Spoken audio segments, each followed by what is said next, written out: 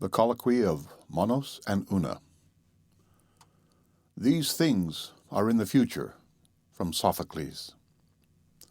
Una begins the colloquy. Born again? Yes, fairest and best beloved Una, born again. These were the words upon whose mystical meaning I had so long pondered, rejecting the explanations of the priesthood, until death itself resolved for me the secret. Death? How strangely sweet, Una, you echo my words. I observe, too, a vacillation in your step, a joyous inquietude in your eyes. You are confused and oppressed by the majestic novelty of the life eternal.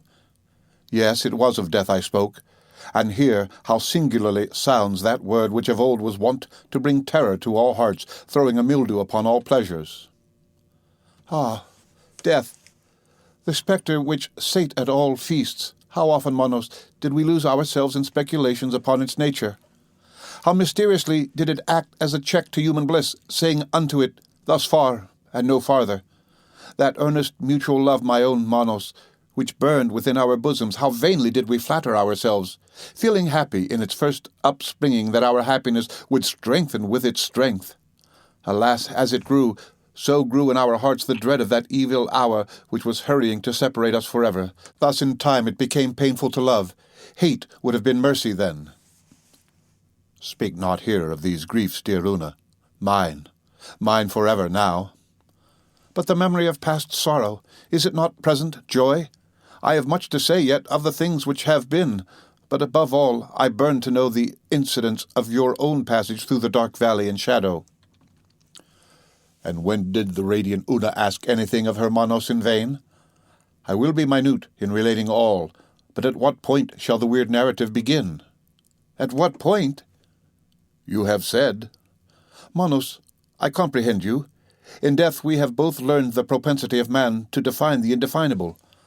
I will not say, then, commence with the moment of life's cessation, but commence with that sad, sad instant when, the fever having abandoned you, you sank into a breathless and motionless torpor, and I pressed down your pallid eyelids with the passionate fingers of love. One word first, my Una, in regard to man's general condition at this epoch. You will remember that one or two of the wise among our forefathers, wise in fact, although not in the world's esteem, had ventured to doubt the propriety of the term improvement as applied to the progress of our civilization.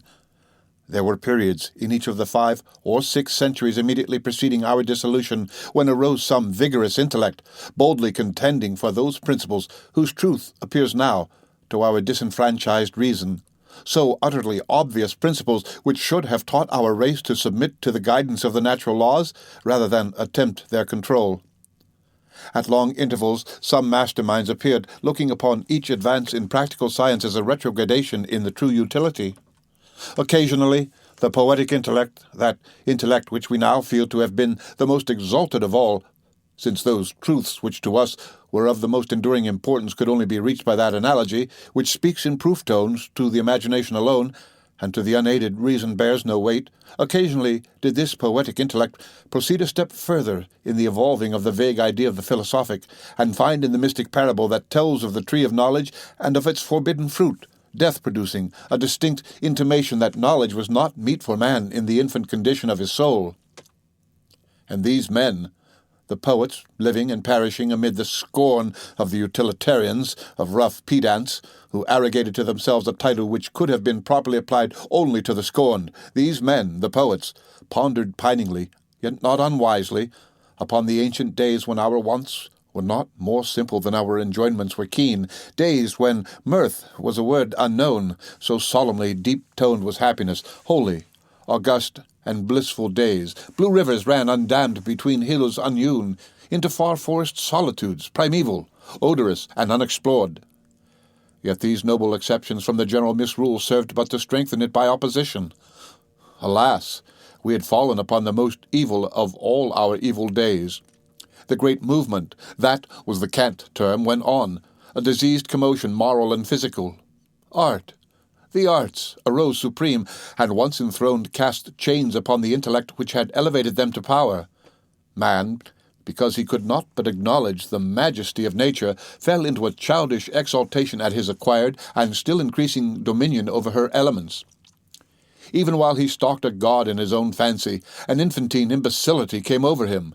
As might be supposed from the origin of his disorder, he grew infected with system and with abstraction. He enwrapped himself in generalities.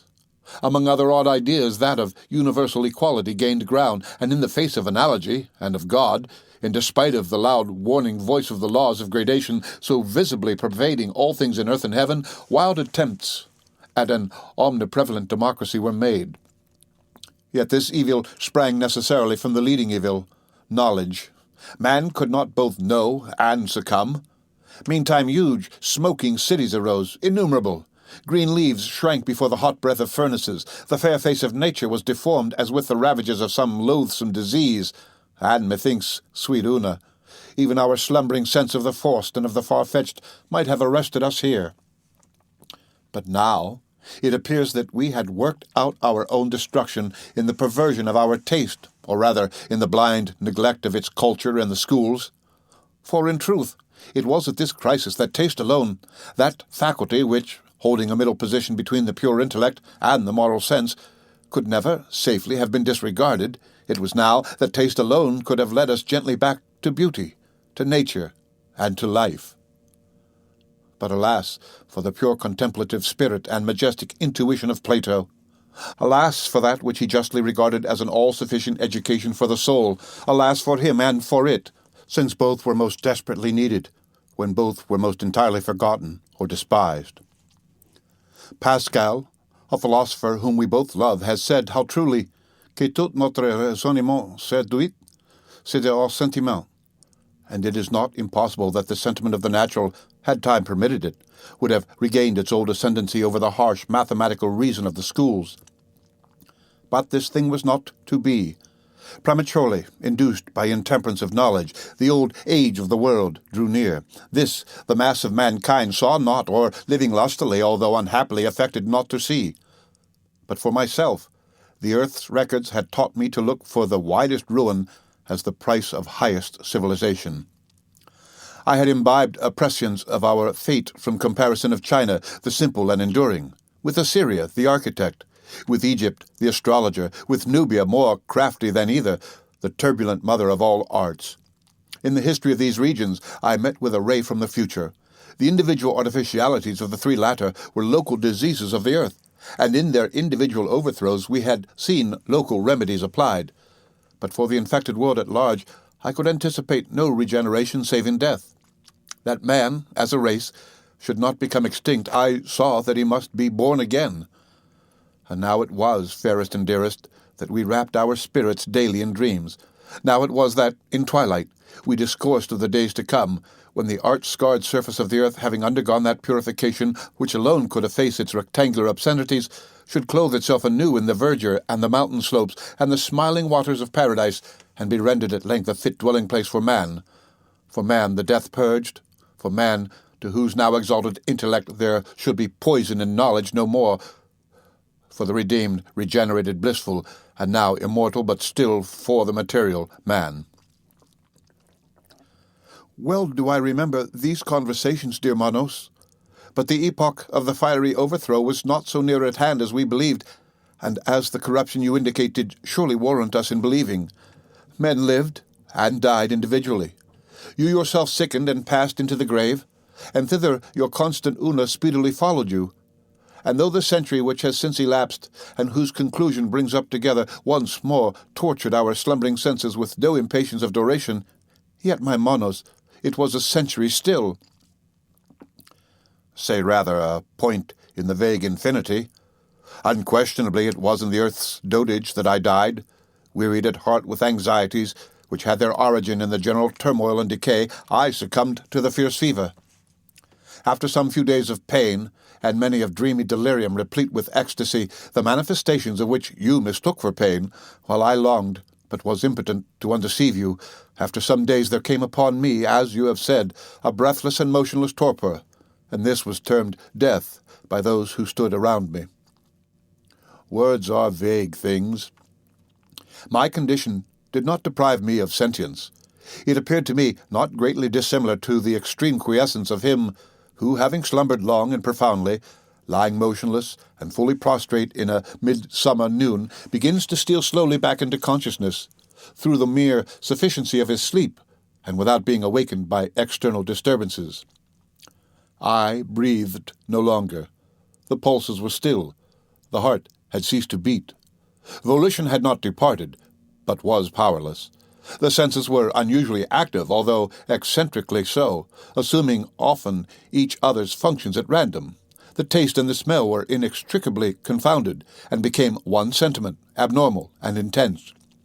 The rose water with which your tenderness had moistened my lips to the last affected me with sweet fancies of flowers, fantastic flowers, far more lovely than any of the old earth, but whose prototypes we have here blooming around us. The eyelids, transparent and bloodless, offered no complete impediment to vision. As volition was in abeyance, the balls could not roll in their sockets, but all objects within the range of the visual hemisphere were seen with more or less distinctness. The rays which fell upon the external retina or into the corner of the eye producing a more vivid effect than those which struck the front or interior surface. Yet in the former instance this effect was so far anomalous that I appreciated it only as sound sweet or discordant as the matters presenting themselves at my side were light or dark in shade, curved or angular in outline.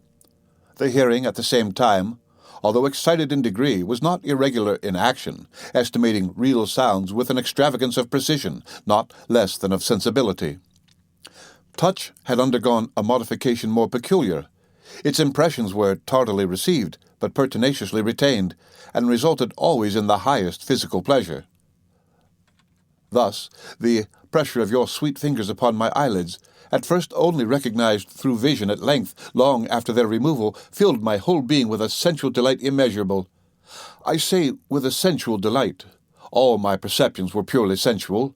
The materials furnished the passive brain by the senses were not in the least degree wrought into shape by the deceased understanding. Of pain there was some little, of pleasure there was much, but of moral pain or pleasure none at all.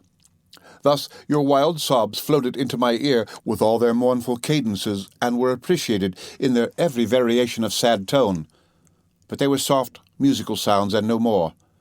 They conveyed to the extinct reason no intimation of the sorrows which gave them birth, while large and constant tears which fell upon my face, telling the bystanders of a heart which broke, thrilled every fibre of my frame with ecstasy alone.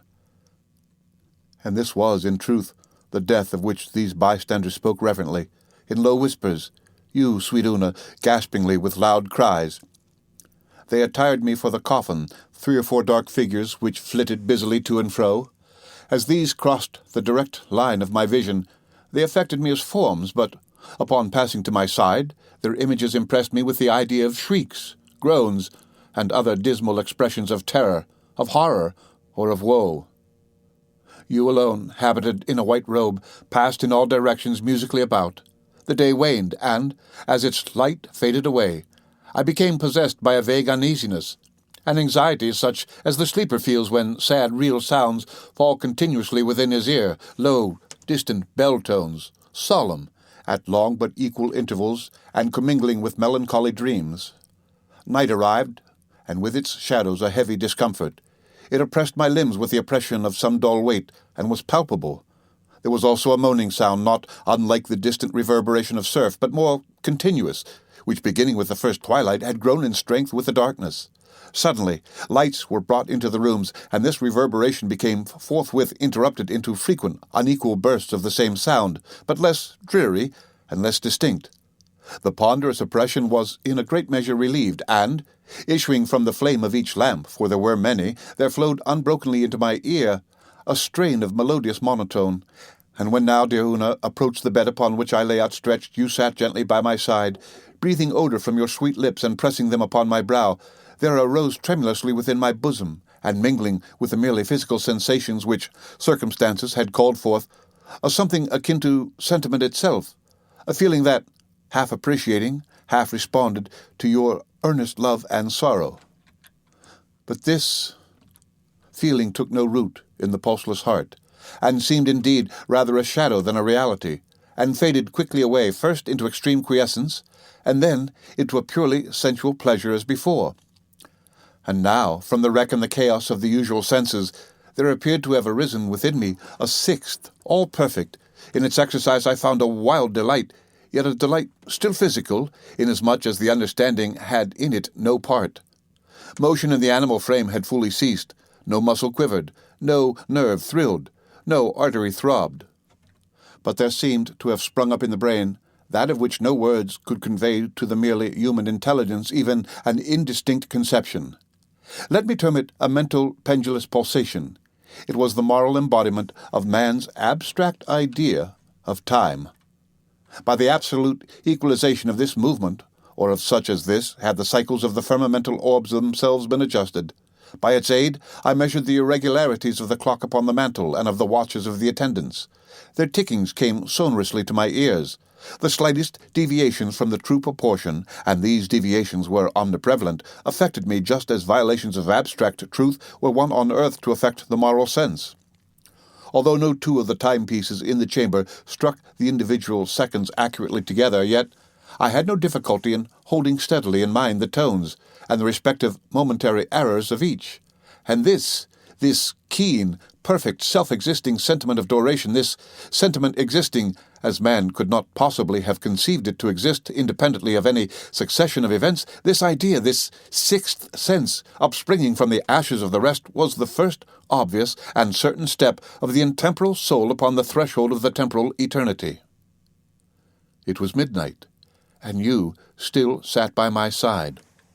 All others had departed from the chamber of death. They had deposited me in the coffin. The lamps burned flickeringly, for this I knew by the tremulousness of the monotonous strains, but suddenly these strains diminished in distinctness and in volume. Finally, they ceased. The perfume in my nostrils died away. Forms affected my vision no longer. The oppression of the darkness uplifted itself from my bosom. A dull shot, like that of electricity, pervaded my frame and was followed by total loss of the idea of contact. All of what man has termed sense was merged in the sole consciousness of entity and in the one abiding sentiment of duration. The mortal body had been at length stricken with the hand of the deadly decay. Yet had not all of sentience departed, for the consciousness and the sentiment remaining supplied some of its functions by a lethargic intuition. I appreciated the direful change now in operation upon the flesh, and, as the dreamer is sometimes aware of the bodily presence of one who leans over him, so, sweet Una, I still dully felt that you sat by my side. So, too, when the noon of the second day came, I was not unconscious of those movements which displaced you from my side, which confined me within the coffin, which deposited me within the hearse, which bore me to the grave, which lowered me within it, which heaped heavily the mould upon me, and which thus left me in blackness and corruption to my sad and solemn slumbers with the worm.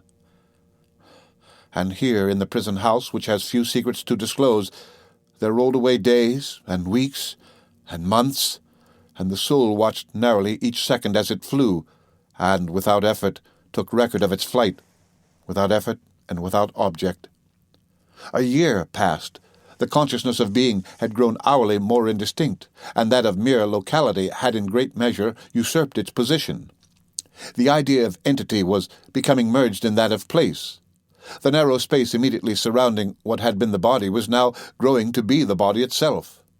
At length, as often happens to the sleeper, by sleep and its world alone is death imaged. At length, as sometimes happened on earth to the deep slumberer, when some flitting light half startled him into awakening, yet left him half enveloped in dreams, so to me, in the strict embrace of the shadow, came that light which alone might have had power to startle, the light of enduring love. Men toiled at the grave in which I lay darkling. They upthrew the damp earth. Upon my mouldering bones there descended the coffin of Una. And now again all was void. That nebulous light had been extinguished. That feeble thrill had vibrated itself into quiescence. Many lustra had supervened. Dust had returned to dust. The worm had food no more. The sense of being had at length utterly departed, and there reigned in its stead, instead of all things dominant and perpetual, the autocrat's place and time, for that which was not, for that which had no form, for that which had no thought, for that which had no sentience, for that which was soundless, yet of which matter formed no portion, for all this nothingness, yet for all this immortality, the grave was still a home, and the corrosive hours co-mates. The End of the Colloquy of Monos and Una by Edgar Allan Poe. Read by Rick Kishner for Let to Go on the web at ℚ𝔚𝔤𝔤.usf.edu. A Valentine by Edgar Allan Poe. For her this rhyme is penned, whose luminous eyes, brightly expressive as the twins of Leda, shall find her own sweet name, that nestling lies upon the page, and rapt from every reader. Search narrowly the lines, they hold a treasure, divine a talisman, an amulet, that must be worn at heart. Search well the measure, the words, the syllables. Do not forget the trivialest point, or you may lose your labour. And yet there is in this no Gordian knot, which one might not undo without a sabre, if one could merely comprehend the plot. And written upon the leaf, where now are peering eyes, scintillating soul, there lies Perdos, 3 eloquent words oft uttered in the hearing of poets by poets, as the name is a poet's too. Its letters, although naturally lying, like the knight Pinto, Mendes, Ferdinando, still form a synonym for truth. Cease trying. You will not read the riddle, though you do the best you can do. The End of A Valentine by Edgar Allan Poe. Published in 1846 and read by Rick Kishner for Lit to Go on the web at ℚ𝔚𝔤𝔤.usf.edu. The Conqueror Worm by Edgar Allan Poe. Lo, 'tis a gala night within the lonesome latter years. An angel throng, bewinged, bedight in veils and drowned in tears, sit in a theatre to see a play of hopes and fears, while the orchestra breathes fitfully the music of the spheres. Mimes in the form of God on high mutter and mumble low, and hither and thither fly mere puppets they who come and go, at bidding of vast formless things that shift the scenery to and fro, flapping from out their condor wings, invisible, woe. That motley drama, oh be sure it shall not be forgot, with its phantom chased for evermore by a crowd that sees it not, through a circle that ever returneth in to the same self-spot. And much of madness, and more of sin, and horror the soul of the plot. But see amid the mimic rout a crawling shape intrude, a blood-red thing that writhes from out the scenic solitude. It writhes, with mortal pangs the mimes become its food, and the angels sob at vermin fangs in human gore imbued. Out are the lights, out all, and over each quivering form the curtain, a funeral pall, comes down with the rush of a storm, and the angels all pallid and wan, uprising, unveiling, affirm that the play is the tragedy, man, and its hero, the conqueror worm.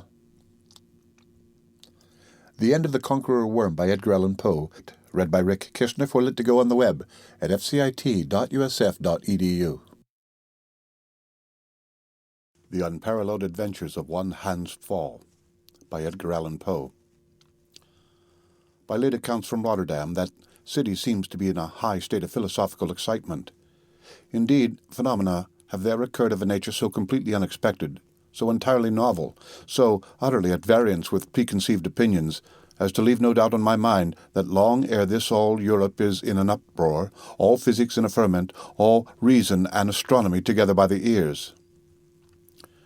It appears that on one day, I am not positive about the date, a vast crowd of people, for purposes not specifically mentioned, were assembled in the great square of the Exchange in the well-conditioned city of Rotterdam. The day was warm, unusually so for the season. There was hardly a breath of air stirring, and the multitude were in no bad humour at being now and then besprinkled with friendly showers of momentary duration that fell from large white masses of cloud which checkered in a fitful manner the blue vault of the firmament. Nevertheless, about noon, a slight but remarkable agitation became apparent in the assembly. The clattering of 10,000 tongues succeeded, and, in an instant afterward, 10,000 faces were upturned towards the heavens. 10,000 pipes descended simultaneously from the corners of 10,000 mouths, and a shout, which could be compared to nothing but the roaring of Niagara, resounded long, loudly, and furiously through all the environs of Rotterdam. The origin of this hubbub soon became sufficiently evident. From behind the huge bulk of one of those sharply defined masses of cloud already mentioned, was seen slowly to emerge into an open area of blue space, a queer, heterogeneous, but apparently solid substance, so oddly shaped so whimsically put together as not to be in any manner comprehended, and never to be sufficiently admired by the host of sturdy burghers who stood open-mouthed below. What could it be? In the name of all the vrouws and devils in Rotterdam, what could it possibly portend? No one knew. No one could imagine. No one, not even the burgomaster, Mynheer Superbus von Underduk, had the slightest clue by which to unravel the mystery. So as nothing more reasonable could be done, every one to a man replaced his pipe carefully in the corner of his mouth, and cocking up his right eye towards the phenomenon, puffed, paused, waddled about, and grunted significantly, then waddled back, grunted, paused, and finally puffed again.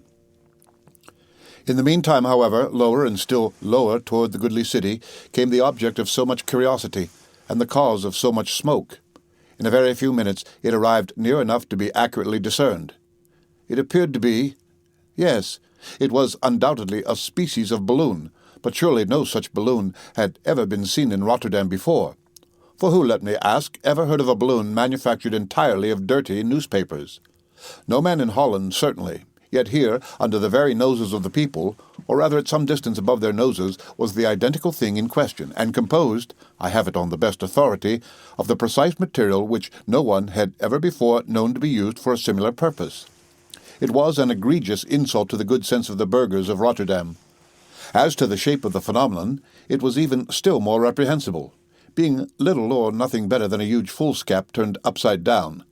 And this similitude was regarded as by no means lessened, when, upon nearer inspection, there was perceived a large tassel depending from its apex, and, around the upper rim or base of the cone, a circle of little instruments resembling sheep bells, which kept up a continual tinkling to the tune of Betty Martin.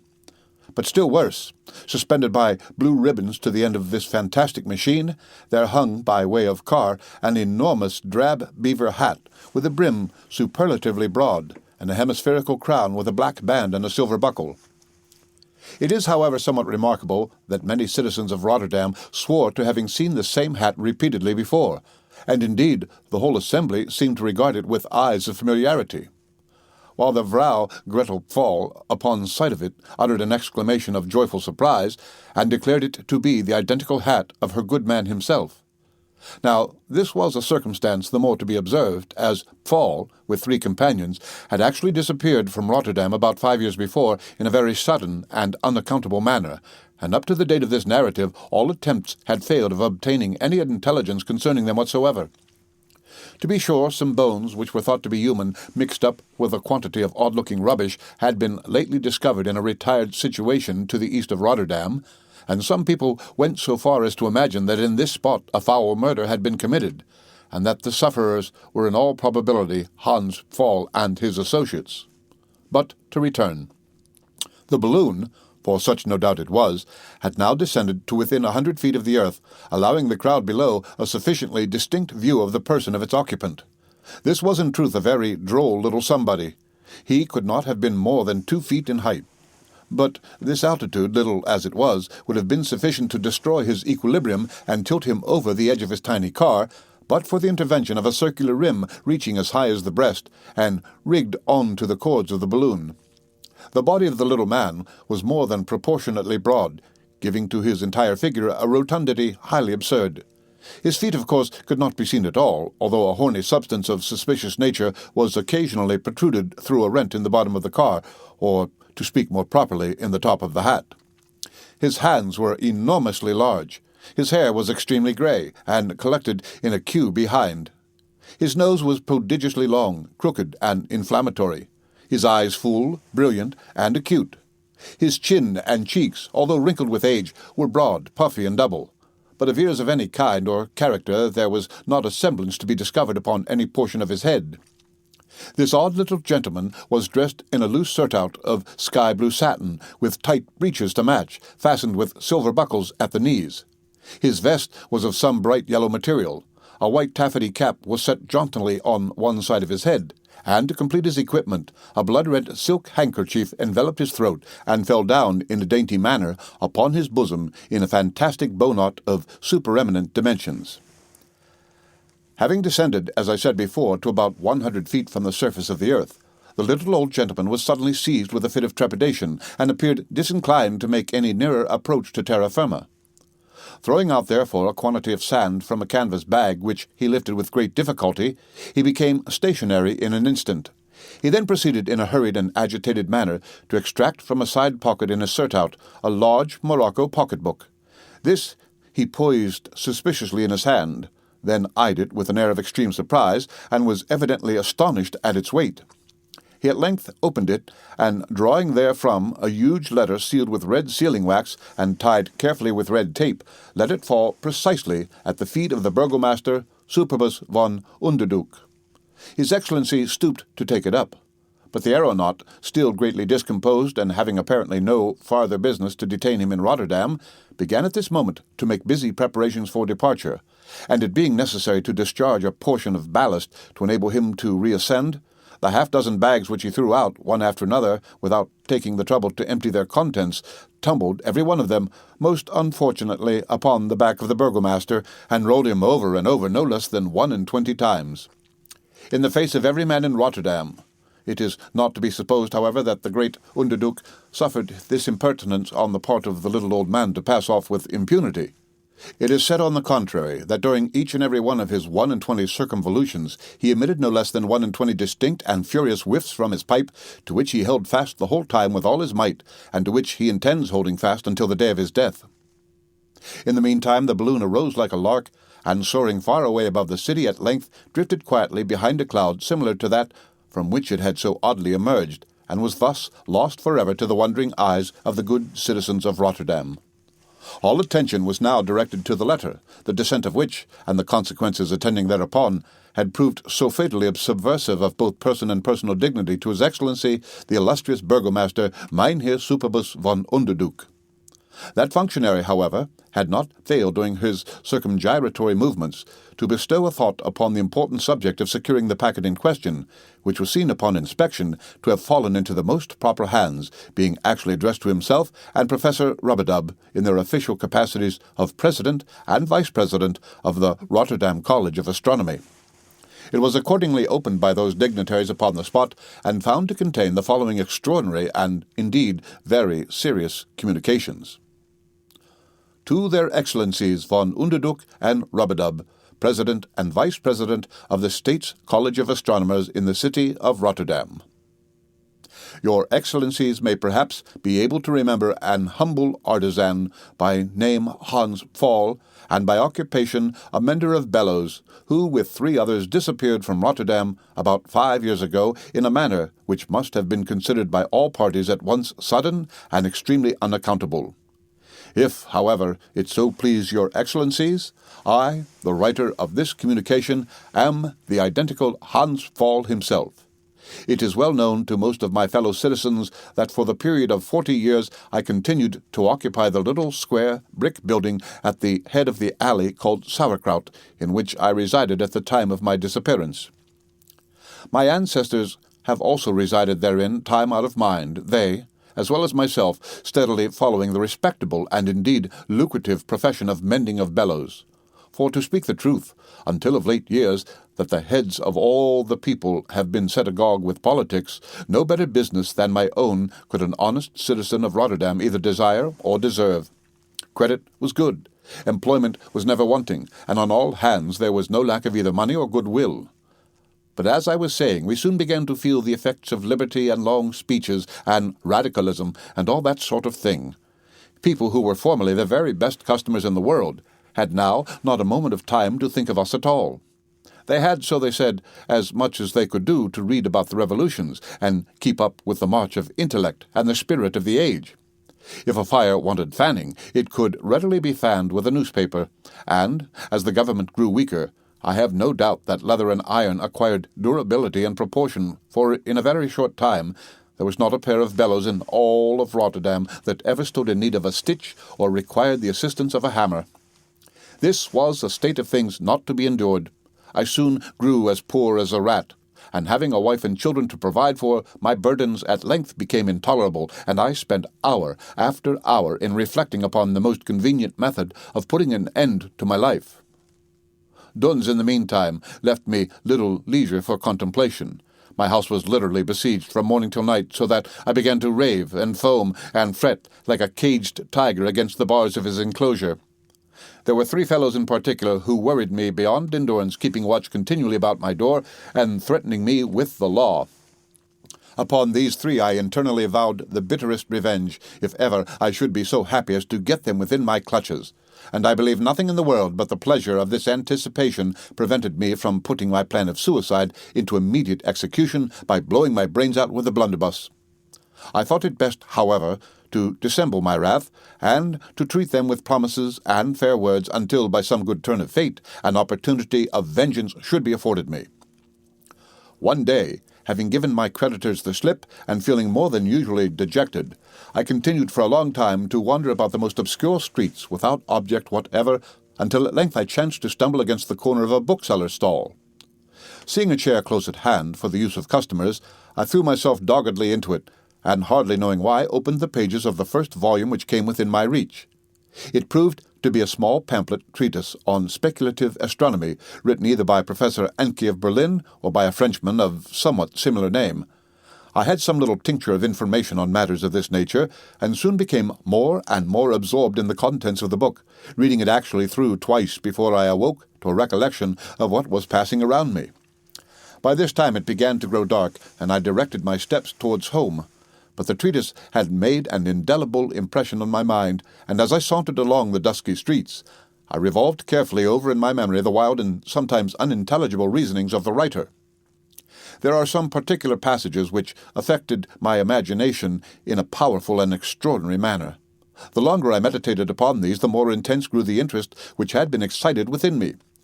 The limited nature of my education in general, and more especially my ignorance on subjects connected with natural philosophy, so far from rendering me diffident of my own ability to comprehend what I had read, or inducing me to mistrust the many vague notions which had arisen in consequence, merely served as a farther stimulus to imagination, and I was vain enough, or perhaps reasonable enough, to doubt whether those crude ideas which, arising in ill-regulated minds, have all the appearance, may not often in effect possess all the force, the reality, and other inherent properties of instinct or intuition. Whether, to proceed a step farther, profundity itself might not, in matters of a purely speculative nature, be detected as a legitimate source of falsity and error. In other words, I believed, and still do believe, that truth is frequently of its own essence superficial, and that in many cases the depth lies more in the abysses where we seek her than in the actual situations wherein she may be found. Nature herself seemed to afford me corroboration of these ideas.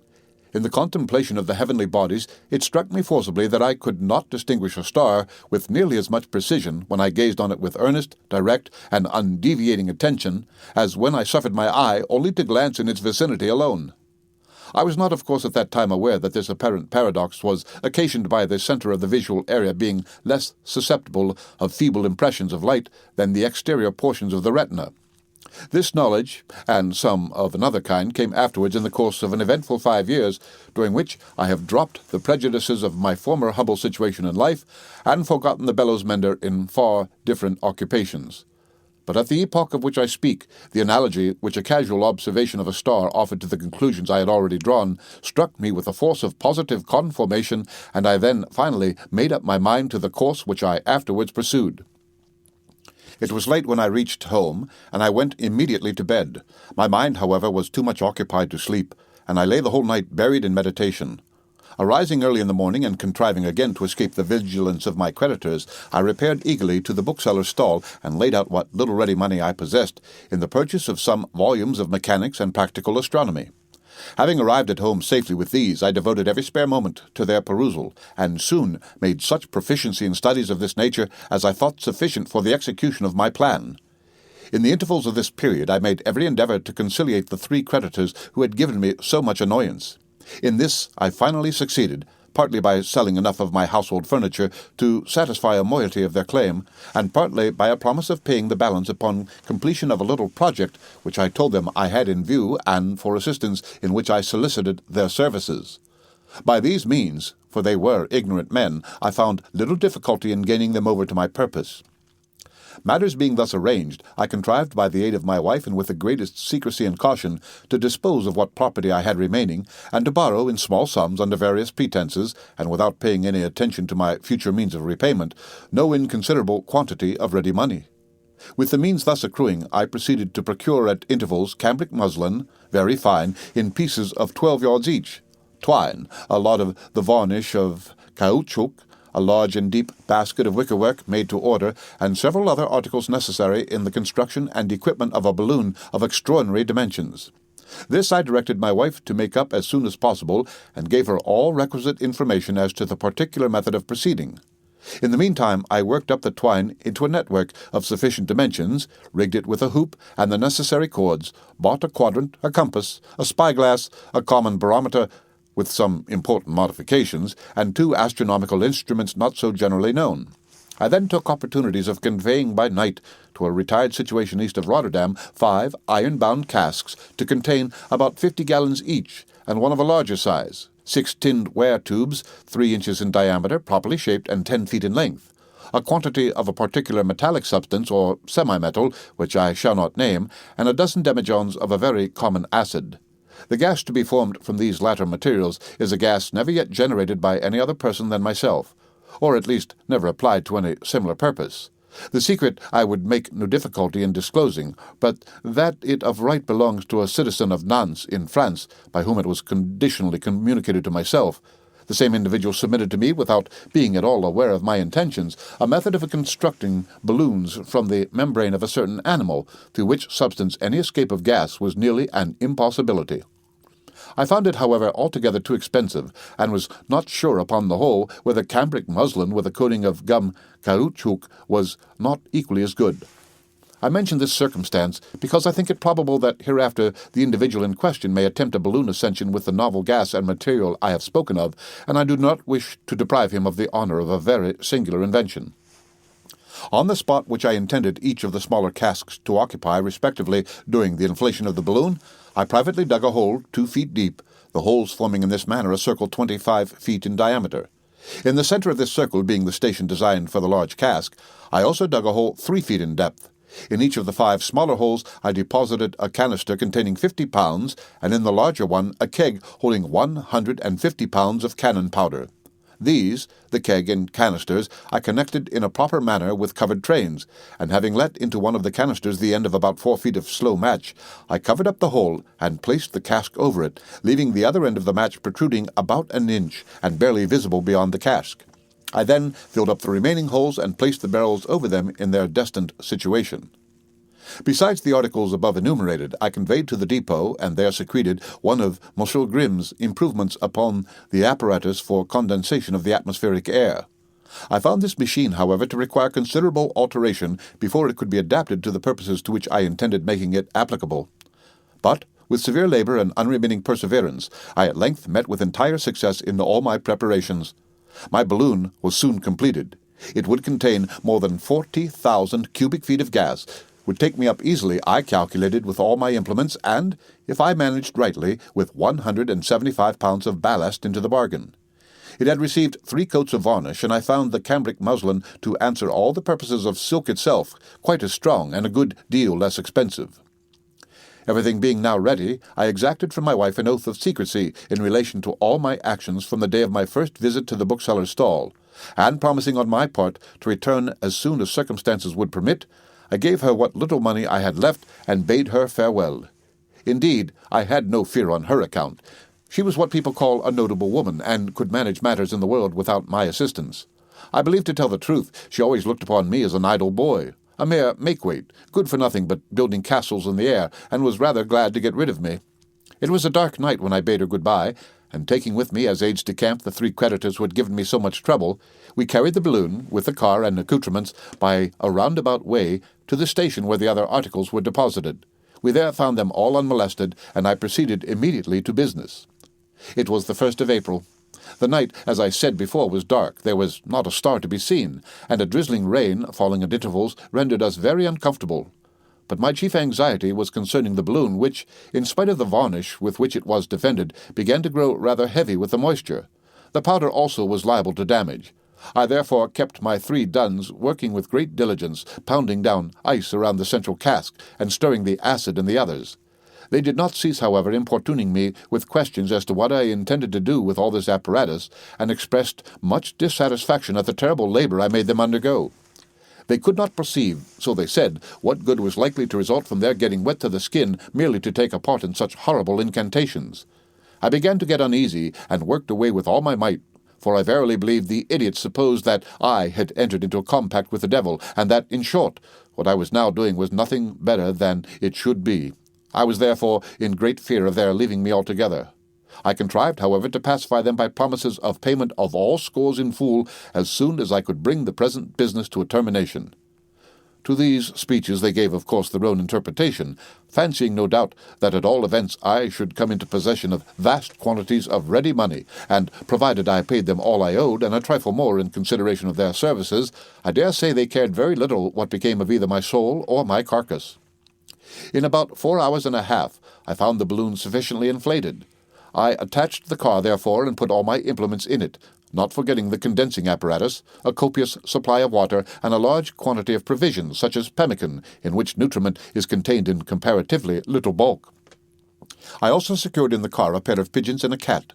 It was now nearly daybreak, and I thought it high time to take my departure. Dropping a lighted cigar on the ground, as if by accident, I took the opportunity, in stooping to pick it up, of igniting privately the piece of slow match whose end, as I said before, protruded a very little beyond the lower rim of one of the smaller casks. This maneuver was totally unperceived on the part of the 3 duns, and jumping into the car, I immediately cut the single cord which held me to the earth, and was pleased to find that I shot upward, carrying with all ease 175 pounds of leaden ballast, and able to have carried up as many more. Scarcely, however, had I attained the height of 50 yards, when, roaring and rumbling up after me in the most horrible and tumultuous manner, came so dense a hurricane of fire and smoke and sulphur and legs and arms and gravel and burning wood and blazing metal, that my very heart sunk within me, and I fell down in the bottom of the car, trembling with unmitigated terror. Indeed, I now perceived that I had entirely overdone the business, and that the main consequences of the shock were yet to be experienced. Accordingly, in less than a second, I felt all the blood in my body rushing to my temples, and immediately thereupon a concussion, which I shall never forget, burst abruptly through the night, and seemed to rip the very firmament asunder. When I afterward had time for reflection, I did not fail to attribute the extreme violence of the explosion as regarded myself to its proper cause, my situation directly above it, and in the line of its greatest power. But at the time I thought only of preserving my life. The balloon at first collapsed, then furiously expanded, then whirled round and round with horrible velocity, and finally, reeling and staggering like a drunken man, hurled me with great force over the rim of the car, and left me dangling at a terrific height with my head downward and my face outwards by a piece of slender cord about 3 feet in length, which hung accidentally through a crevice near the bottom of the wickerwork, and in which, as I fell, my left foot became most providentially entangled. It is impossible, utterly impossible, to form any adequate idea of the horror of my situation. I gasped convulsively for breath. A shudder resembling a fit of the ague agitated every nerve and muscle of my frame. I felt my eyes starting from their sockets. A horrible nausea overwhelmed me, and at length I fainted away. How long I remained in this state it is impossible to say. It must, however, have been no inconsiderable time, for when I partially recovered the sense of existence, I found the day breaking, the balloon at a prodigious height over a wilderness of ocean, and not a trace of land to be discovered far and wide between the limits of the vast horizon. My sensations, however, upon thus recovering, were by no means so rife with agony as might have been anticipated. Indeed, there was much of incipient madness in the calm survey which I began to take of my situation. I drew up to my eyes each of my hands, one after the other, and wondered what occurrence could have given rise to the swelling of the veins and the horrible blackness of the fingernails. I afterward carefully examined my head, shaking it repeatedly and feeling it with minute attention, until I succeeded in satisfying myself that it was not, as I had more than half suspected, larger than my balloon. Then, in a knowing manner, I felt in both my breeches pockets, and missing therefrom a set of tablets and a toothpick case, endeavored to account for their disappearance, and not being able to do so, felt inexpressibly chagrined. It now occurred to me that I suffered great uneasiness in the joint of my left ankle, and a dim consciousness of my situation began to glimmer through my mind. But strange to say, I was neither astonished nor horror-stricken. If I felt any emotion at all, it was a kind of chuckling satisfaction at the cleverness I was about to display in extricating myself from this dilemma, and I never, for a moment, looked upon my ultimate safety as a question susceptible of doubt. For a few minutes I remained wrapped in the profoundest meditation. I have a distinct recollection of frequently compressing my lips, putting my forefinger to the side of my nose, and making use of other gesticulations and grimaces common to men who, at ease in their armchairs, meditate upon matters of intricacy or importance. Having, as I thought, sufficiently collected my ideas, I now with great caution and deliberation put my hands behind my back and unfastened the large iron buckle which belonged to the waistband of my inexpressibles. This buckle had 3 teeth, which, being somewhat rusty, turned with great difficulty on their axis. I brought them, however, after some trouble, at right angles to the body of the buckle, and was glad to find them remain firm in that position. Holding the instrument thus obtained with my teeth, I now proceeded to untie the knot of my cravat. I had to rest several times before I could accomplish this maneuver, but it was at length accomplished. To one end of the cravat I then made fast the buckle, and the other end I tied, for greater security, tightly around my wrist. Drawing now my body upwards with a prodigious exertion of muscular force, I succeeded at the very first trial in throwing the buckle over the car and entangling it, as I had anticipated, in the circular rim of the wickerwork. My body was now inclined towards the side of the car at an angle of about 45 degrees, but it must not be understood that I was therefore only 45 degrees below the perpendicular. So, far from it, I still lay nearly level with the plane of the horizon, for the change of situation which I had acquired had forced the bottom of the car considerably outwards from my position, which was accordingly one of the most imminent and deadly peril.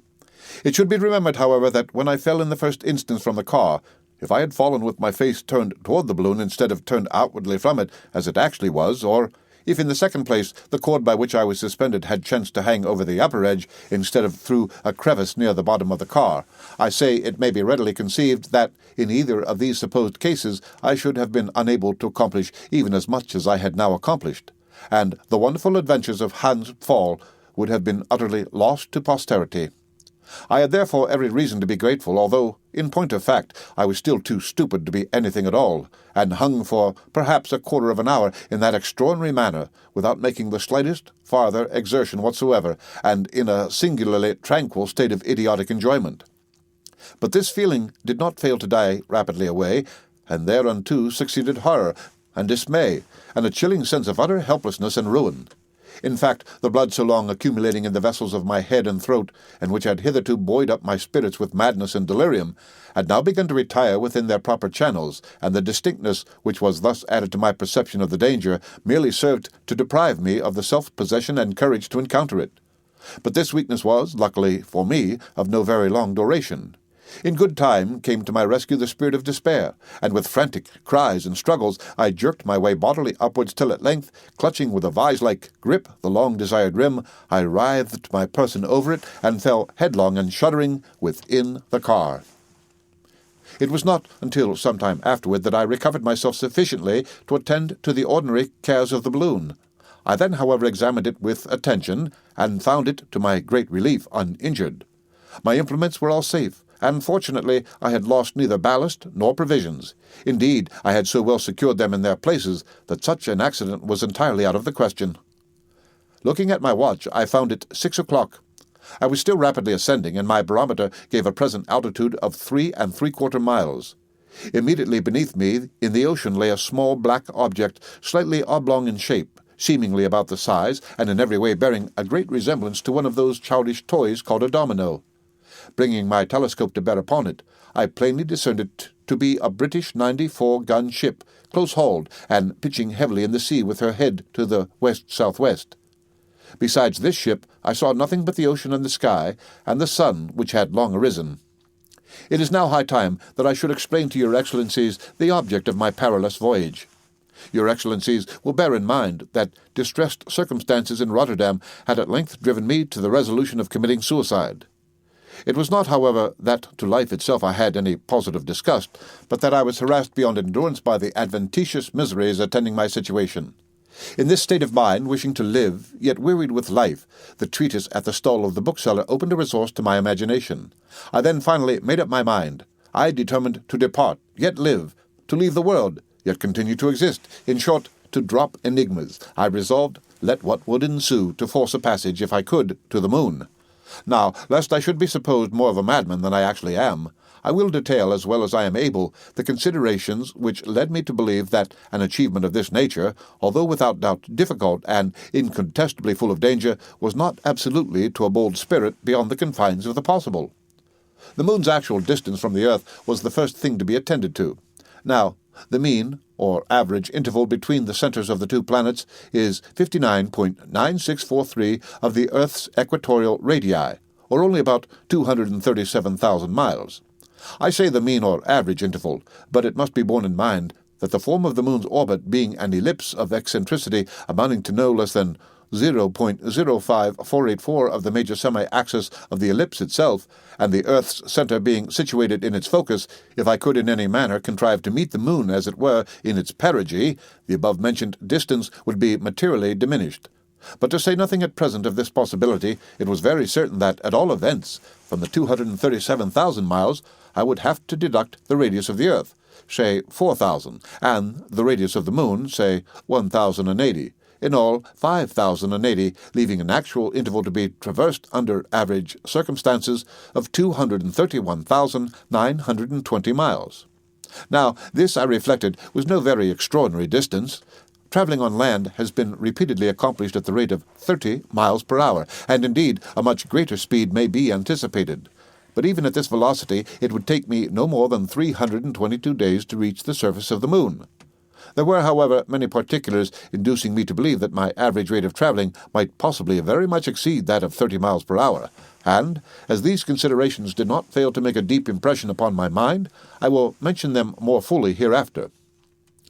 The next point to be regarded was a matter of far greater importance. From indications afforded by the barometer, we find that, in ascensions from the surface of the earth, we have, at the height of 1,000 feet, left below us about 1/30th of the entire mass of atmospheric air, that at 10,600 we have ascended through nearly 1/3, and that at 18,000, which is not far from the elevation of Cotopaxi, we have surmounted 1/2 the material, or, at all events, 1/2 the ponderable body of air incumbent upon our globe.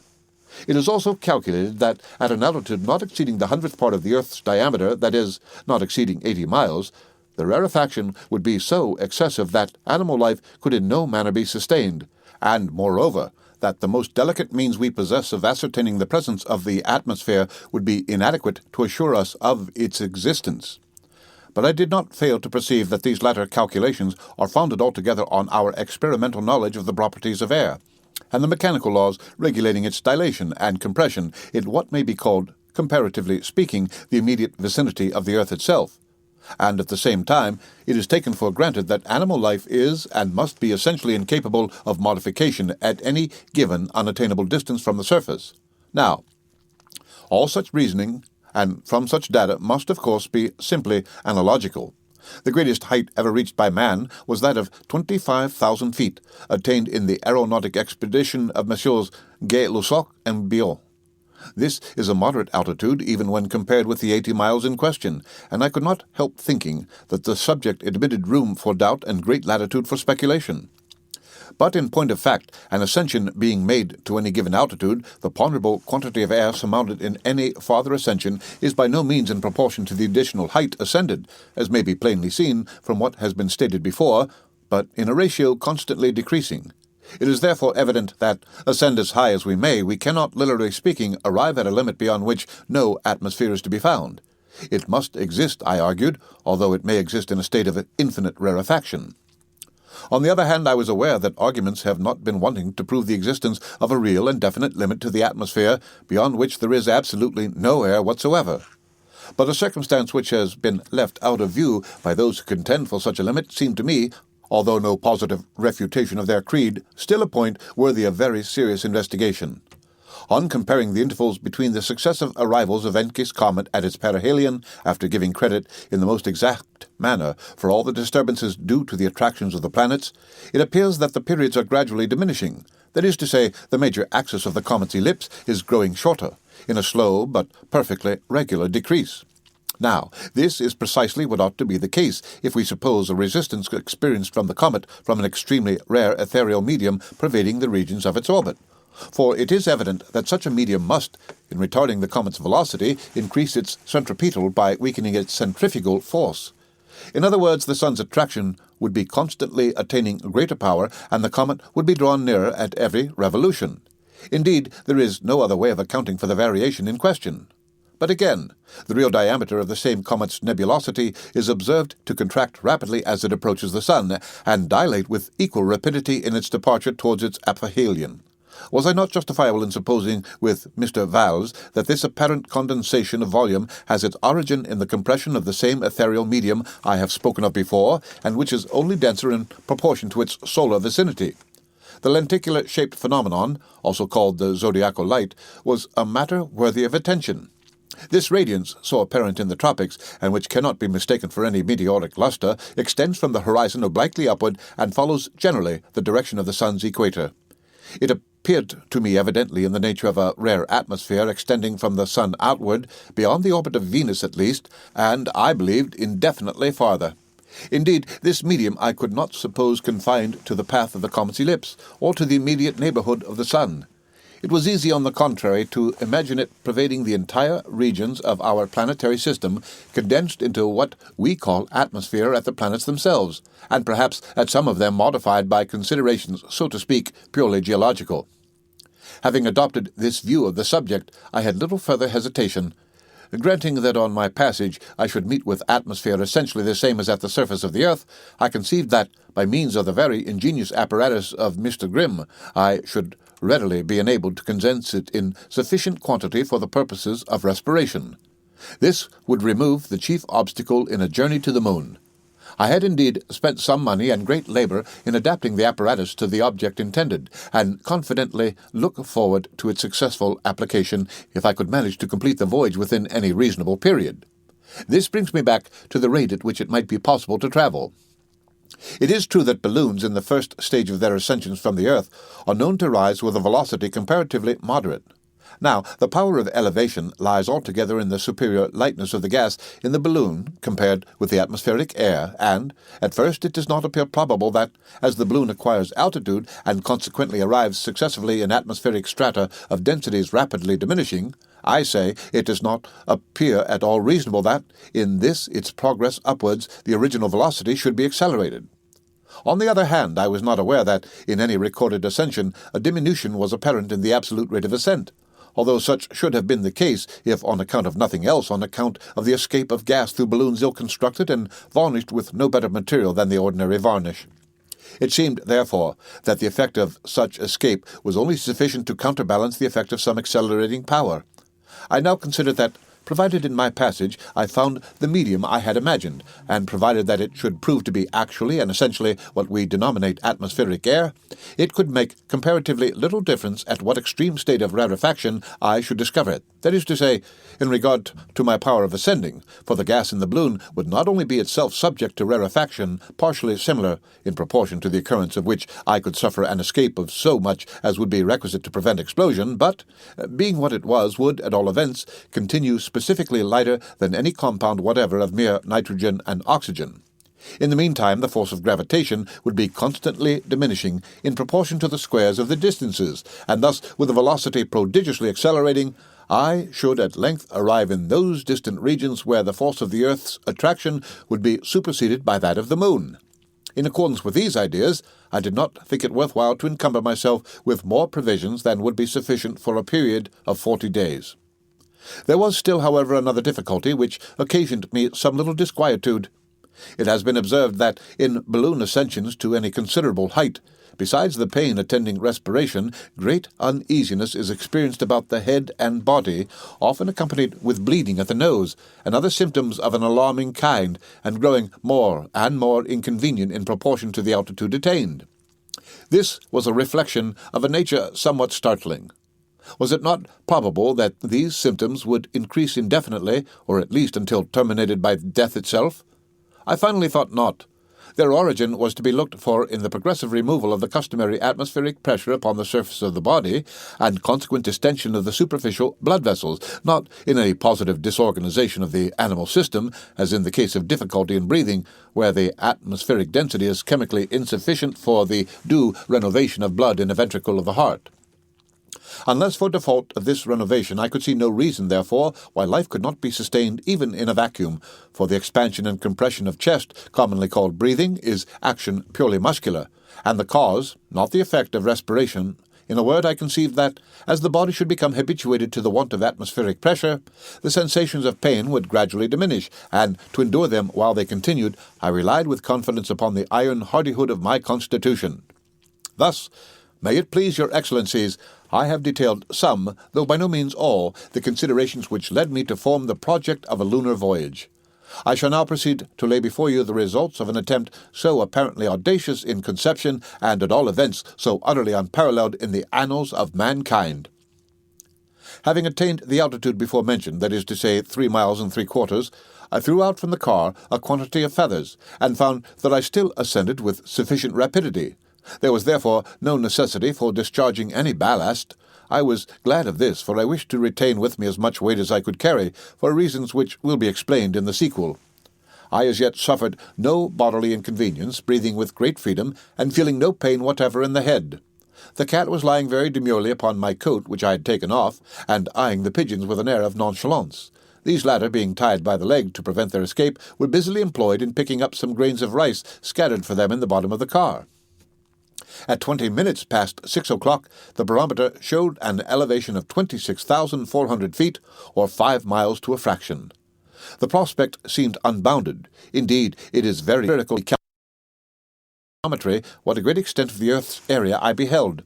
The convex surface of any segment of a sphere is, to the entire surface of the sphere itself, as the versed sine of the segment to the diameter of the sphere. Now, in my case, the versed sine, that is to say, the thickness of the segment beneath me, was about equal to my elevation, or the elevation of the point of sight above the surface.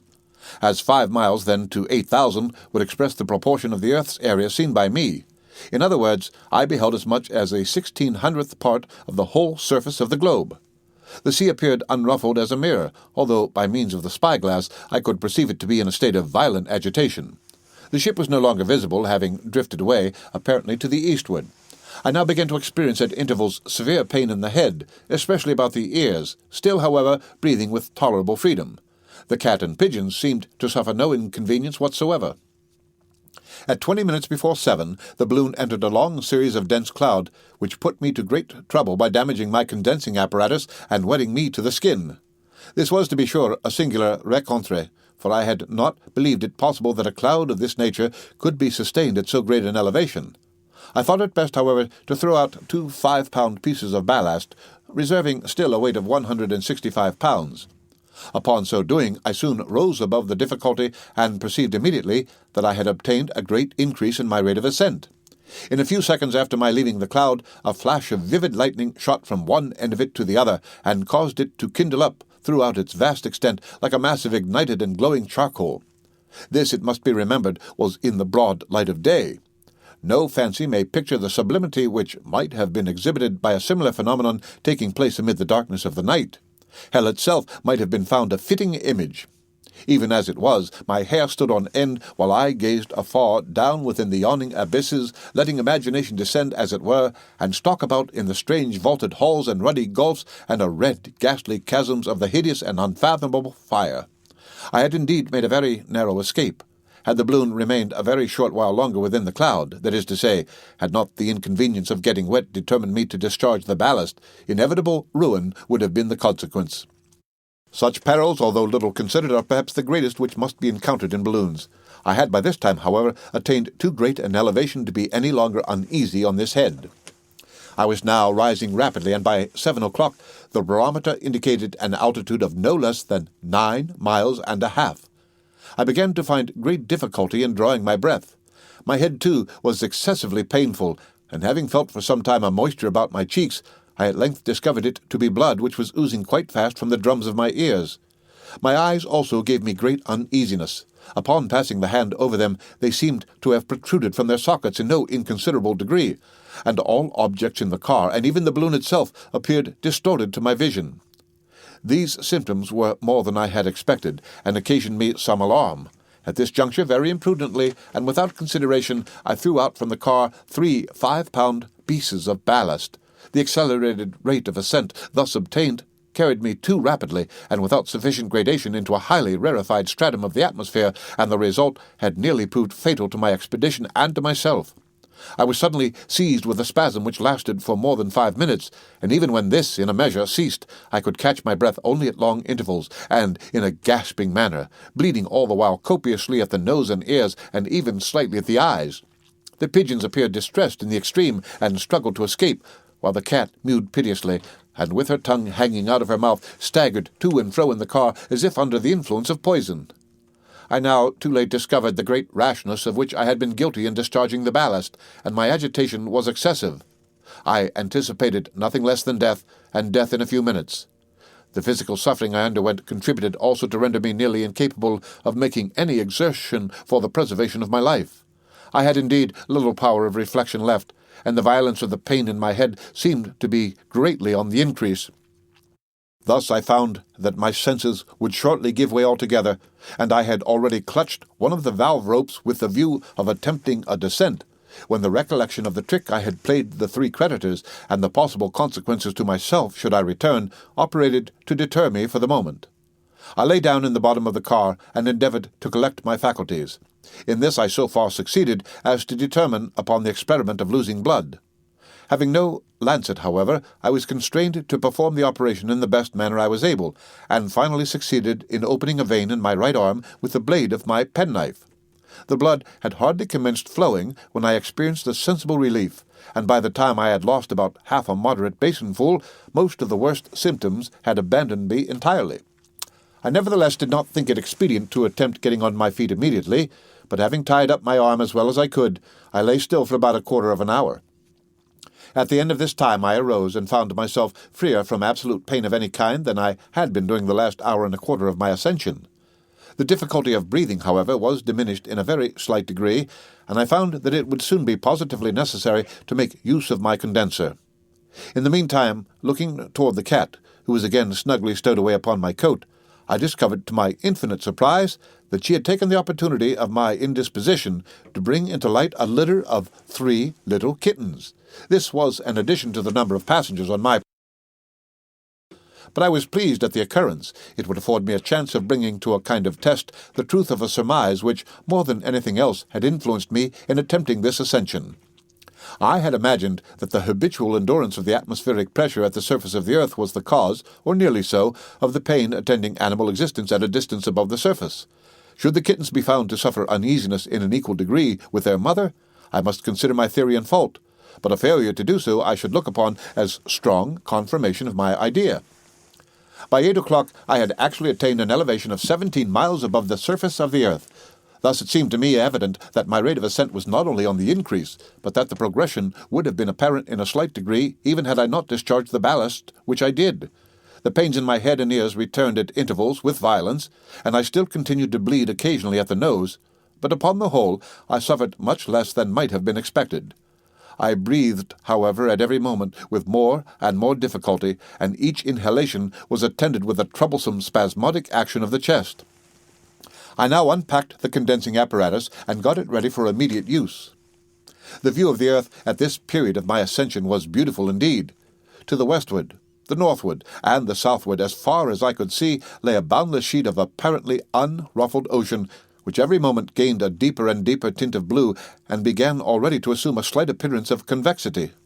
At a vast distance to the eastward, although perfectly discernible, extended the islands of Great Britain, the entire Atlantic coasts of France and Spain, with a small portion of the northern part of the continent of Africa. Of individual edifices not a trace could be discovered, and the proudest cities of mankind had utterly faded away from the face of the earth. From the rock of Gibraltar, now dwindled into a dim speck, the dark Mediterranean Sea, dotted with shining islands as the heaven is dotted with stars, spread itself out to the eastward as far as my vision extended, until its entire mass of waters seemed at length to tumble headlong over the abyss of the horizon, and I found myself listening on tiptoe for the echoes of the mighty cataract. Overhead the sky was of a jetty black, and the stars were brilliantly visible. The pigeons, about this time, seeming to undergo much suffering, I determined upon giving them their liberty.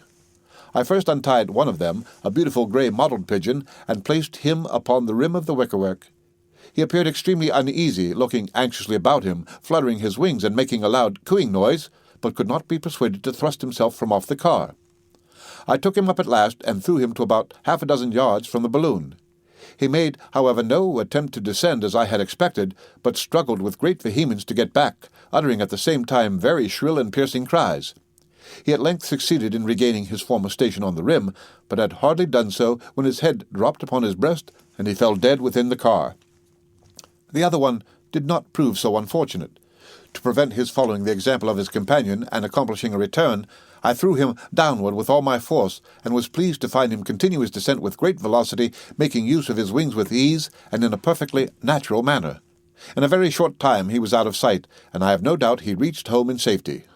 Puss, who seemed in a great measure recovered from her illness, now made a hearty meal of the dead bird, and then went to sleep with much apparent satisfaction. Her kittens were quite lively, and so far evinced not the slightest sign of any uneasiness whatever. At 8:15, being no longer able to draw breath without the most intolerable pain, I proceeded forthwith to adjust around the car the apparatus belonging to the condenser. This apparatus will require some little explanation, and your excellencies will please to bear in mind that my object in the first place was to surround myself and cat entirely with a barricade against the highly rarefied atmosphere in which I was existing, with the intention of introducing within this barricade, by means of my condenser, a quantity of this same atmosphere sufficiently condensed for the purposes of respiration. With this object in view, I had prepared a very strong, perfectly airtight but flexible gum-elastic bag. In this bag, which was of sufficient dimensions, the entire car was in a manner placed. That is to say, the bag, was drawn over the whole bottom of the car, up its sides, and so on, along the outside of the ropes to the upper rim or hoop where the network is attached. Having pulled the bag up in this way, and formed a complete enclosure on all sides and at bottom, it was now necessary to fasten up its top or mouth by passing its material over the hoop of the network, in other words, between the network and the hoop.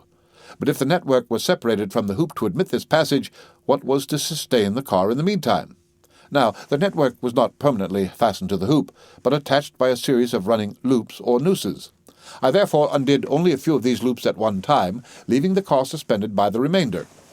Having thus inserted a portion of the cloth forming the upper part of the bag, I refastened the loops, not to the hoop, for that would have been impossible, since the cloth now intervened, but to a series of large buttons affixed to the cloth itself about 3 feet below the mouth of the bag, the intervals between the buttons having been made to correspond to the intervals between the loops.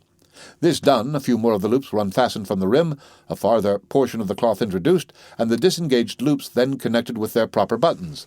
In this way it was possible to insert the whole upper part of the bag between the network and the hoop. It is evident that the hoop would now drop down within the car, while the whole weight of the car itself, with all its contents, would be held up merely by the strength of the buttons. This at first would seem an inadequate dependence, but it was by no means so, for the buttons were not only very strong in themselves, but so close together that a very slight portion of the whole weight was supported by any one of them. Indeed, had the car and contents been 3 times heavier than they were, I should not have been at all uneasy. I now raised up the hoop again with the covering of gum elastic, and propped it at nearly its former height by means of 3 light poles prepared for the occasion. This was done, of course, to keep the bag distended at the top, and to preserve the lower part of the network in its proper situation.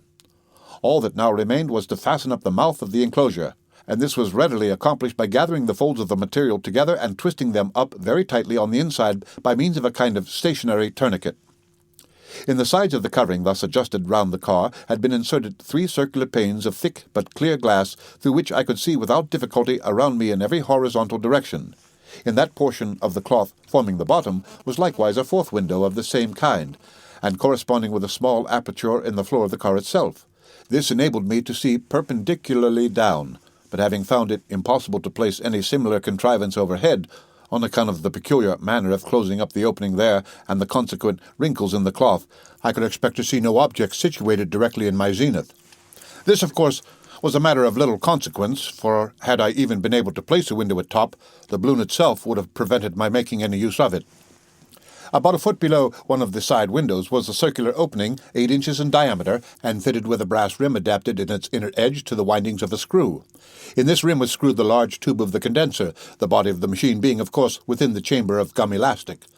Through this tube, a quantity of the rare atmosphere circumjacent being drawn by means of a vacuum created in the body of the machine was thence discharged, in a state of condensation, to mingle with the thin air already in the chamber. This operation being repeated several times, at length filled the chamber with atmosphere proper for all the purposes of respiration. But in so confined a space, it would in a short time necessarily become foul and unfit for use from frequent contact with the lungs. It was then ejected by a small valve at the bottom of the car, the dense air readily sinking into the thinner atmosphere below. To avoid the inconvenience of making a total vacuum at any moment within the chamber, this purification was never accomplished all at once, but in a gradual manner, the valve being open only for a few seconds, then closed again, until 1 or 2 strokes from the pump of the condenser had supplied the place of the atmosphere ejected. For the sake of experiment, I had put the cat and kittens in a small basket and suspended it outside the car to a button at the bottom, close by the valve, through which I could feed them at any moment when necessary. I did this at some little risk, and before closing the mouth of the chamber by reaching under the car with one of the poles before mentioned, to which a hook had been attached. By the time I had fully completed these arrangements and filled the chamber as explained, it wanted only 10 minutes of 9 o'clock. During the whole period of my being thus employed, I endured the most terrible distress from difficulty of respiration, and bitterly did I repent the negligence, or rather foolhardiness, of which I had been guilty of putting off to the last moment a matter of so much importance. But having at length accomplished it, I soon began to reap the benefit of my invention. Once again I breathed with perfect freedom and ease, and indeed, why should I not? I was also agreeably surprised to find myself, in a great measure, relieved from the violent pains which had hitherto tormented me. A slight headache, accompanied with a sensation of fullness or distension about the wrists, the ankles, and the throat, was nearly all of which I had now to complain. Thus it seemed evident that a greater part of the uneasiness attending the removal of atmospheric pressure had actually worn off, as I had expected, and that much of the pain endured for the last 2 hours should have been attributed altogether to the effects of deficient respiration. At 20 minutes before 9 o'clock, that is to say, a short time prior to my closing up the mouth of the chamber, the mercury attained its limit, or ran down in the barometer, which, as I mentioned before, was one of an extended construction. It then indicated an altitude on my part of 132,000 feet, or 25 miles, and I consequently surveyed at that time an extent of the earth's area amounting to no less than the 320th part of its entire superficies. At 9 o'clock I had again lost sight of land to the eastward, but not before I became aware that the balloon was drifting rapidly to the north-northwest. The convexity of the ocean beneath me was very evident indeed, although my view was often interrupted by the masses of cloud which floated to and fro. I observed now that even the lightest vapors never rose to more than 10 miles above the level of the sea. At 9:30, I tried the experiment of throwing out a handful of feathers through the valve. They did not float as I had expected, but dropped down perpendicularly, like a bullet en masse, and with the greatest velocity, being out of sight in a very few seconds. I did not at first know what to make of this extraordinary phenomenon, not being able to believe that my rate of ascent had of a sudden met with so prodigious an acceleration. But it soon occurred to me that the atmosphere was now far too rare to sustain even the feathers, that they actually fell, as they appeared to do, with great rapidity, and that I had been surprised by the united velocities of their descent and my own elevation. By 10 o'clock, I found that I had very little to occupy my immediate attention. Affairs went swimmingly, and I believed the balloon to be going upward with a speed increasing momently, although I had no longer any means of ascertaining the progression of the increase. I suffered no pain or uneasiness of any kind, and enjoyed better spirits than I had at any period since my departure from Rotterdam, busying myself now in examining the state of my various apparatus, and now in regenerating the atmosphere within the chamber. This latter point I determined to attend to at regular intervals of 40 minutes, more on account of the preservation of my health than from so frequent a renovation being absolutely necessary. In the meanwhile, I could not help making anticipations. Fancy revelled in the wild and dreamy regions of the moon. Imagine feeling herself for once unshackled, roamed at will among the ever-changing wonders of a shadowy and unstable land. Now there were hoary and time-honored forests, and craggy precipices, and waterfalls tumbling with a loud noise into abysses without a bottom.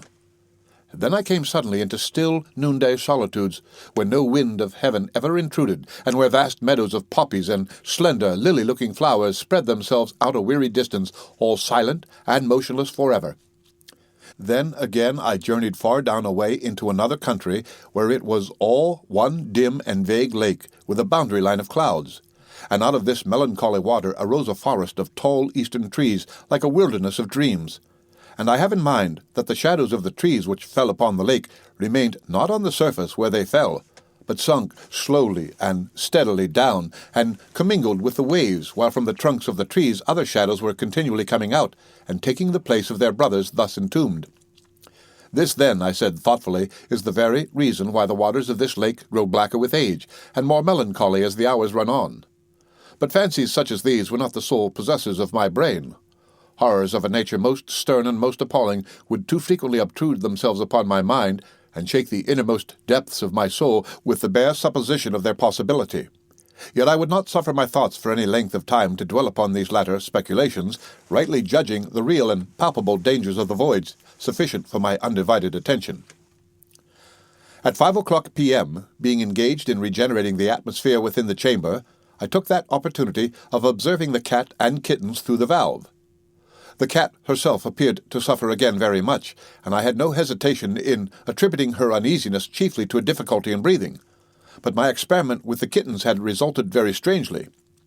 I had expected, of course, to see them betray a sense of pain, although in a less degree than their mother, and this would have been sufficient to confirm my opinion concerning the habitual endurance of atmospheric pressure.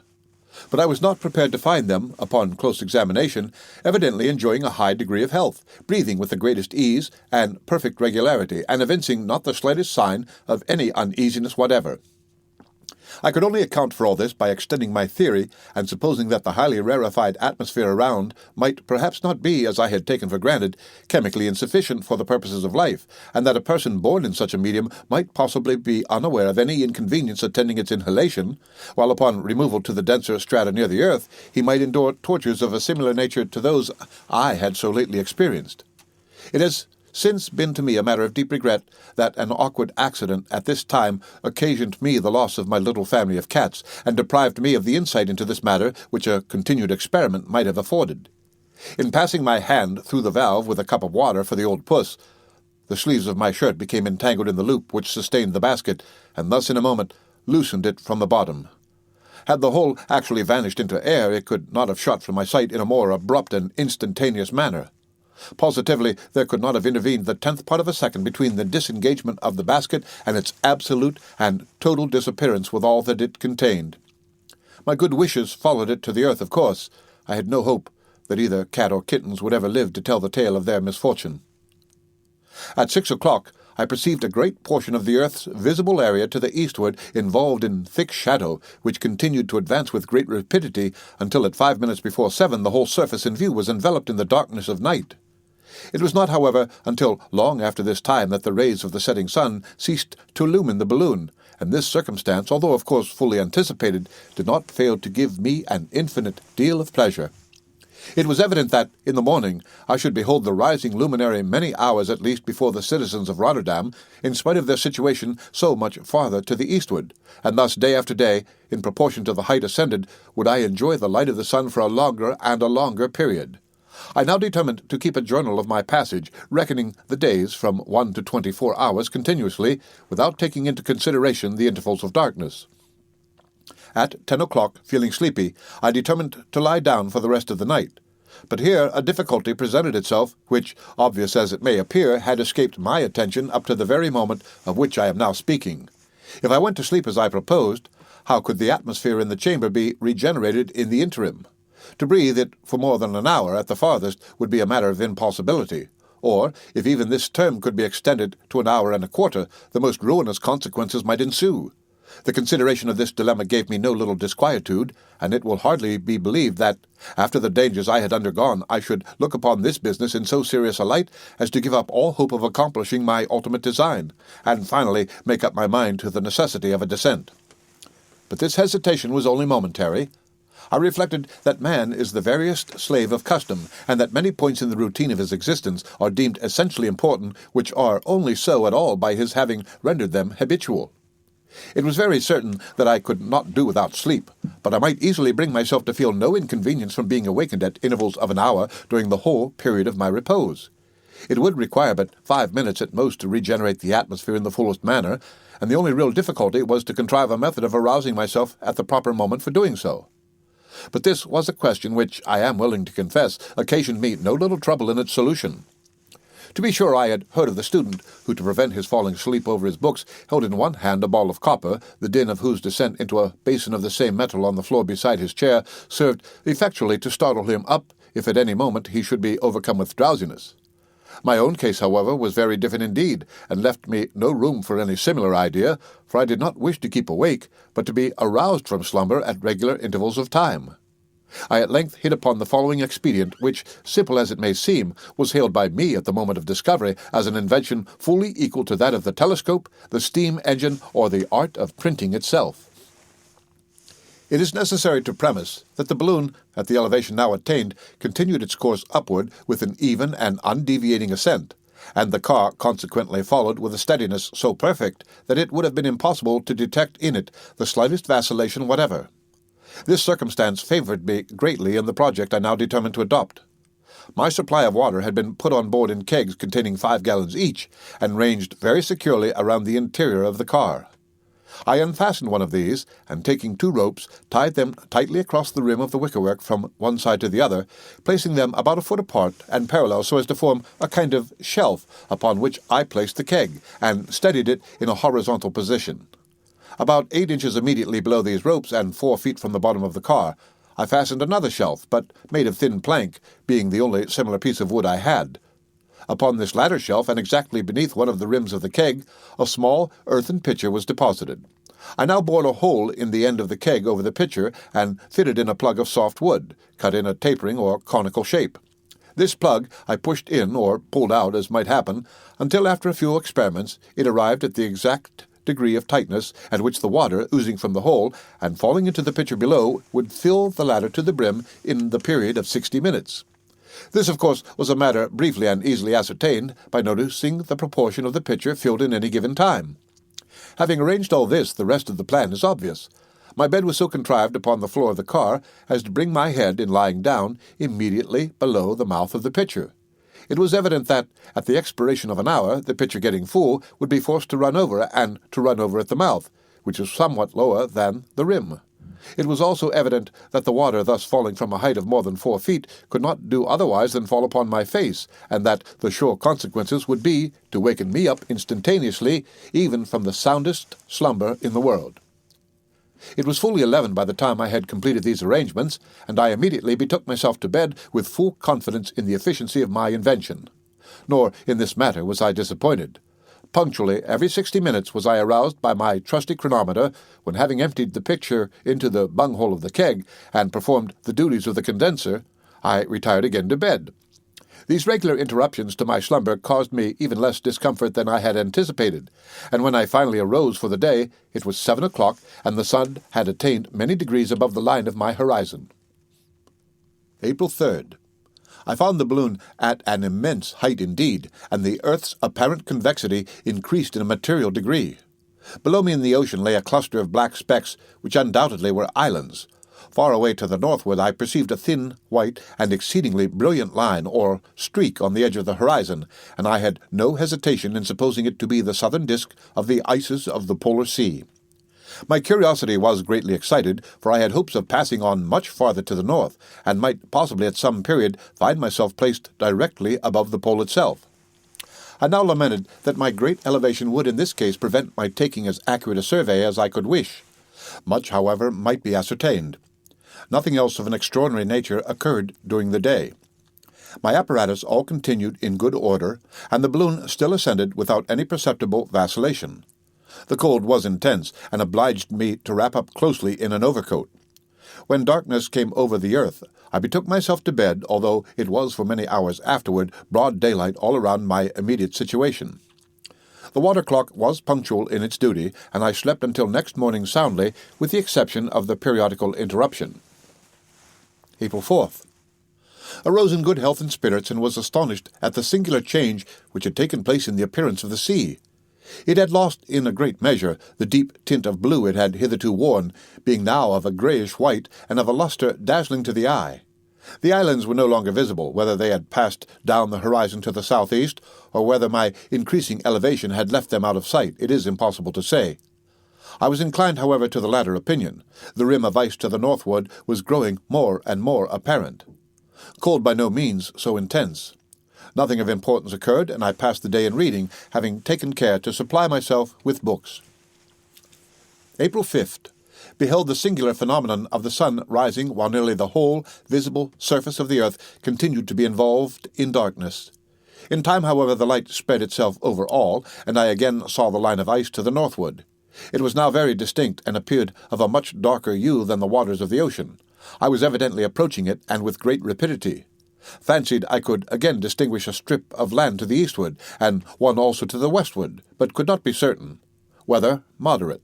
Nothing of any consequence happened during the day. Went early to bed. April 6th. Was surprised at finding the rim of ice at a very moderate distance, and an immense field of the same material stretching away off to the horizon in the north. It was evident that if the balloon held its present course, it would soon arrive above the frozen ocean, and I had now little doubt of ultimately seeing the pole. During the whole of the day I continued to hear the ice. Toward night, the limits of my horizon very suddenly and materially increased, owing undoubtedly to the earth's form being that of an oblate spheroid, and my arriving above the flattened regions in the vicinity of the Arctic Circle. When darkness at length overtook me, I went to bed in great anxiety, fearing to pass over the object of so much curiosity when I should have no opportunity of observing it. April 7th. Arose early, and, to my great joy, at length beheld what there could be no hesitation in supposing the northern pole itself. It was there beyond a doubt, and immediately beneath my feet, but alas! I had now ascended to so vast a distance that nothing could with accuracy be discerned. Indeed, to judge from the progression of the numbers indicating my various altitudes, respectively at different periods between 6 a.m. on the 2nd of April and 20 minutes before 9 a.m. of the same day, at which time the barometer ran down, it might be fairly inferred that the balloon had now, at 4 o'clock in the morning of April the 7th, reached a height of not less certainly than 7,254 miles above the surface of the sea. This elevation may appear immense, but the estimate upon which it is calculated gave a result in all probability far inferior to the truth. At all events, I undoubtedly beheld the whole of the earth's major diameter. The entire northern hemisphere lay beneath me like a chart orthographically projected, and the great circle of the equator itself formed the boundary line of my horizon. Your Excellencies may, however, readily imagine that the confined regions hitherto unexplored within the limits of the Arctic Circle, although situated directly beneath me and therefore seen without any appearance of being foreshortened, were still in themselves comparatively too diminutive and at too great a distance from the point of sight to admit of any very accurate examination. Nevertheless, what could be seen was of a nature singular and exciting.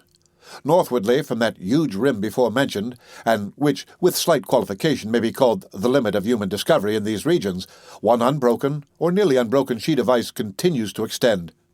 In the first few degrees of this, its progress, its surface is very sensibly flattened, farther on depressed into a plane, and finally becoming not a little concave, it terminates at the pole itself in a circular center, sharply defined, whose apparent diameter subtended at the balloon an angle of about 65 seconds, and whose dusky hue, varying in intensity, was at all times darker than any other spot upon the visible hemisphere, and occasionally deepened into the most absolute and impenetrable blackness.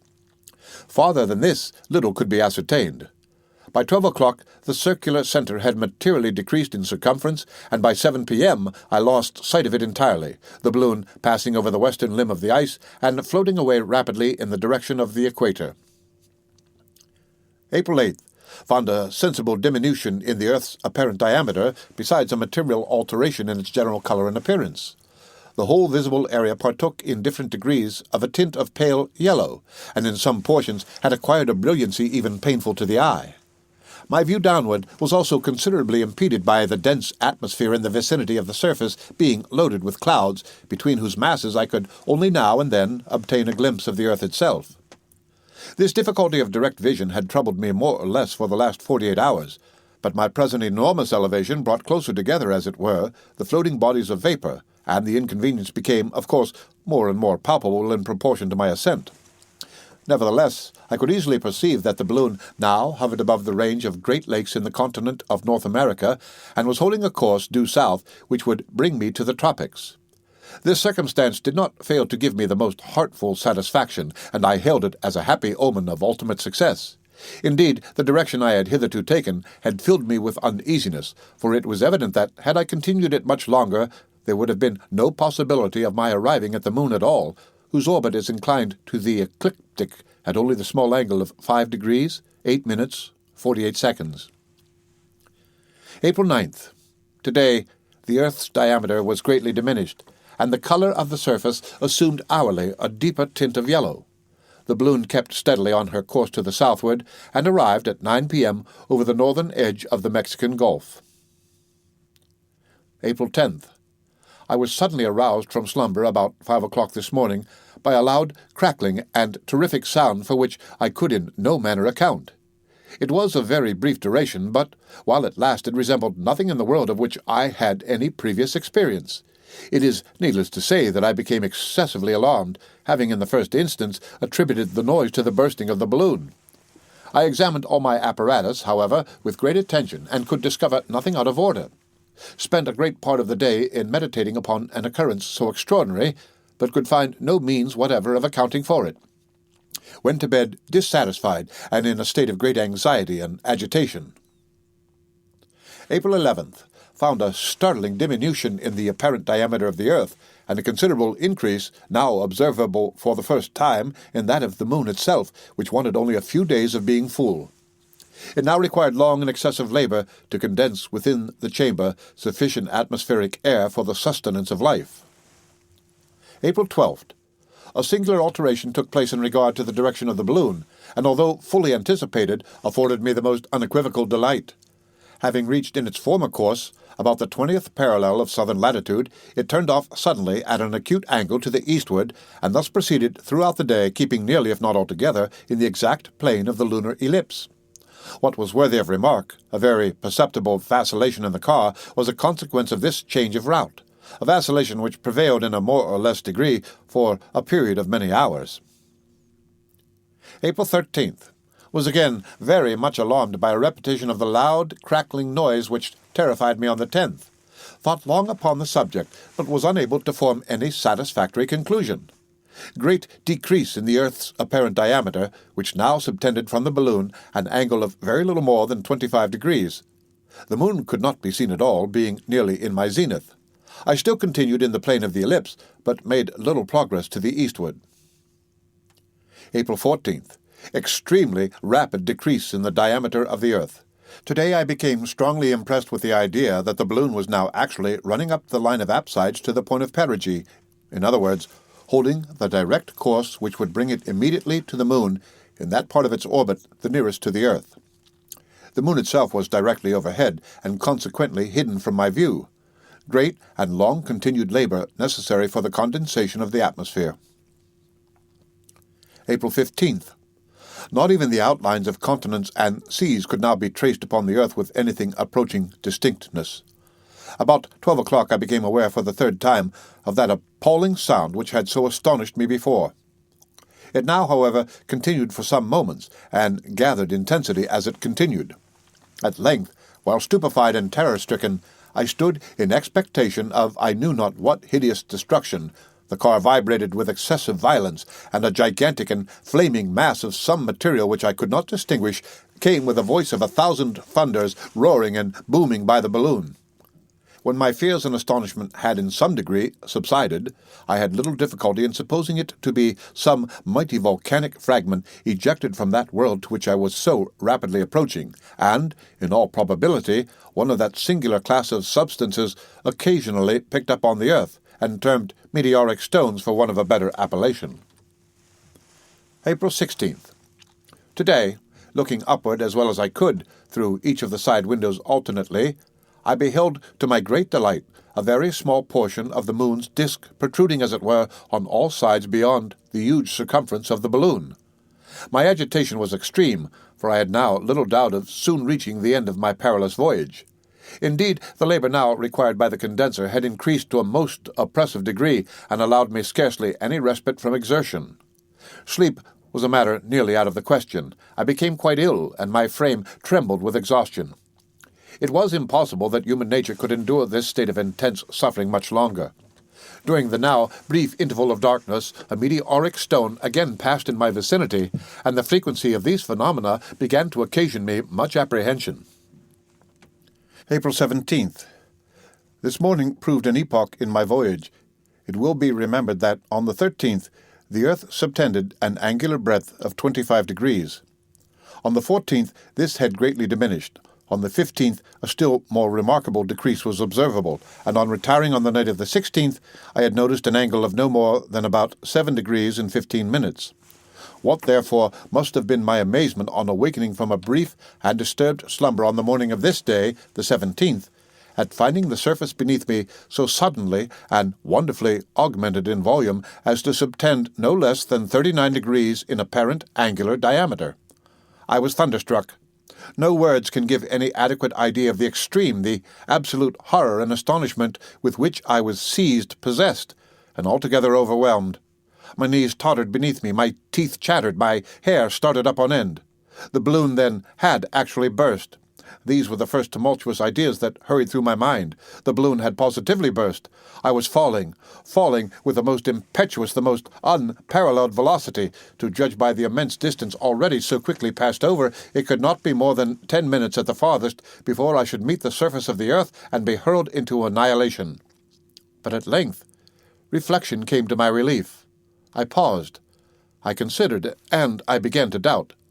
The matter was impossible. I could not in any reason have so rapidly come down. Besides, although I was evidently approaching the surface below me, it was with a speed by no means commensurate with the velocity I had at first so horribly conceived. This consideration served to calm the perturbation of my mind, and I finally succeeded in regarding the phenomenon in its proper point of view. In fact, amazement must have fairly deprived me of my senses when I could not see the vast difference in appearance between the surface below me and the surface of my Mother Earth. The latter was indeed over my head and completely hidden by the balloon, while the moon itself in all its glory, lay beneath me and at my feet. The stupor and surprise produced in my mind by this extraordinary change in the posture of affairs was, perhaps, after all, that part of the adventure least susceptible of explanation. For the bouleversement in itself was not only natural and inevitable, but had been long actually anticipated as a circumstance to be expected whenever I should arrive at that exact point of my voyage where the attraction of the planet should be superseded by the attraction of the satellite, or more precisely, where the gravitation of the balloon toward the earth should be less powerful than its gravitation toward the moon. To be sure, I arose from a sound slumber with all my senses in confusion to the contemplation of a very startling phenomenon, and one which, although expected, was not expected at the moment. The revolution itself must of course have taken place in an easy and gradual manner, and it is by no means clear that, had I even been awake at the time of the occurrence, I should have been made aware of it by any internal evidence of an inversion. That is to say, by any inconvenience or disarrangement either about my person or about my apparatus.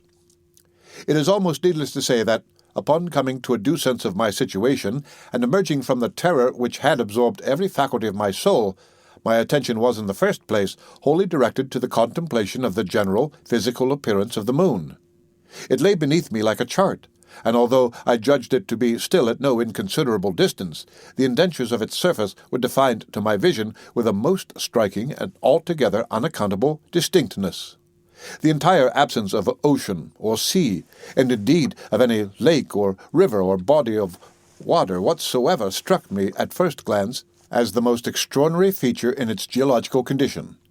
Yet, strange to say, I beheld vast level regions of a character decidedly alluvial, although by far the greater portion of the hemisphere in sight was covered with innumerable volcanic mountains, conical in shape, and having more the appearance of artificial than of natural protuberance. The highest among them does not exceed 3 3/4 miles in perpendicular elevation, but a map of the volcanic districts of the Campi Flegrei would afford to your Excellencies a better idea of their general surface than any unworthy description I might think proper to attempt. The greater part of them were in a state of evident eruption, and gave me fearfully to understand their fury and their power by the repeated thunders of the miscalled meteoric stones, which now rushed toward my balloon with a frequency more and more appalling. April 18th. Today I found an enormous increase in the moon's apparent bulk, and the evidently accelerated velocity of my descent began to fill me with alarm. It will be remembered that, in the earliest stage of my speculations upon the possibility of a passage to the moon, the existence in its vicinity of an atmosphere dense in proportion to the bulk of the planet had entered largely into my calculations. This, too, in spite of many theories to the contrary, and it may be added, in spite of a general disbelief in the existence of any lunar atmosphere at all. But in addition to what I have already urged in regard to Encke's comet and the zodiacal light, I had been strengthened in my opinion by certain observations of Mr. Schröter of Lilienthal. He observed the moon when 2 days and a half old in the evening soon after sunset before the dark part was visible, and continued to watch it until it became visible. The two cusps appeared tapering in a very sharp, faint prolongation, each exhibiting its farthest extremity faintly illuminated by the solar rays before any part of the dark hemisphere was visible. Soon afterward the whole dark limb became illuminated. This prolongation of the cusps beyond the semicircle, I thought, must have arisen from the refraction of the sun's rays by the moon's atmosphere. I computed also the height of the atmosphere, which could refract light enough into its dark hemisphere to produce a twilight more luminous than the light reflected from the earth, when the moon is about 32 degrees from the new, to be 1,356 Paris feet. In this view I supposed the greatest height capable of refracting the solar ray to be 5,376 feet. My ideas on this topic had also received confirmation by a passage in the 82nd volume of the Philosophical Transactions, in which it is stated that, at an occultation of Jupiter's satellites, the third disappeared after having been about 1 second or 2 seconds of time indistinct, and the fourth became indiscernible near the limb. Cassini frequently observed Saturn, Jupiter, and the fixed stars, when approaching the moon to occultation, to have their circular figure changed into an oval one, and in other occultations he found no alteration of figure at all. Hence it might be supposed that at some times, and not at others, there is a dense matter encompassing the moon wherein the rays of the stars are refracted. Upon the resistance, or more properly upon the support of an atmosphere existing in the state of density imagined, I had of course entirely depended for the safety of my ultimate descent. Should I then, after all, prove to have been mistaken, I had in consequence nothing better to expect as a finale to my adventure than being dashed into atoms against the rugged surface of the satellite. And indeed, I had now every reason to be terrified. My distance from the moon was comparatively trifling, while the labor required by the condenser was diminished not at all, and I could discover no indication whatever of a decreasing rarity in the air. April 19th. This morning, to my great joy, about 9 o'clock, the surface of the moon being frightfully near, and my apprehensions excited to the utmost, the pump of my condenser at length gave evident tokens of an alteration in the atmosphere. By 10, I had reason to believe its density considerably increased. By 11, very little labor was necessary at the apparatus, and at 12 o'clock, with some hesitation, I ventured to unscrew the tourniquet, when, finding no inconvenience from having done so, I finally threw open the gum elastic chamber and unrigged it from around the car. As might have been expected, spasms and violent headache were the immediate consequences of an experiment so precipitate and full of danger. But these and other difficulties attending respiration, as they were by no means so great as to put me in peril of my life, I determined to endure as best I could, in consideration of my leaving them behind me momently in my approach to the denser strata near the moon. This approach, however, was still impetuous in the extreme, and it soon became alarmingly certain that, although I had probably not been deceived in the expectation of an atmosphere dense in proportion to the mass of the satellite, still I had been wrong in supposing this density, even at the surface, at all adequate to the support of the great weight contained in the car of my balloon. Yet this should have been the case, and in an equal degree, as at the surface of the earth, the actual gravity of bodies at either planet supposed in the ratio of the atmospheric condensation. That it was not the case, however, my precipitous downfall gave testimony enough. Why it was not so can only be explained by a reference to those possible geologic disturbances to which I have formerly alluded. At all events, I was now close upon the planet, and coming down with the most terrible impetuosity. I lost not a moment, accordingly, in throwing overboard first my ballast, then my water kegs, then my condensing apparatus and gum elastic chamber, and finally every article within the car. But it was all to no purpose. I still fell with horrible rapidity, and was now not more than half a mile from the surface.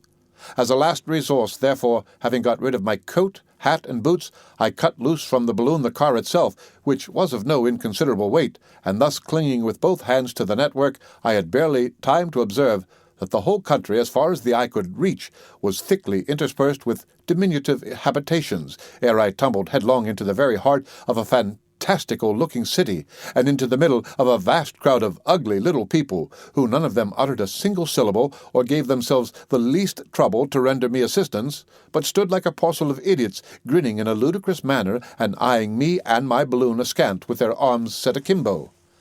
I turned from them in contempt, and gazing upward at the earth so lately left, and left perhaps forever, beheld it like a huge, dull copper shield, about 2 degrees in diameter, fixed immovably in the heavens overhead, and tipped on one of its edges with a crescent border of the most brilliant gold.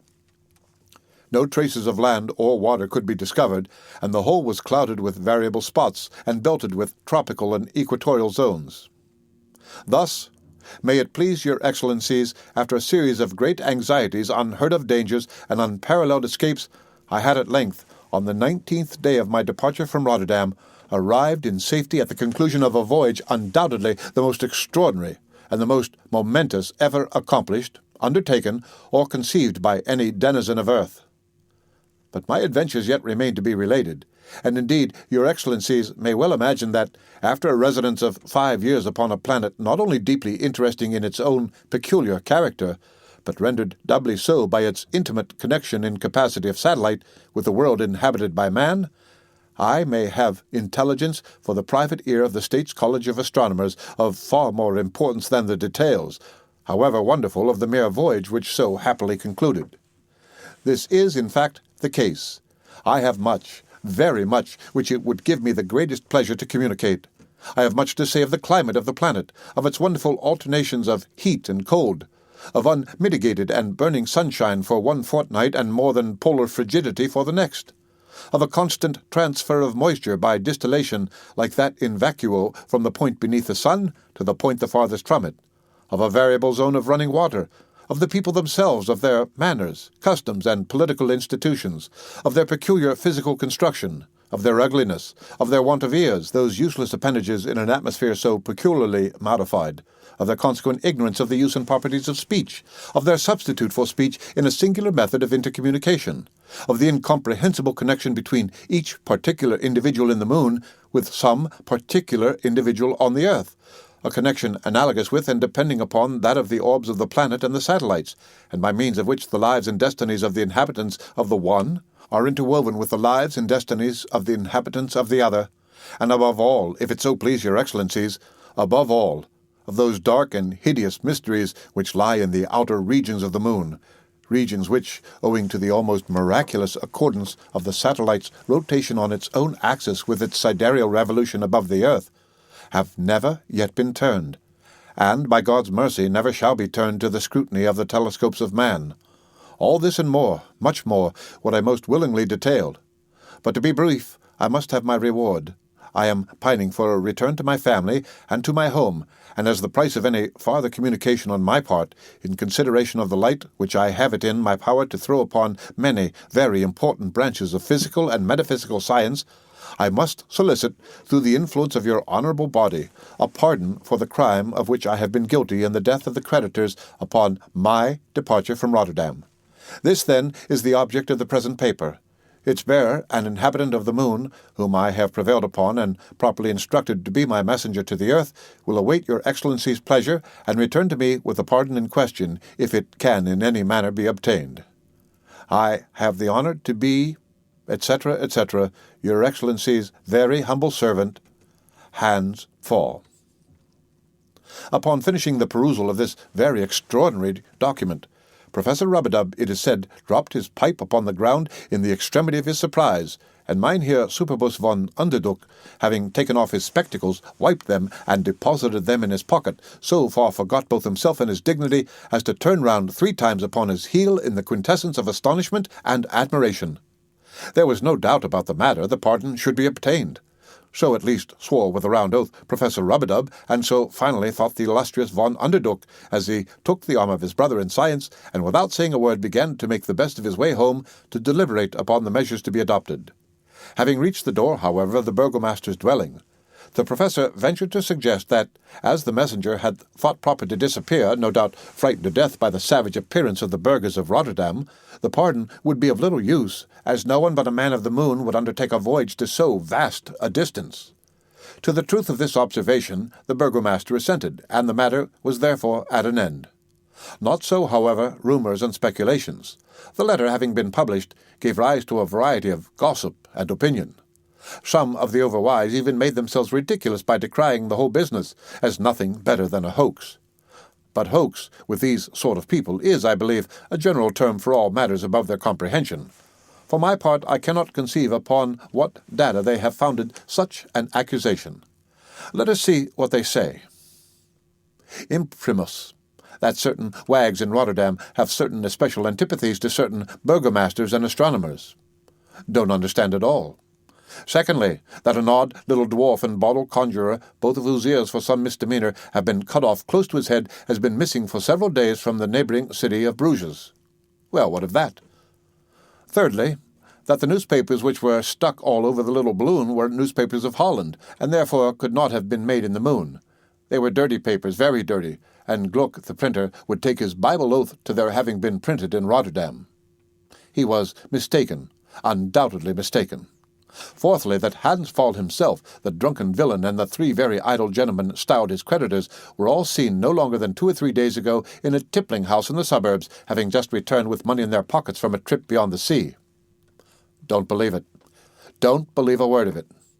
Lastly, that it is an opinion very generally received, or which ought to be generally received, that the College of Astronomers in the city of Rotterdam, as well as other colleges in all other parts of the world, not to mention colleges and astronomers in general, ought to say the least of the matter, not a whit better, nor greater, nor wiser than they ought to be. The End of the Unparalleled Adventure of Hans Pfaall, by Edgar Allan Poe. Read by Rick Kishner for Lit to Go on the web at fcit.usf.edu.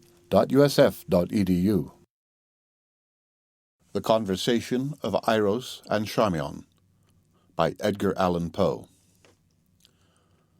I will bring fire to thee. Euripides. Eiros begins the conversation. Why do you call me Eiros? So henceforward will you always be called. You must forget too my earthly name, and speak to me as Charmion. This indeed, no dream. Dreams are with us no more, but of these mysteries anon I rejoice to see you looking lifelike and rational. The film of the shadow has already passed from off your eyes. Be of heart and fear nothing. Your allotted days of stupor have expired, and tomorrow I will myself induct you into the full joys and wonders of your novel existence. True, I feel no stupor, none at all. The wild sickness and the terrible darkness have left me, and I hear no longer that mad, rushing, horrible sound, like the voice of many waters. Yet my senses are bewildered, Charmion, with the keenness of their perception of the new. A few days will remove all this, but I fully understand you and feel for you. It is now 10 earthly years since I underwent what you undergo, yet the remembrance of it hangs by me still. You have now suffered all of pain, however, which you will suffer in Aden. In Aden? In Aden. O God, pity me, Charmion. I am overburthened with the majesty of all things, of the unknown now known, of the speculative future merged in the august and certain present. Grapple not now with such thoughts. Tomorrow we will speak of this. Your mind wavers, and its agitation will find relief in the exercise of simple memories. Look not around, nor forward, but back. I am burning with anxiety to hear the details of that stupendous event which threw you among us. Tell me of it. Let us converse of familiar things in the old familiar language of the world which has so fearfully perished. Most fearfully, fearfully, this is indeed no dream. Dreams are no more. Was I much mourned, my Eiros? Mourned? Charmion? Oh, deeply. To that last hour of all there hung a cloud of intense gloom and devout sorrow over your household. And that last hour, speak of it. Remember that beyond the naked fact of the catastrophe itself, I know nothing. When, coming out from among mankind, I passed into night through the grave, At that period, if I remember aright, the calamity which overwhelmed you was utterly unanticipated. But indeed, I knew little of the speculative philosophy of the day. The individual calamity was, as you say, entirely unanticipated, but analogous misfortunes had been long a subject of discussion with astronomers. I need scarce tell you, my friend, that, even when you left us, men had agreed to understand those passages in the most holy writings which speak of the final destruction of all things by fire as having reference to the orb of the earth alone. But in regard to the immediate agency of the ruin, speculation had been at fault from that epoch in astronomical knowledge in which the comets were divested of the terrors of flame. The very moderate density of these bodies had been well established. They had been observed to pass among the satellites of Jupiter without bringing about any sensible alteration either in the masses or in the orbits of these secondary planets. We had long regarded the wanderers as vapory creations of inconceivable tenuity, and as altogether incapable of doing injury to our substantial globe, even in the event of contact. But contact was not in any degree dreaded, for the elements of all the comets were accurately known. That among them we should look for the agency of the threatened fiery destruction had been for many years considered an inadmissible idea. But wonders and wild fancies had been of late days strangely rife among mankind, and although it was only with a few of the ignorant that actual apprehension prevailed, upon the announcement by astronomers of a new comet, yet this announcement was generally received with I know not what of agitation and mistrust.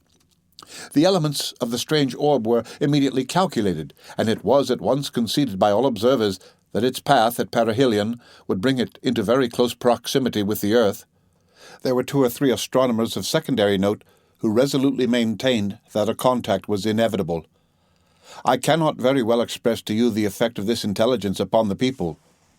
For a few short days they would not believe an assertion which their intellect, so long employed among worldly considerations, could not in any manner grasp. But the truth of a vitally important fact soon makes its way into the understanding of even the most stolid. Finally, all men saw that astronomical knowledge lies not, and they awaited the comet. Its approach was not at first seemingly rapid, nor was its appearance of very unusual character. It was of a dull red, and had little perceptible train. For 7 or 8 days we saw no material increase in its apparent diameter, and but a partial alteration in its colour. Meantime the ordinary affairs of men were discarded, and all interest absorbed in a growing discussion instituted by the philosophic in respect to the cometary nature. Even the grossly ignorant aroused their sluggish capacities to such considerations.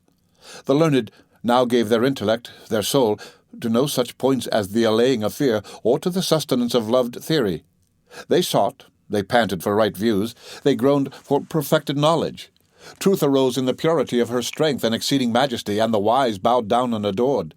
That material injury to our globe or to its inhabitants would result from the apprehended contact was an opinion which hourly lost ground among the wise, and the wise were now freely permitted to rule the reason and the fancy of the crowd. It was demonstrated that the density of the comet's nucleus was far less than that of our rarest gas, and the harmless passage of a similar visitor among the satellites of Jupiter was a point strongly insisted upon, and which served greatly to allay terror.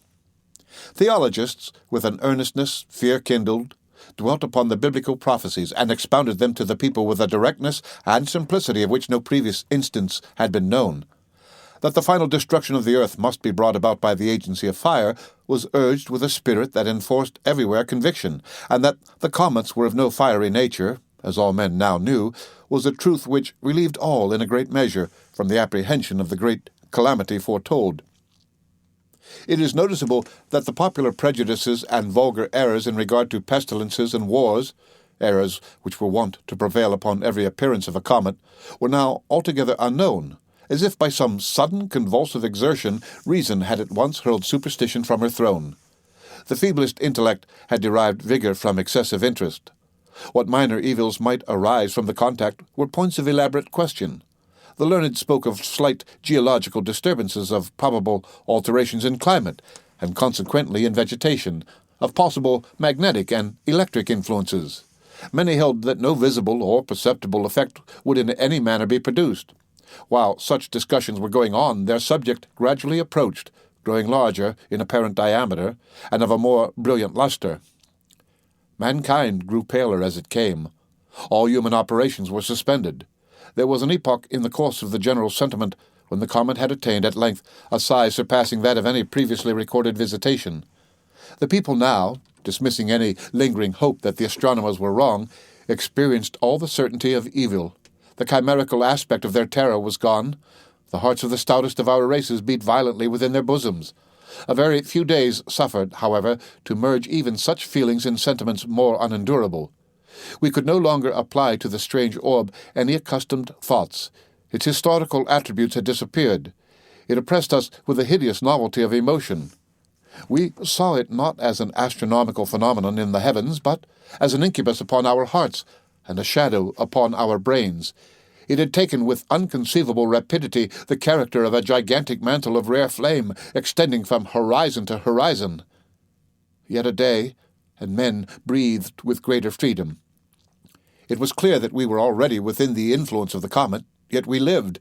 We even felt an unusual elasticity of frame and vivacity of mind. The exceeding tenuity of the object of our dread was apparent, for all heavenly objects were plainly visible through it. Meantime our vegetation had perceptibly altered, and we gained faith from this predicted circumstance in the foresight of the wise.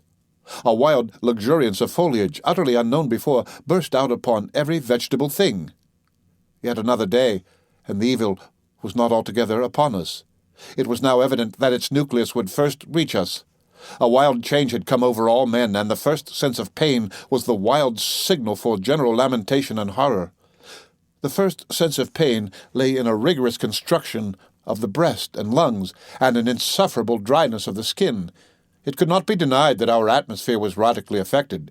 The conformation of this atmosphere and the possible modifications to which it might be subjected were now the topics of discussion.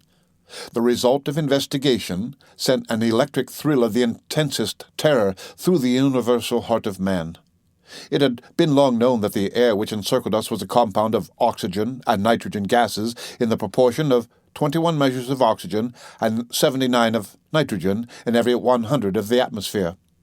Oxygen, which was the principle of combustion and the vehicle of heat, was absolutely necessary to the support of animal life, and was the most powerful and energetic agent in nature. Nitrogen, on the contrary, was incapable of supporting either animal life or flame. An unnatural excess of oxygen would result, it had been ascertained, in just such an elevation of the animal spirits as we had latterly experienced. It was the pursuit, the extension of the idea which had engendered awe. What would be the result of a total extraction of the nitrogen? A combustion irresistible, all-devouring, omniprevalent, immediate, the entire fulfillment in all their minute and terrible details of the fiery and horror-inspiring denunciations of the prophecies of the Holy Book. Why need I paint Charmion, the now disenchained frenzy of mankind? That tenuity in the comet which had previously inspired us with hope was now the source of the bitterness of despair. In its impalpable gaseous character we clearly perceived the consummation of fate. Meantime, a day again passed, bearing away with it the last shadow of hope. We gasped in the rapid modification of the air. The red blood bounded tumultuously through its strict channels. A furious delirium possessed all men, and with arms rigidly outstretched towards the threatening heavens, they trembled and shrieked aloud.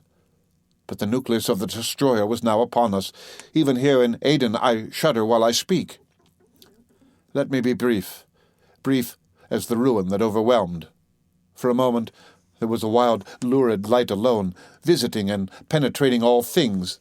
Then, let us bow down, Charmion, before the excessive majesty of the great God.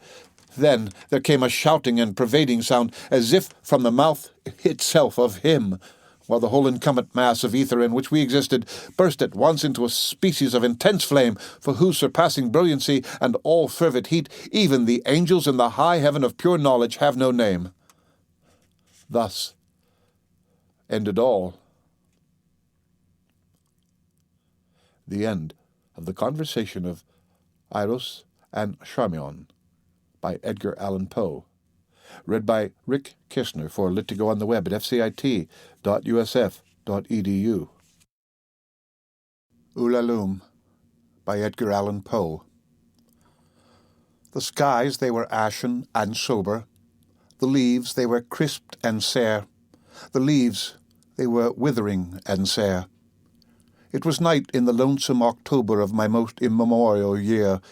It was hard by the dim lake of Aubert, in the misty mid-region of Ware. It was down by the dank tarn of Aubert, in the ghoul-haunted woodland of Ware. Here, once, through an alley titanic, of Cyprus I roamed with my soul, of Cyprus with Psyche my soul. These were days when my heart was volcanic, as the scoriac rivers that roll, as the lavas that restlessly roll their sulphurous currents down Yanek, in the ultimate climes of the pole, that groan as they roll down Mount Yanek, in the realms of the boreal pole. Our talk had been serious and sober, but our thoughts they were palsied and sere. Our memories were treacherous and sere, for we knew not the month was October, and we marked not the night of the year. Oh, night of all nights in the year! We noted not the dim lake of Aubert, though once we had journeyed down here, remembered not the dank tarn of Aubert, nor the ghoul-haunted woodland of Ware. And now, as the night was senescent, and star-dials pointed to morn, as the sun-dials hinted of morn, at the end of our path a liquescent and nebulous lustre was born, out of which a miraculous crescent arose with a duplicate horn, Astarte's bediamond crescent, distinct with its duplicate horn. And I said, she is warmer than Diane. She rolls through an ether of sighs, she revels in a region of sighs. She has seen that the tears are not dry on these cheeks where the worm never dies, and has come past the stars of the lion to point us the path to the skies, to the Lethean peace of the skies. Come up in despite of the lion to shine on us with her bright eyes. Come up through the lair of the lion with love in her luminous eyes. But Psyche, uplifting her finger, said, sadly, this star I mistrust, her pallor I strangely mistrust. Oh, hasten! Oh, let us not linger! Oh, fly, let us fly, for we must! In terror she spoke, letting sink her wings till they trailed in the dust. In agony sobbed, letting sink her plumes till they trailed in the dust, till they sorrowfully trailed in the dust. I replied, this is nothing but dreaming. Let us on by this tremulous light, let us bathe in this crystalline light. Its Sibylic splendor is beaming with hope and in beauty tonight. See, it flickers up the sky through the night. Ah, we safely may trust to its gleaming, and be sure it will lead us aright.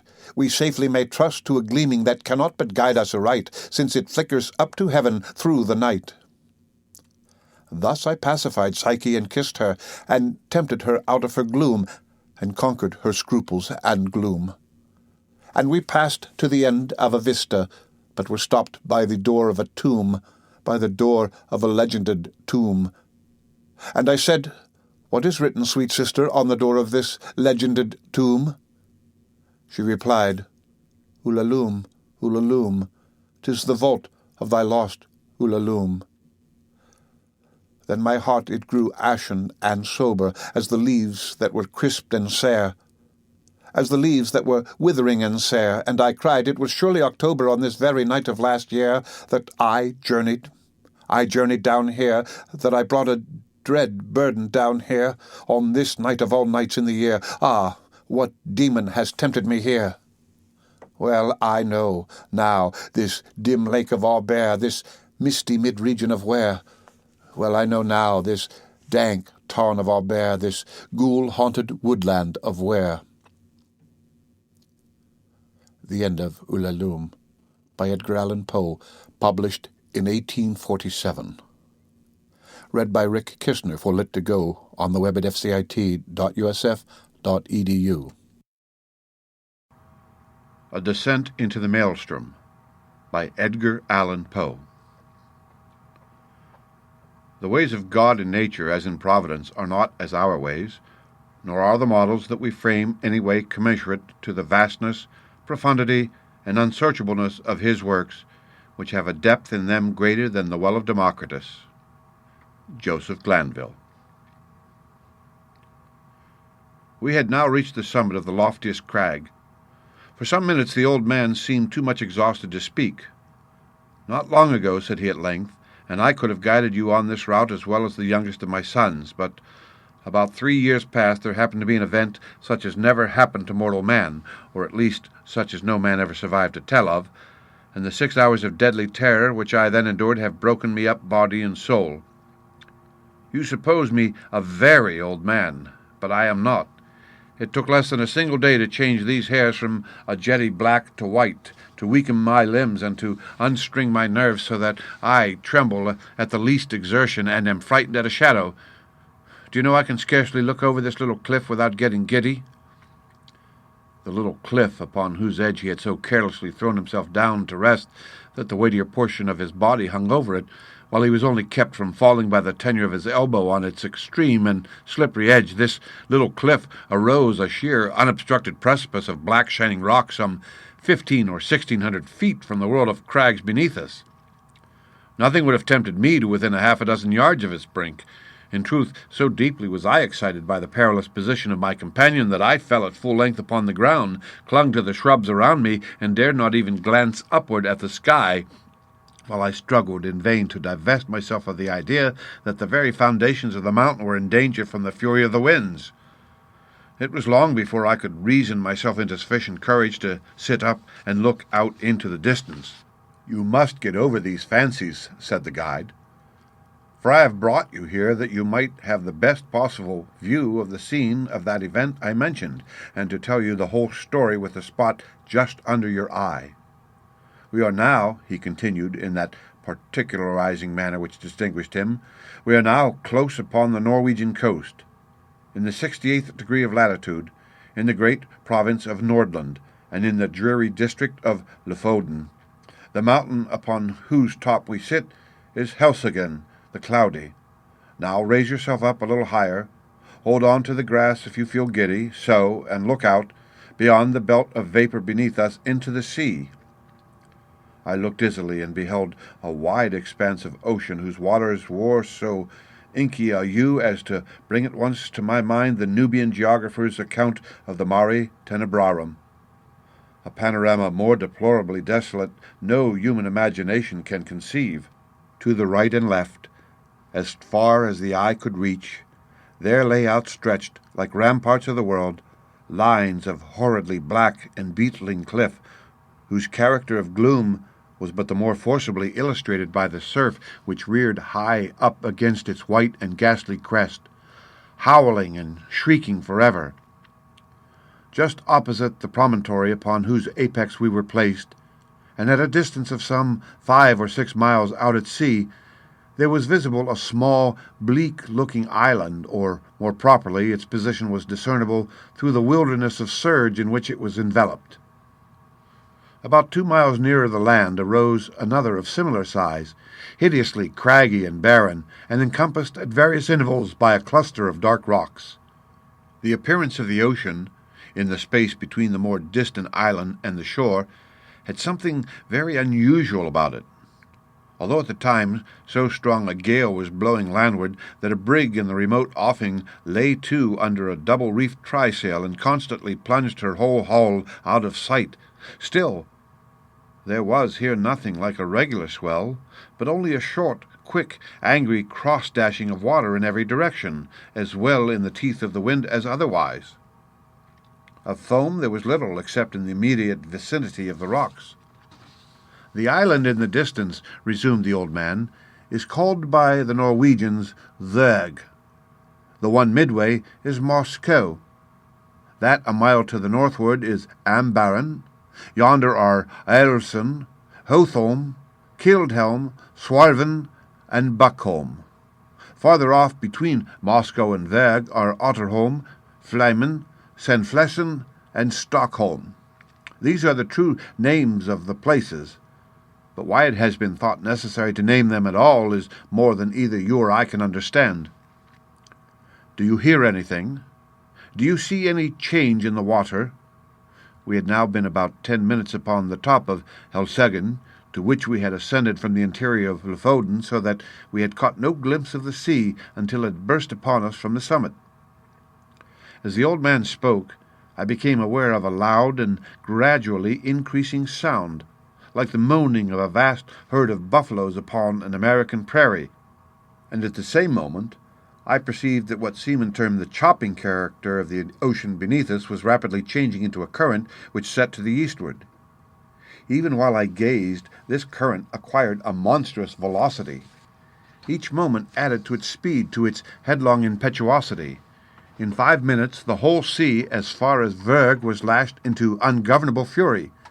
But it was between Moscow and the coast that the main uproar held its sway. Here the vast bed of the water, seamed and scarred into 1,000 conflicting channels, burst suddenly into frenzied convulsion, heaving, boiling, hissing, gyrating in gigantic and innumerable vortices, and all whirling and plunging on to the eastward with a rapidity which water never elsewhere assumes except in precipitous descents. In a few minutes more, there came over the scene another radical alteration. The general surface grew somewhat more smooth, and the whirlpools one by one disappeared, while prodigious streaks of foam became apparent where none had been seen before. These streaks, at length, spreading out to a great distance and entering into combination, took unto themselves the gyratory motion of the subsided vortices, and seemed to form the germ of another, more vast. Suddenly, very suddenly, this assumed a distinct and definite existence in a circle of more than a mile in diameter. The edge of the whirl was represented by a broad belt of gleaming spray, but no particle of this slipped into the mouth of the terrific funnel, whose interior, as far as the eye could fathom it, was a smooth, shining, and jet-black wall of water inclined to the horizon at an angle of some 45 degrees, speeding dizzily round and round with a swaying and sweltering motion, and sending forth to the winds with an appalling voice, half shriek, half roar, such as not even the mighty cataract of Niagara ever lifts up in its agony to heaven. The mountain trembled to its very base, and the rock rocked. I threw myself upon my face and clung to the scant herbage in an excess of nervous agitation. "This," said I at length to the old man, "this can be nothing else than the great whirlpool of the Maelstrom." "So it is sometimes termed," said he. "We Norwegians call it the Moscow-strum, from the island of Moscow in the Midway." The ordinary accounts of this vortex had by no means prepared me for what I saw.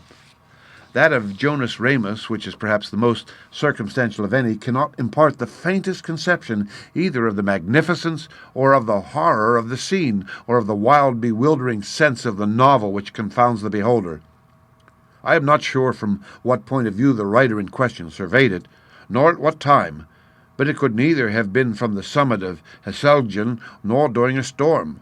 There are some passages of his description, nevertheless, which may be quoted for their details, although their effect is exceedingly feeble in conveying an impression of the spectacle. Between Lofoten and Moscow, he says, the depth of the water is between 36 and 40 fathoms, but on the other side, toward Vurrgh, this depth decreases so as not to afford a convenient passage for a vessel without the risk of splitting on the rocks, which happens even in the calmest weather. When it is flood, the stream runs up the country between Lofoten and Moscow with a boisterous rapidity, but the roar of its impetuous ebb to the sea is scarce equalled by the loudest and most dreadful cataracts, the noise being heard several leagues off, and the vortices or pits are of such an extent and depth that if a ship comes within its attraction, it is inevitably absorbed and carried down to the bottom, and there beat to pieces against the rocks, and when the water relaxes, the fragments thereof are thrown up again. But these intervals of tranquillity are only at the ebb and flood, and in calm weather, and last but a quarter of an hour, its violence gradually returning. When the stream is most boisterous, and its fury heightened by a storm, it is dangerous to come within a Norway mile of it. Boats, yachts, and ships have been carried away by not guarding against it before they were within its reach. It likewise happens frequently that whales come too near the stream, and are overpowered by its violence, and then it is impossible to describe their howlings and bellowings and their fruitless struggles to disengage themselves. A bear once, attempting to swim from Lofoten to Moscow, was caught by the stream and borne down while he roared terribly so as to be heard on shore. Large stalks of firs and pine trees, after being absorbed by the current, rise again, broken and torn to such a degree as if bristles grew upon them. This plainly shows the bottom to consist of craggy rocks, among which they are whirled to and fro. This stream is regulated by the flux and reflux of the sea, it being constantly high and low water every 6 hours. In the year 1645, early in the morning of Sexagesima Sunday, It raged with such noise and impetuosity that the very stones of the houses on the coast fell to the ground. In regard to the depth of the water, I could not see how this could have been ascertained at all in the immediate vicinity of the vortex. The 40 fathoms must have reference only to portions of the channel close upon the shore either of Moscow or Lofoten. The depth in the center of the Moscow Strom must be immeasurably greater, and no better proof of this fact is necessary than can be obtained from even the sidelong glance into the abyss of the whirl, which may be had from the highest crag of ℚ𝔞𝔫𝔞. Looking down from this pinnacle upon the howling Phlegethon below, I could not help smiling at the simplicity with which the honest Jonas Ramus records, as a matter difficult of belief, the anecdotes of the whales and the bears, for it appeared to me, in fact, a self-evident thing that the largest ship of the line in existence, coming within the influence of that deadly attraction, could resist it as little as a feather the hurricane, and must disappear bodily and at once. The attempts to account for the phenomenon, some of which I remember seemed to me sufficiently plausible in perusal, now wore a very different and unsatisfactory aspect. The idea generally received is that this, as well as 3 smaller vortices amongst the Faroe Islands, have no other cause than the collision of waves rising and falling at flux and reflux against a ridge of rocks and shelves which confines the water so that it precipitates itself like a cataract, and thus the higher the flood rises, the deeper must the fall be, and the natural result of all is a whirlpool or vortex, the prodigious suction of which is sufficiently known by lesser experiments. These are the words of the Encyclopaedia Britannica. Kircher and others imagine that in the center of the channel of the Maelstrom is an abyss, penetrating the globe and issuing in some very remote part, the Gulf of Bothnia being somewhat decidedly named in one instance. This opinion, idle in itself, was the one to which, as I gazed, my imagination most readily assented, and mentioning it to the guide, I was rather surprised to hear him say that, although it was the view almost universally entertained of the subject by the Norwegians, it nevertheless was not his own. As to the former notion, he confessed his inability to comprehend it, and here I agreed with him, for however conclusive on paper it became altogether unintelligible and even absurd amid the thunder of the abyss.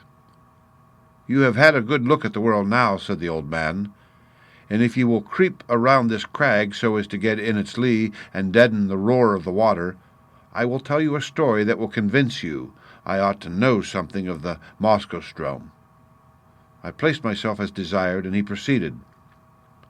"Myself and my 2 brothers once owned a schooner rigged smack of about 70 tons burthen, with which we were in the habit of fishing among the islands beyond Moscow, nearly to Vurrgh. In all violent eddies at sea there is good fishing, at proper opportunities, if one has only the courage to attempt it. But among the whole of the Lofoten coastmen, we 3 were the only ones who made a regular business of going out to the islands, as I tell you. The usual grounds are a great way lower down to the southward. There fish can be got at all hours without much risk, and therefore these places are preferred. The choice spots over here among the rocks, however, not only yield the finest variety, but in far greater abundance, so that we often got in a single day what the more timid of the craft could not scrape together in a week. In fact, we made it a matter of desperate speculation, the risk of life standing instead of labor, and courage answering for capital. We kept the smack in a cove about 5 miles higher up the coast than this, and it was our practice in fine weather to take advantage of the 15-minute slack to push across the main channel of the Moskostrom far above the pool, and then drop down upon anchorage somewhere near Otterholm or Sandflesen, where the eddies are not so violent as elsewhere. Here we used to remain until nearly time for slack water again, when we weighed and made for home. We never set out upon this expedition without a steady side-wind for coming and going, one that we felt sure would not fail us before our return, and we seldom made a miscalculation upon this point. Twice during 6 years we were forced to stay all night at anchor on account of a dead calm, which is a rare thing indeed just about here, and once we had to remain on the grounds nearly a week, starving to death, owing to a gale which blew up shortly after our arrival and made the channel too boisterous to be thought of. Upon this occasion we should have been driven out to sea in spite of everything, for the whirlpools threw us round and round so violently that at length we fouled our anchor and dragged it, if it had not been that we drifted into one of the innumerable cross-currents, here today and gone tomorrow, which drove us under the lee of Flamen, where by good luck we brought up. I could not tell you the 20th part of the difficulties we encountered on the grounds. It is a bad spot to be in, even in good weather, but we made shift always to run the gauntlet of the Moskostrom itself without accident, although at times my heart had been in my mouth when we happened to be a minute or so behind or before the slack. The wind sometimes was not as strong as we thought it at starting, and then we made rather less way than we could wish, while the current rendered the smack unmanageable. My eldest brother had a son 18 years old, and I had 2 stout boys of my own. These would have been great assistance at such times in using the sweeps, as well as afterward in fishing, but somehow, although we ran the risk ourselves, we had not the heart to let the young ones get into the danger, for, after all is said and done, it was a horrible danger, and that is the truth. It is now within a few days of 3 years since what I am going to tell you occurred. It was on the 10th day of July, 18-something, a day which the people of this part of the world will never forget, for it was one in which blew the most terrible hurricane that ever came out of the heavens. And yet all the morning, and indeed until late in the afternoon, there was a gentle and steady breeze from the southwest, while the sun shone brightly, so that the oldest seaman among us could not have foreseen what was to follow. The 3 of us, my 2 brothers and myself, had crossed over to the islands about 2:00 p.m., and had soon nearly loaded the smack with fine fish, which we all remarked were more plenty that day than we had ever known them. It was just 7 by my watch when we weighed and started for home, so as to make the worst of the storm at slack-water, which we knew would be at 8. We set out with a fresh wind on our starboard quarter, and for some time spanked along at a great rate, never dreaming of danger, for indeed we saw not the slightest reason to apprehend it. All at once we were taken aback by a breeze from over ℚ. This was most unusual, something that had never happened to us before, and I began to feel a little uneasy without exactly knowing why. We put the boat on the wind, but could make no headway at all for the eddies, and I was upon the point of proposing to return to the anchorage when, looking astern, we saw the whole horizon covered with a singular copper-colored cloud that rose with the most amazing velocity. In the meantime, the breeze that had headed us off fell way, and we were dead becalmed, drifting about in every direction. This state of things, however, did not last long enough to give us time to think about it. In less than a minute the storm was upon us. In less than 2 the sky was entirely overcast, and what with this and the driving spray, it became suddenly so dark that we could not see each other in the smack. Such a hurricane as then blew it is folly to attempt describing. The oldest seaman in Norway never experienced anything like it. We had let our sails go by the run before it cleverly took us, but at the first puff both our masts went by the board as if they had been sawed off, the mainmast taking with it my youngest brother, who had lashed himself to it for safety. Our boat was the lightest feather of a thing that ever sat upon water. It had a complete flush deck, with only a small hatch near the bow, and this hatch it had always been our custom to batten down when about to cross the Strom, by way of precaution against the chopping seas. But for this circumstance we should have found it at once, for we lay entirely buried for some moments. How my elder brother escaped destruction I cannot say, for I never had any opportunity of ascertaining. For my part, as soon as I had let the aforesail run, I threw myself flat on deck, with my feet against the narrow gunwale of the bow, and with my hands grasping a ring-bolt near the foot of the foremast. It was more instinct that prompted me to do this, which was undoubtedly the very best thing I could have done, for I was too much flurried to think. For some moments we were completely deluged, as I say, and all this time I held my breath and clung to the bolt. When I could stand it no longer, I raised myself upon my knees, still keeping hold with my hands, and thus got my head clear.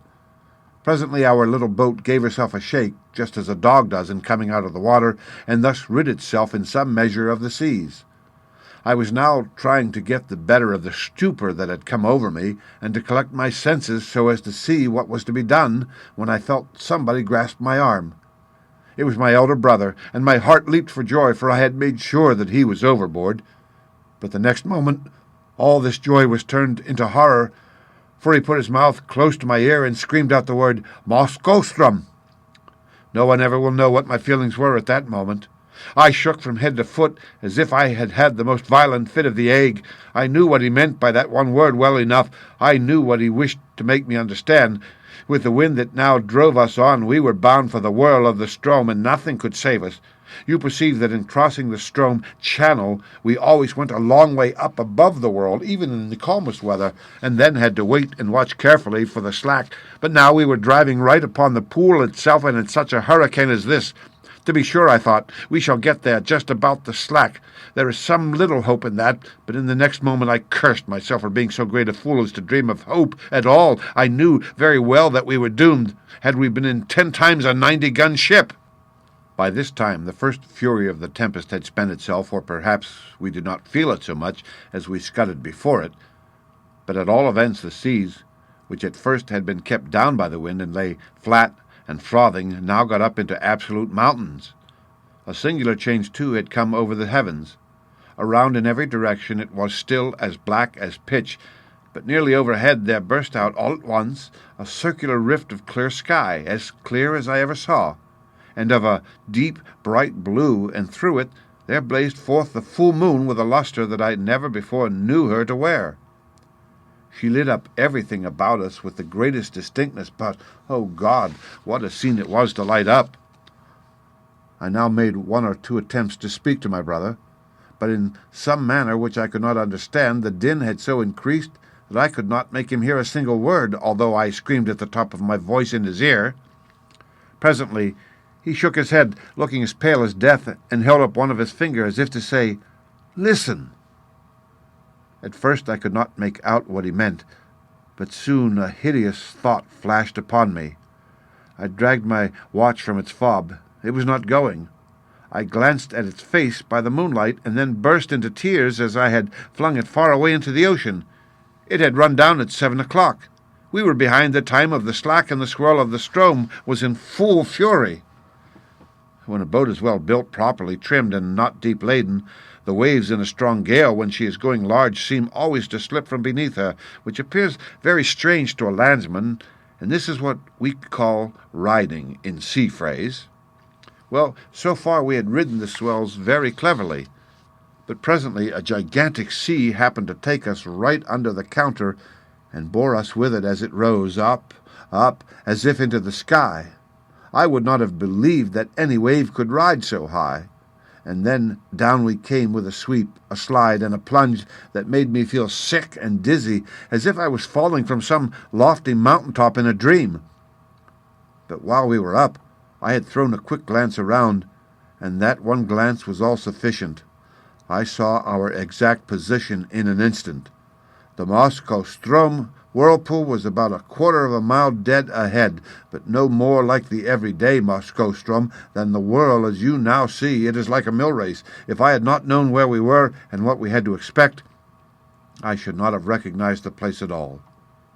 As it was, I involuntarily closed my eyes in horror. The lids clenched themselves together as if in a spasm. It could not have been more than 2 minutes afterward until we suddenly felt the waves subside and were enveloped in foam.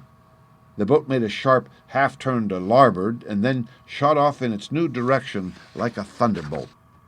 At the same moment, the roaring noise of the water was completely drowned in a kind of shrill shriek, such a sound as you might imagine given out by the waste pipes of many thousand steam vessels letting off their steam altogether.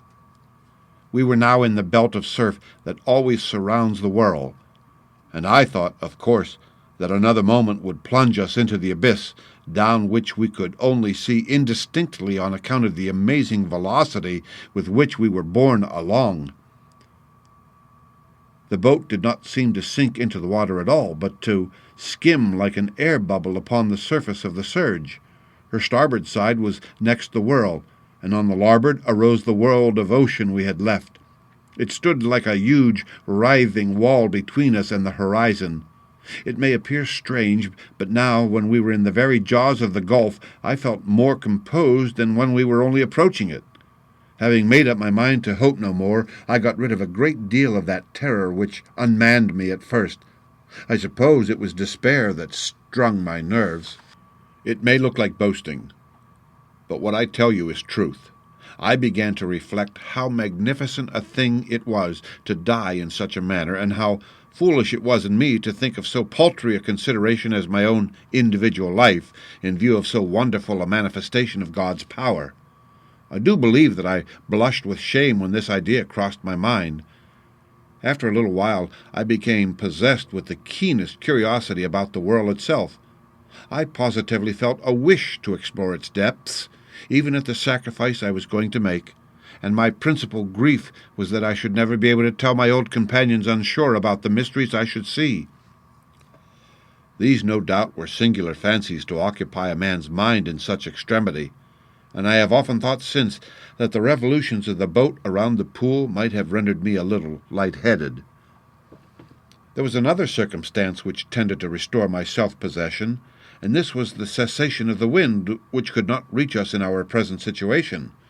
For as you saw yourself, the belt of surf is considerably lower than the general bed of the ocean, and this latter now towered above us, a high, black, mountainous ridge.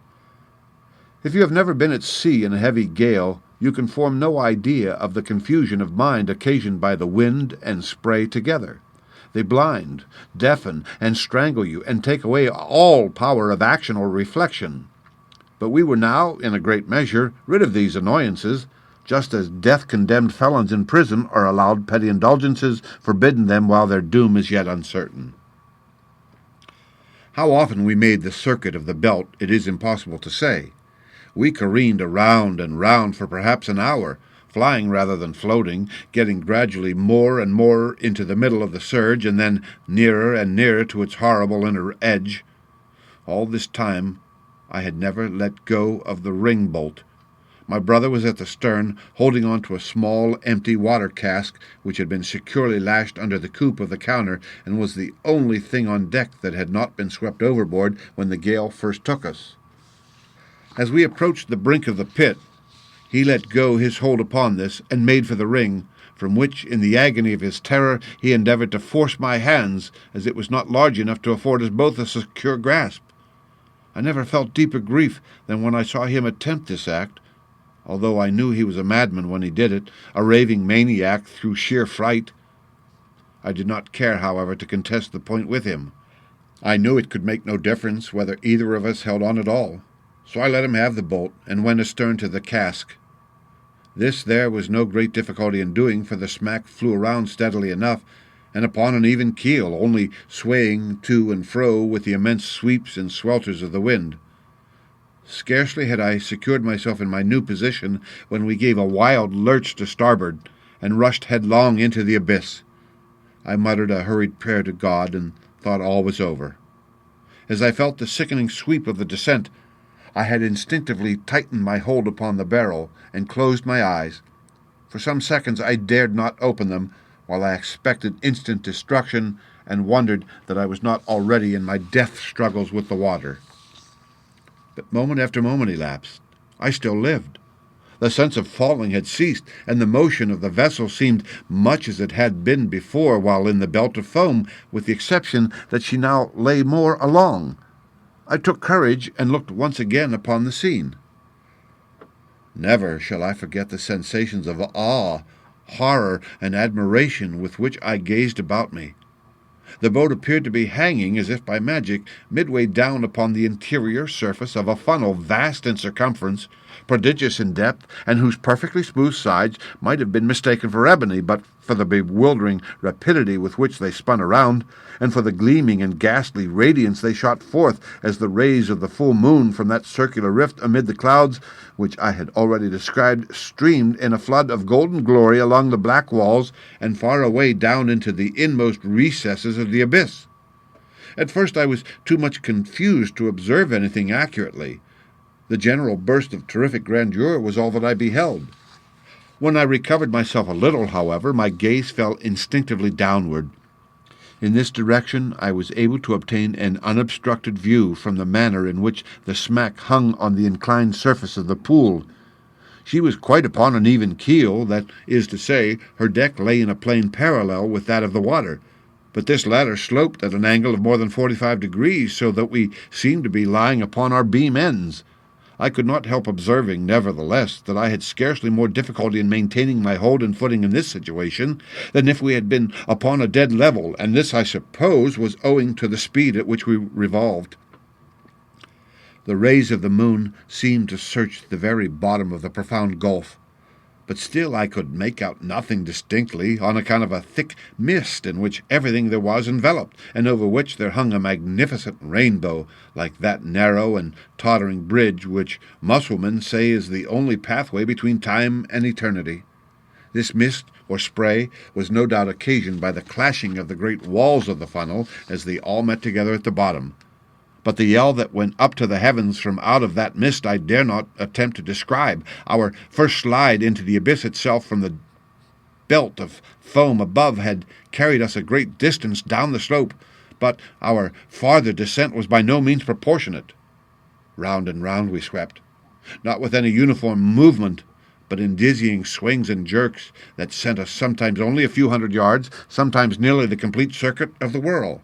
Our progress downward at each revolution was slow but very perceptible. Looking about me upon the wide waste of liquid ebony on which we were thus borne, I perceived that our boat was not the only object in the embrace of the whirl. Both above and below us were visible fragments of vessels, large masses of building timber, and trunks of trees, with many smaller articles such as pieces of house furniture, broken boxes, barrels, and staves. I have already described the unnatural curiosity which had taken the place of my original terrors. It appeared to grow upon me as I drew nearer and nearer to my dreadful doom. I now began to watch with a strange interest the numerous things that floated in our company. I must have been delirious, for I even sought amusement in speculating upon the relative velocities of their several descents toward the foam below. "This fir tree," I found myself at one time saying, "will certainly be the next thing that takes the awful plunge and disappears." And then I was disappointed to find that the wreck of a Dutch merchant ship overtook it and went down before. At length, after making several guesses of this nature and being deceived in all, this fact, the fact of my invariable miscalculation, set me upon a train of reflection that made my limbs again tremble and my heart beat heavily once more. It was not a new terror that thus affected me, but the dawn of a more exciting hope. This hope arose partly from memory and partly from present observation. I called to mind the great variety of buoyant matter that strewed the coast of Lofoden, having been absorbed and then thrown forth by the Moskoe Stroom. By far the greater number of the articles were shattered in the most extraordinary way, so chafed and roughened as to have the appearance of being stuck full of splinters. But then I distinctly recollected that there were some of them which were not disfigured at all. Now I could not account for this difference, except by supposing that the roughened fragments were the only ones which had been completely absorbed, that the others had entered the whirl at so late a period of the tide, or for some reason had descended so slowly after entering, that they did not reach the bottom before the turn of the flood came, or out of the ebb, as the case might be. I conceived it possible in either instance that they might thus be whirled up again to the level of the ocean without undergoing the fate of those which had been drawn in more early or absorbed more rapidly. I made also 3 important observations. The first was that, as a general rule, the larger the bodies were, the more rapid their descent. The second, that between 2 masses of equal extent, the one spherical and the other of any other shape, the superiority in speed of descent was with the sphere. The third, that between 2 masses of equal size, the one cylindrical and the other of any other shape, the cylinder was absorbed the more slowly. Since my escape, I have had several conversations on this subject with an old schoolmaster of the district, and it was from him that I learned the use of the words cylinder and sphere. He explained to me, although I have forgotten the explanation, how what I observed was, in fact, the natural consequence of the forms of the floating fragments, and showed me how it happened that a cylinder, swimming in a vortex, offered more resistance to its suction and was drawn in with greater difficulty than an equally bulky body of any form whatever. There was one startling circumstance which went a great way in enforcing these observations, and rendering me anxious to turn them to account, and this was that at every revolution we passed something like a barrel, or else the yard or the mast of a vessel, while many of these things which had been on our level when I first opened my eyes upon the wonders of the whirlpool were now high up above us, and seemed to have moved but little from their original station. I no longer hesitated what to do. I resolved to lash myself securely to the water cask upon which I now held, to cut it loose from the counter, and to throw myself with it into the water. I attracted my brother's attention by signs, pointing to the floating barrels that came near us, and did everything in my power to make him understand what I was about to do. I thought at length that he comprehended my design, but whether this was the case or not, he shook his head despairingly, and refused to move from his station by the ring-bolt. It was impossible to reach him. The emergency admitted of no delay, and so, with a bitter struggle, I resigned him to his fate, fastened myself to the cask by means of the lashings which secured it to the counter, and precipitated myself with it into the sea without another moment's hesitation. The result was precisely what I had hoped it might be, as it is myself who now tell you this tale, as you see that I did escape. And as you are already in possession of the mode in which this escape was effected, and must therefore anticipate all that I have farther to say, I will bring my story quickly to conclusion. It might have been an hour or thereabout after my quitting the smack, when, having descended to a vast distance beneath me, it made 3 or 4 wild gyrations in rapid succession, and bearing my loved brother with it, plunged headlong at once and forever into the chaos of foam below. The barrel to which I was attached sunk very little farther than half the distance between the bottom of the gulf and the spot at which I leaped overboard before a great change took place in the character of the whirlpool. The slope of the sides of the vast funnel became momently less and less steep. The gyrations of the whirl grew gradually less and less violent. By degrees the froth and the rainbow disappeared, and the bottom of the gulf seemed slowly to uprise. The sky was clear, the winds had gone down, and the full moon was setting radiantly in the west when I found myself on the surface of the ocean, in full view of the shores of 𝔈𝔠𝔤, and above the spot where the pool of the Moscow Strom had been. It was the hour of the slack, but the sea still heaved in mountainous waves from the effects of the hurricane. I was borne violently into the channel of the Strom, and in a few minutes was hurried down the coast into the grounds of the fishermen. A boat picked me up, exhausted from fatigue, and now that the danger was removed, speechless from the memory of its horror. Those who drew me on board were my old mates and daily companions, but they knew me no more than they would have known a traveller from the spirit land. My hair, which had been raven black the day before, was as white as you see it now. They say, too, that the whole expression of my countenance had changed. I told them my story. They did not believe it. I now tell it to you, and I can scarcely expect you to put more faith in it than did the merry fishermen of 𝔈𝔠𝔤. End of story. The Domain of Arnheim by Edgar Allan Poe. The garden like a lady fair was cut, that lay as if she slumbered in delight, and to the open skies her eyes did shut. The azure fields of heaven were assembled right in a large round, set with flowers of light. The flowers de luce, and the round sparks of dew, that hung upon their azure leaves did shew, like twinkling stars that sparkled in the evening blue. Giles Fletcher. From his cradle to his grave a gale of prosperity bore my friend Ellison along. Nor do I use the word prosperity in its mere worldly sense. I mean it as synonymous with happiness. The person of whom I speak seemed born for the purpose of foreshadowing the doctrines of Turgot, Price, Priestley, and Condorcet. of exemplifying by individual instance what has been deemed the chimera of the perfectionists. In the brief existence of Ellison, I fancy that I have seen refuted the dogma that in every man's nature lies some hidden principle, the antagonist of bliss.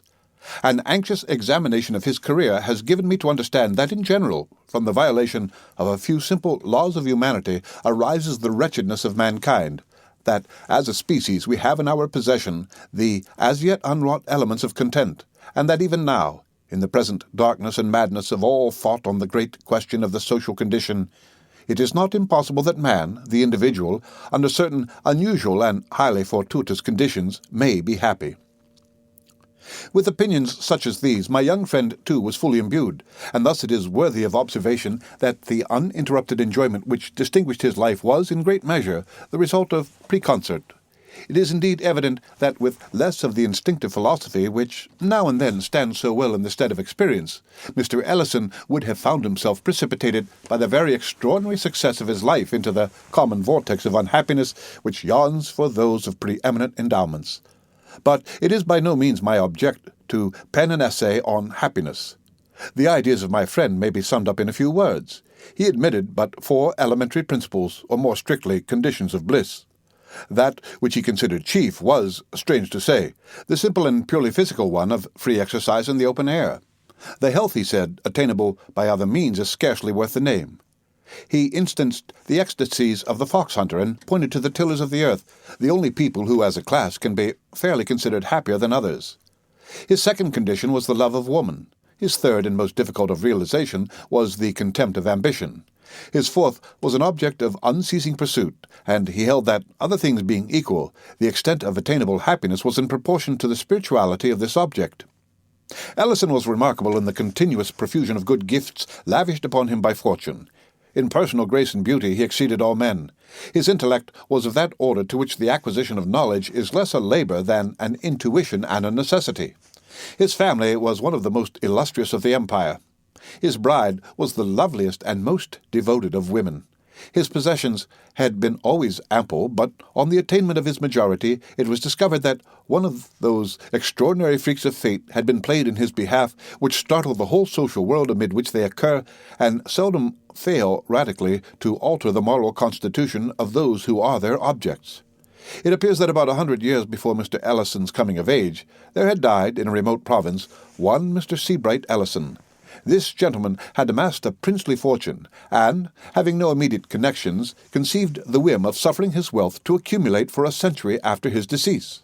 Minutely and sagaciously directing the various modes of investment, he bequeathed the aggregate amount to the nearest of blood bearing the name of Ellison, who should be alive at the end of the 100 years.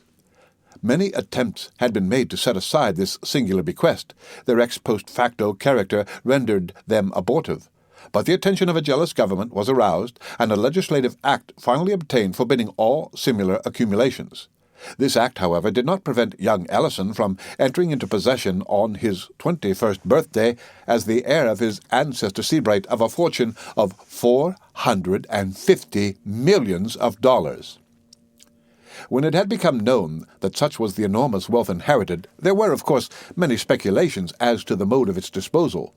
The magnitude and the immediate availability of the sum bewildered all who thought on the topic.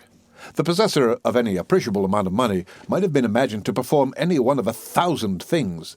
With riches merely surpassing those of any citizen, it would have been easy to suppose him engaging to supreme excess in the fashionable extravagances of his time, or busying himself with political intrigue, or aiming at ministerial power, or purchasing increase of nobility, or collecting large museums of virtue, or playing the munificent patron of letters, of science, of art, or endowing and bestowing his name upon extensive institutions of charity.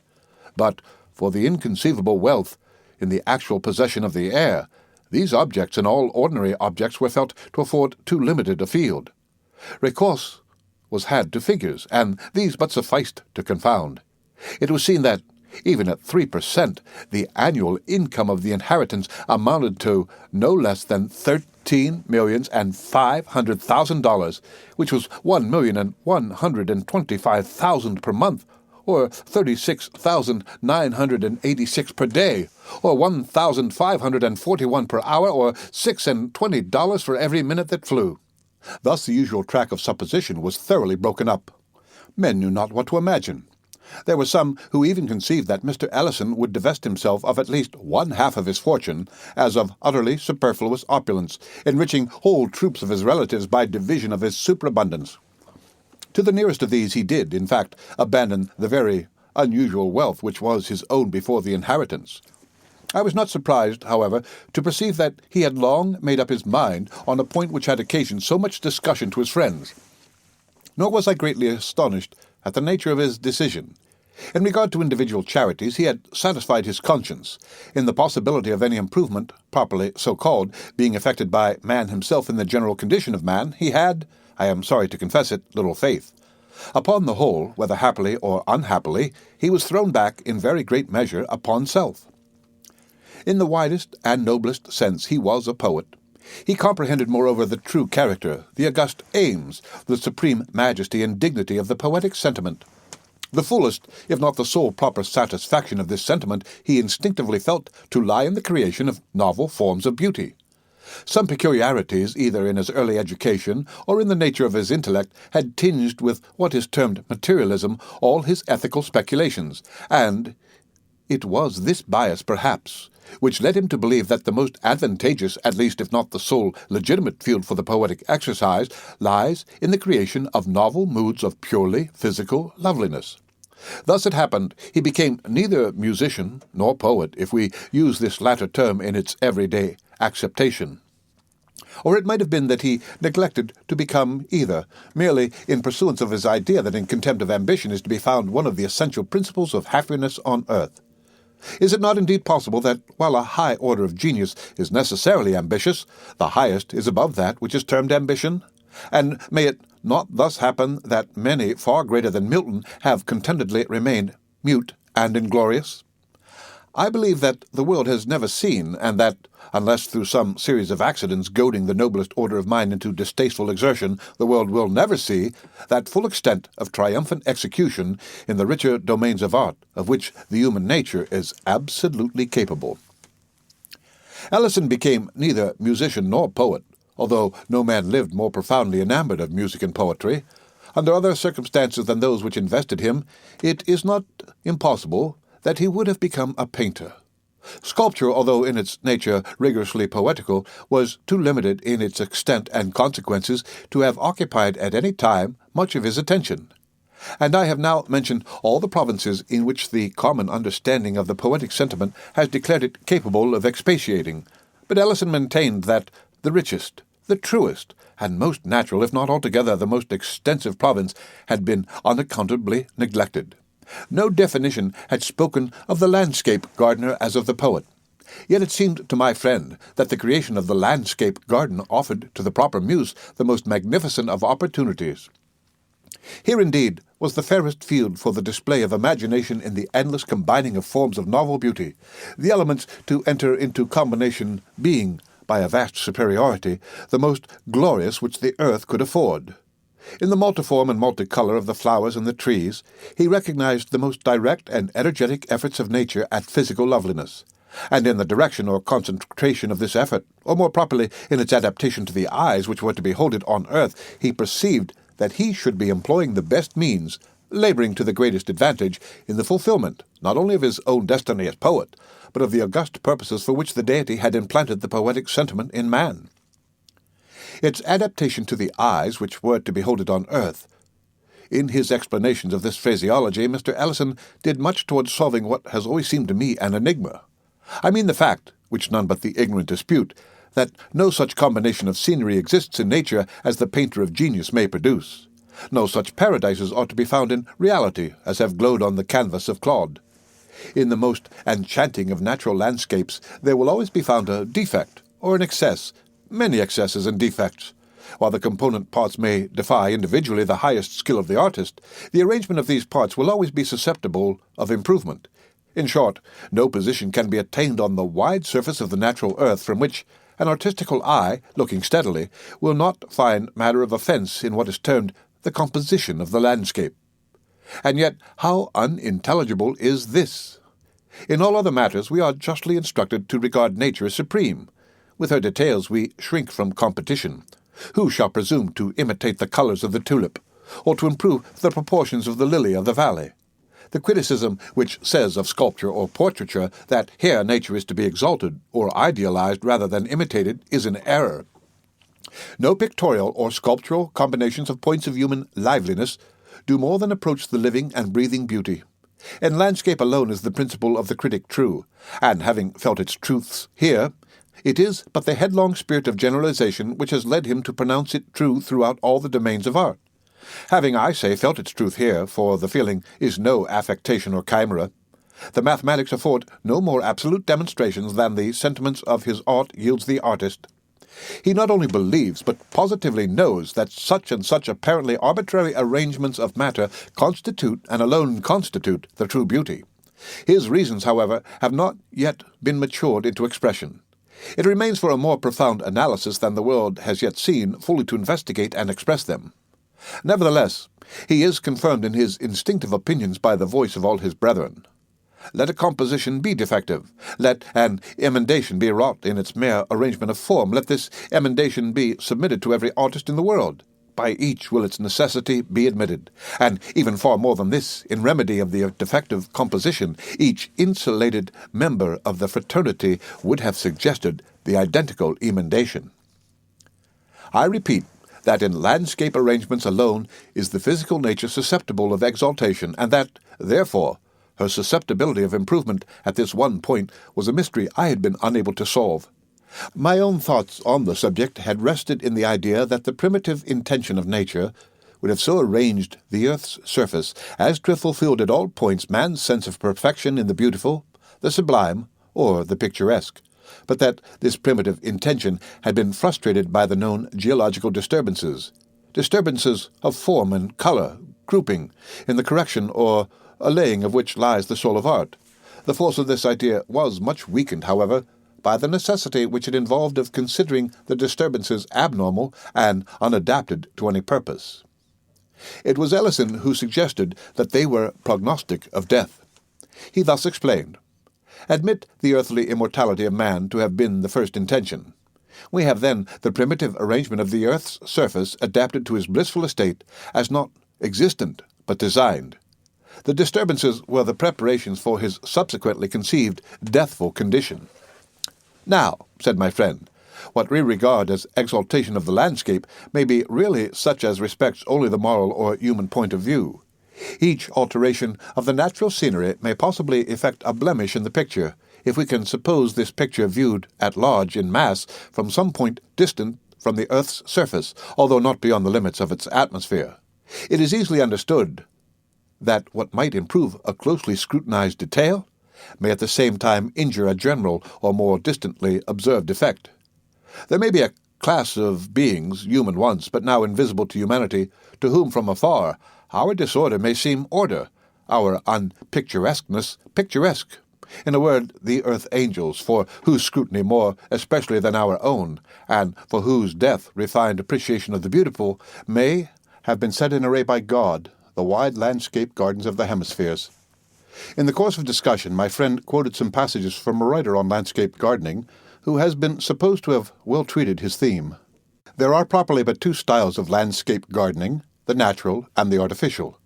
One seeks to recall the original beauty of the country by adapting its means to the surrounding scenery, cultivating trees in harmony with the hills or plain of the neighboring land, detecting and bringing into practice those nice relations of size, proportion, and color which, hid from the common observer, are revealed everywhere to the experienced student of nature.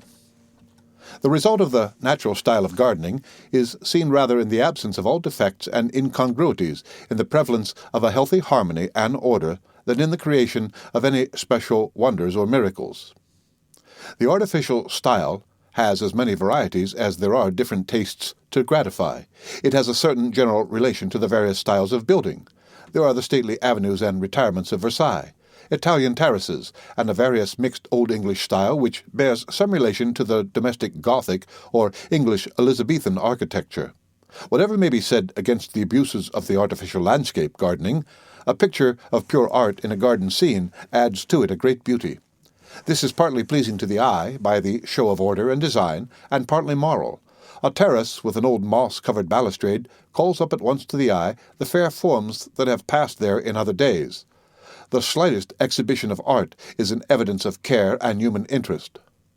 "From what I have already observed," said Ellison, "you will understand that I reject the idea here expressed of recalling the original beauty of the country.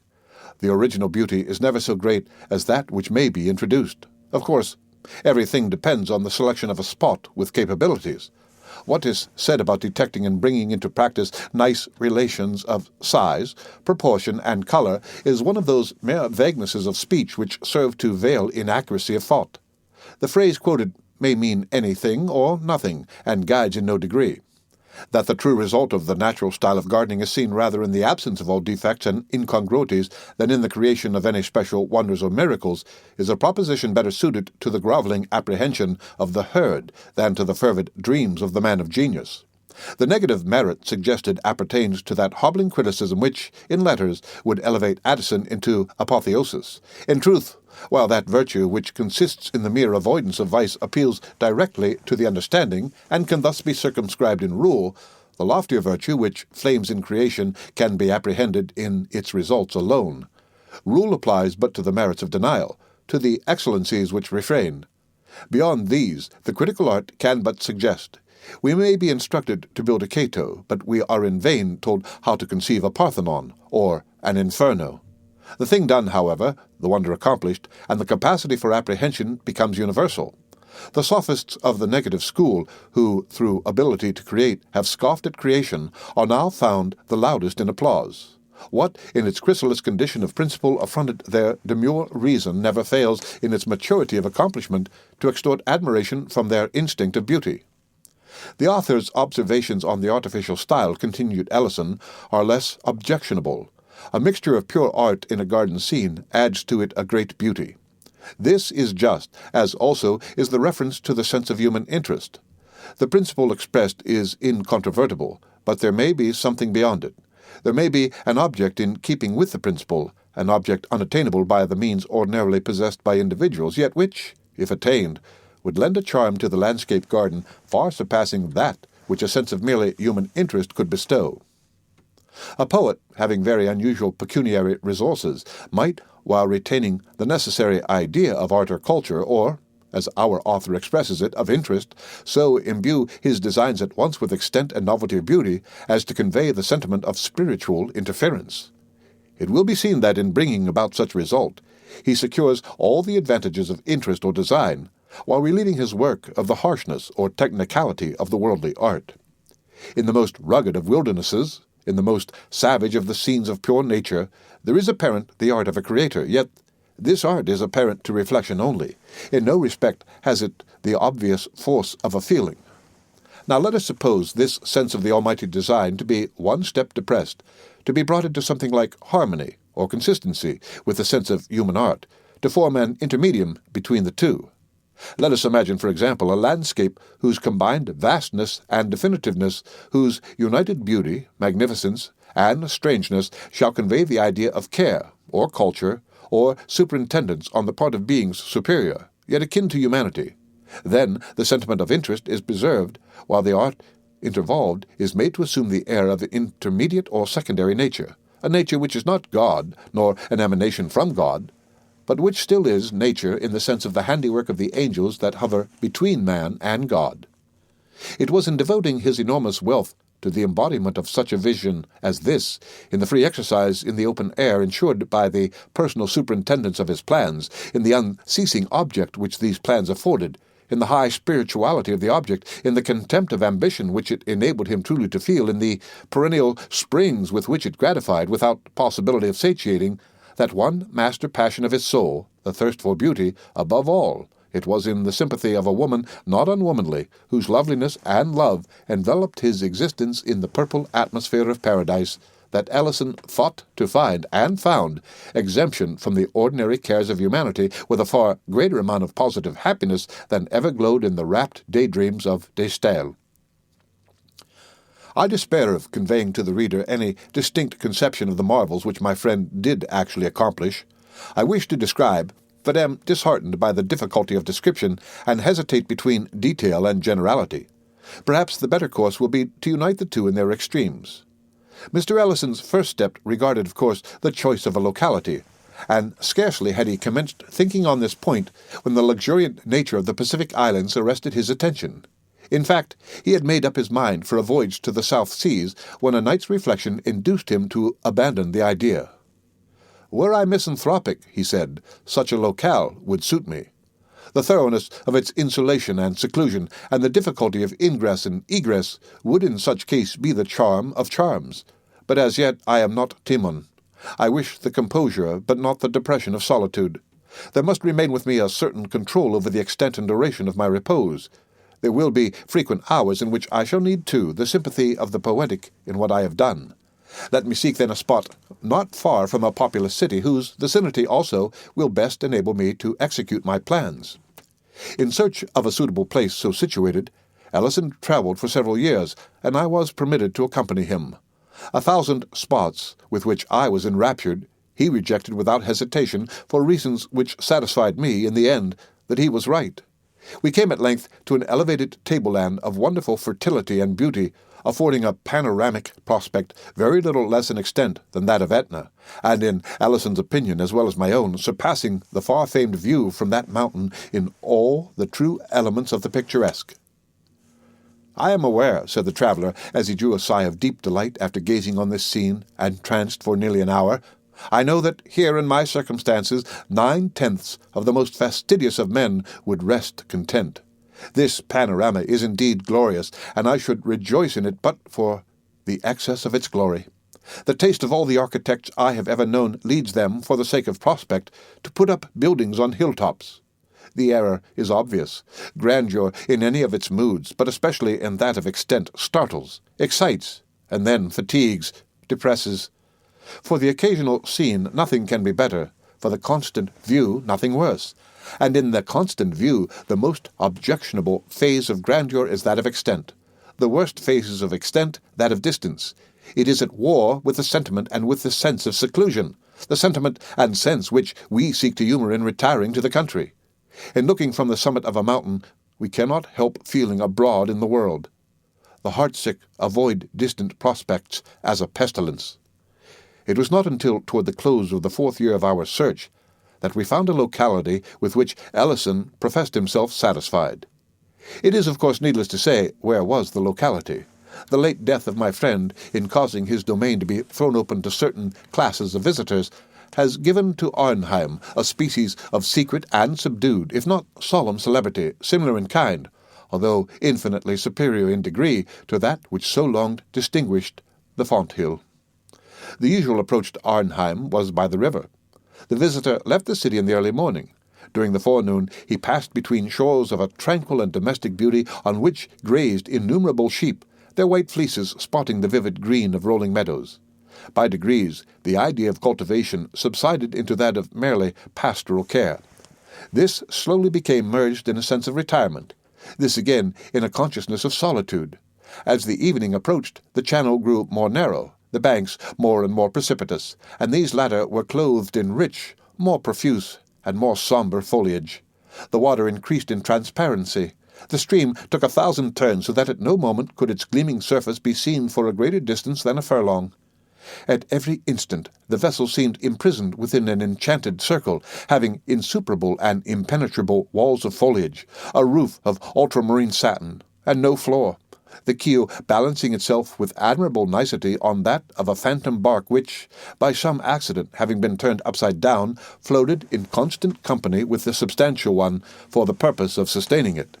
The channel now became a gorge, although the term is somewhat inapplicable, and I employ it merely because the language has no word which better represents the most striking, not the most distinctive feature of the scene. The character of gorge was maintained only in the height and parallelism of the shores. It was lost altogether in their other traits. The walls of the ravine, through which the clear water still tranquilly flowed, arose to an elevation of 100 and occasionally of 150 feet, and inclined so much toward each other as, in a great measure, to shut out the light of day, while the long, plume-like moss which depended densely from the intertwining shrubberies overhead gave the whole chasm an air of funereal gloom. The windings became more frequent and intricate, and seemed often as if returning in upon themselves, so that the voyager had long lost all idea of direction. He was, moreover, enwrapped in an exquisite sense of the strange. The thought of nature still remained, but her character seemed to have undergone a modification. There was a weird symmetry, a thrilling uniformity, a wizard propriety in these her works. Not a dead branch, not a withered leaf, not a stray pebble, not a patch of the brown earth was anywhere visible. The crystal water welled up against the clean granite or the unblemished moss, with a sharpness of outline that delighted while it bewildered the eye. Having threaded the mazes of this channel for some hours, the gloom deepening every moment, a sharp and unexpected turn of the vessel brought it suddenly, as if dropped from heaven, into a circular basin of very considerable extent when compared with the width of the gorge. It was about 200 yards in diameter, and girt in at all points but one, that immediately fronting the vessel as it entered, by hills equal in general height to the walls of the chasm, although of a thoroughly different character. Their sides sloped from the water's edge at an angle of some 45 degrees, and they were clothed from base to summit, not a perceptible point escaping, in a drapery of the most gorgeous flower blossoms, scarcely a green leaf being visible among the sea of odorous and fluctuating colour. This basin was of great depth, but so transparent was the water that the bottom, which seemed to consist of a thick mass of small, round alabaster pebbles, was distinctly visible by glimpses, that is to say, whenever the eye could permit itself not to see far down in the inverted heaven the duplicate blooming of the hills.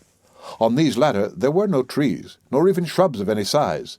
The impression wrought on the observer were those of richness, warmth, colour, quietude, uniformity, softness, delicacy, daintiness, voluptuousness, and a miraculous extremeness of culture that suggested dreams of a new race of fairies, laborious, tasteful, magnificent, and fastidious. But as the eye traced upward the myriad-tinted slope, from its sharp junction with the water to its vague termination amid the folds of overhanging cloud, it became indeed difficult not to fancy a panoramic cataract of rubies, sapphires, opals, and golden onyxes rolling silently out of the sky. The visitor, shooting suddenly into this bay from out the gloom of the ravine, is delighted but astounded by the full orb of the declining sun, which he had supposed to be already far below the horizon, but which now confronts him and forms the sole termination of an otherwise limitless vista seen through another chasm, like rift in the hills. But here the voyager quits the vessel which has borne him so far, and descends into a light canoe of ivory stained with arabesque devices in vivid scarlet, both within and without. The poop and beak of this boat arise high above the water with sharp points, so that the general form is that of an irregular crescent. It lies on the surface of the bay with the proud grace of a swan. On its ermine floor reposes a single feathery paddle of satin wood, but no oarsman or attendant is to be seen. The guest is bidden to be of good cheer, that the fates will take care of him. The larger vessel disappears, and he is left alone in the canoe, which lies apparently motionless in the middle of the lake. While he, however, he becomes aware of a gentle movement in the fairy bark. It slowly swings itself around until its prow points toward the sun. It advances with a gentle but gradually accelerated velocity, while the slight ripples it creates seem to break about the ivory side in divinest melody, seem to offer the only possible explanation of the soothing yet melancholy music, for whose unseen origin the bewildered voyager looks around him in vain. The canoe steadily proceeds, and the rocky gate of the vista is approached so that its depths can be more distinctly seen. To the right arise a chain of lofty hills rudely and luxuriantly wooded. It is observed, however, that the trait of exquisite cleanness where the bank dips into the water still prevails. There is not one token of the usual river debris. To the left, the character of the scene is softer and more obviously artificial. Here the bank slopes upward from the stream in a very gentle ascent, forming a broad sward of grass of a texture resembling nothing so much as velvet, and of a brilliancy of green which would bear comparison with the tint of the purest emerald. This plateau varies in width from 10 to 300 yards, reaching from the river bank to a wall 50 feet high, which extends in an infinity of curves, but following the general direction of the river until lost in the distance to the westward. This wall is of one continuous rock, and has been formed by cutting perpendicularly the once rugged precipice of the stream's southern bank, but no trace of the labour has been suffered to remain. The chiseled stone has the hue of ages, and is profusely overhung and overspread with the ivy, the coral honeysuckle, the eglantine, and the clematis. The uniformity of the top and bottom lines of the wall is fully relieved by occasional trees of gigantic height, growing singly or in small groups, both along the plateau and in the domain behind the wall, but in close proximity to it, so that frequent limbs, of the black walnut especially, reach over and dip their pendant extremities into the water.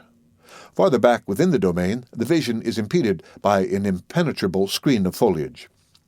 These things are observed during the canoe's gradual approach to what I have called the gate of the vista. On drawing near to this, however, its chasm-like appearance vanishes. A new outlet from the bay is discovered to the left, in which direction the wall is also seen to sweep, still following the general course of the stream. Down this new opening the eye cannot penetrate very far, for the stream, accompanied by the wall, still bends to the left until both are swallowed up by the leaves. The boat nevertheless glides magically into the winding channel, and here the shore opposite the wall is found to resemble that opposite the wall in the straight vista. Lofty hills rising occasionally into mountains, and covered with vegetation in wild luxuriance, still shut in the scene. Floating gently onward, but with a velocity slightly augmented, the voyager, after many short turns, finds his progress apparently barred by a gigantic gate, or rather door of burnished gold, elaborately carved and fretted, and reflecting the direct rays of the now fast-sinking sun with an effulgence that seems to wreathe the whole surrounding forest in flames. This gate is inserted in the lofty wall, which here appears to cross the river at right angles. In a few moments, however, it is seen that the main body of the water still sweeps in a gentle and extensive curve to the left, the wall following it as before, while a stream of considerable volume, diverging from the principal one, makes its way with a slight ripple under the door and is thus hidden from sight. The canoe falls into the lesser channel and approaches the gate. Its ponderous wings are slowly and musically expanded. The boat glides between them and commences a rapid descent into a vast amphitheatre entirely begirt with purple mountains, whose bases are laved by a gleaming river throughout the full extent of their circuit. Meantime, the whole paradise of Arnheim bursts upon the view. There is a gush of entrancing melody. There is an oppressive sense of strange, sweet odor. There is a dreamlike intermingling to the eye of tall, slender eastern trees, bosky shrubberies, flocks of golden and crimson birds, lily-fringed lakes, meadows of violets, tulips, poppies, hyacinths, and tuberoses, long intertangled lines of silver streamlets, and upspringing confusedly from amid all a mass of semi-Gothic, semi-Saracenic architecture, sustaining itself by miracle in mid-air, glittering in the red sunlight with 100 aureoles, minarets, and pinnacles, and seeming the phantom handiwork conjointly of the sylphs, of the fairies, of the genii, and of the gnomes. The End of the Domain of Arnheim by Edgar Allan Poe, read by Rick Kishner, forwarded to go on the web at fcit.usf.edu. A Poem by Edgar Allan Poe. The bowers whereat in dreams I see the wantonest singing birds are lips, and all thy melody of lip-begotten words, thine eyes, in heaven of heart enshrined, then desolately fall, O God, on my funereal mind, like starlight on a pall. Thy heart, I wake and sigh, and sleep to dream till day, of the truth that gold can never buy, of the baubles that it may. The End of a Poem by Edgar Allan Poe, first published in 1829, read by Rick Kishner, forwarded to go on the web at fcit.usf.edu. ℚ by Edgar Allan Poe.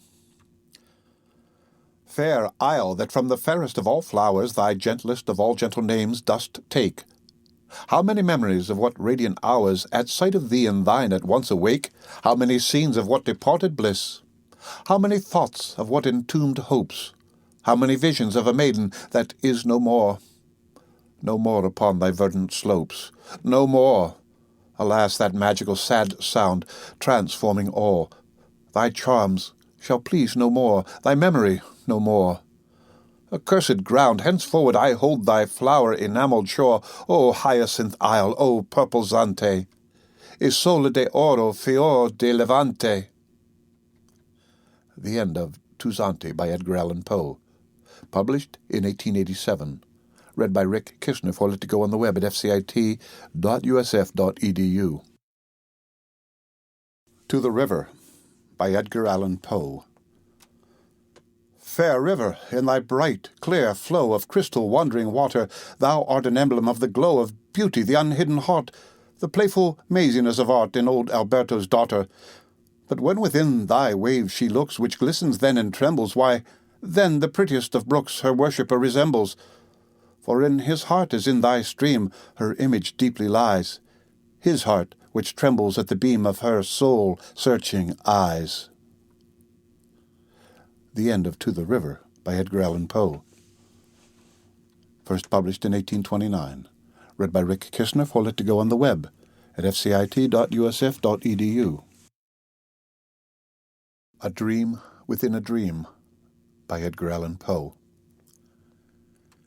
Take this kiss upon the brow, and in parting from you now, thus much let me avow. You are not wrong, who deem that my days have been a dream. Yet if hope has flown away in a night, or in a day, in a vision or in none, is it therefore the less gone? All that we see or seem is but a dream within a dream. I stand amid the roar of a surf-tormented shore, and I hold within my hand grains of the golden sand. How few! Yet how they creep through my fingers to the deep, while I weep, while I weep. O God, can I not grasp them with a tighter clasp? O God, can I not save one from the pitiless wave? Is all that we see or seem but a dream within a dream? The End of A Dream Within a Dream by Edgar Allan Poe, published in 1849. Read by Rick Kishner for Let It Go on the web at fcit.usf.edu.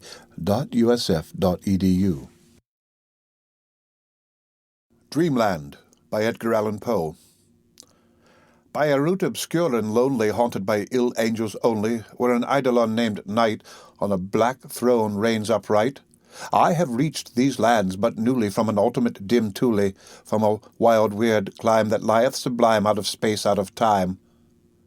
Bottomless vales and boundless floods, and chasms, and caves, and titan woods, with forms that no man can discover, for the dew that drip all over mountains, toppling evermore into seas without a shore, seas that restlessly aspire, surging unto skies of fire, lakes that endlessly outspread their lone waters, lone and dead, their still waters, still and chilly, with the snows of the lolling lily. By the lakes that thus outspread their lone waters, lone and dead, their sad waters, sad and chilly, with the snows of the lolling lily.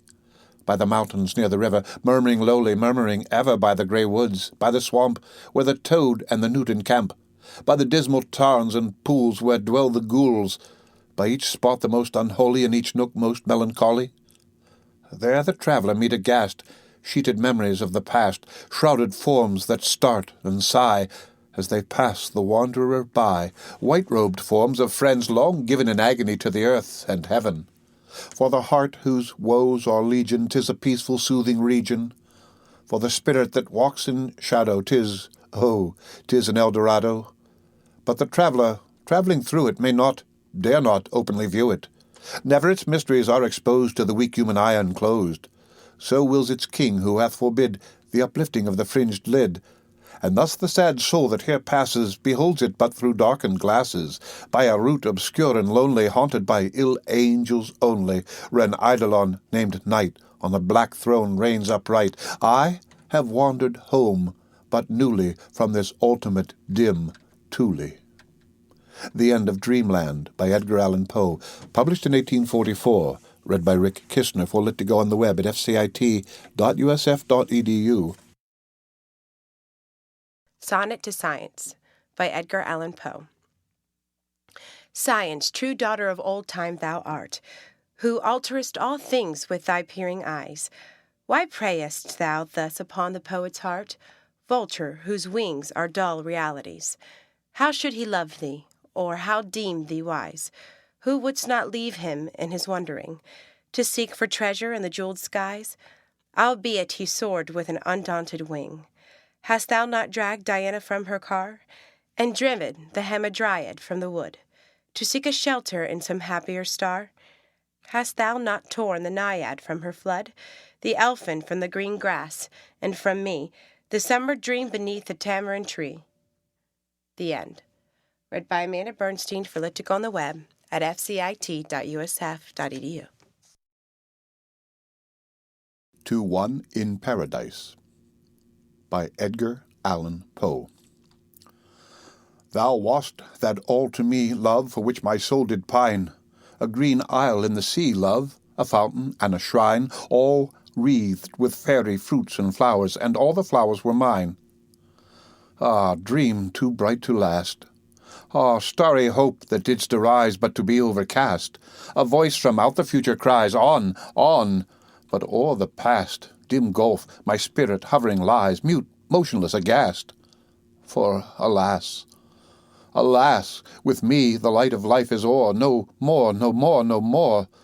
Such language holds the solemn sea to the sands upon the shore, shall bloom the thunder-blasted tree, or the stricken eagle soar, and all my days are trances, and all my nightly dreams are where thy dark eye glances, and where thy footstep gleams, in what ethereal dances, by what eternal streams.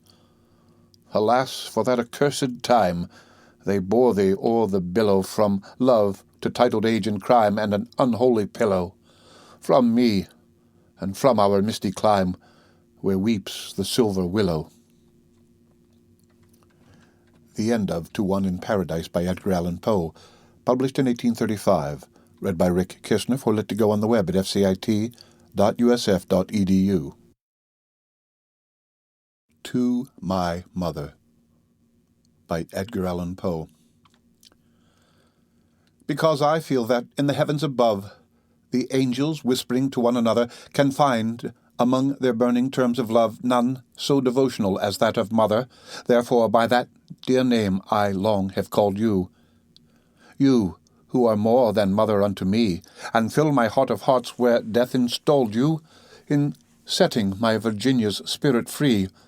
My mother, my own mother, who died early, was but the mother of myself. But you are mother to the one I loved so dearly, and thus are dearer than the mother I knew, by that infinity with which my wife was dearer to my soul than its soul life. Editorial note: this above poem was addressed to the poet's mother-in-law, Mrs. Clem. The End of To My Mother by Edgar Allan Poe, published in 1849, and read by Rick Kistner for Lit to Go on the web at fcit.usf.edu.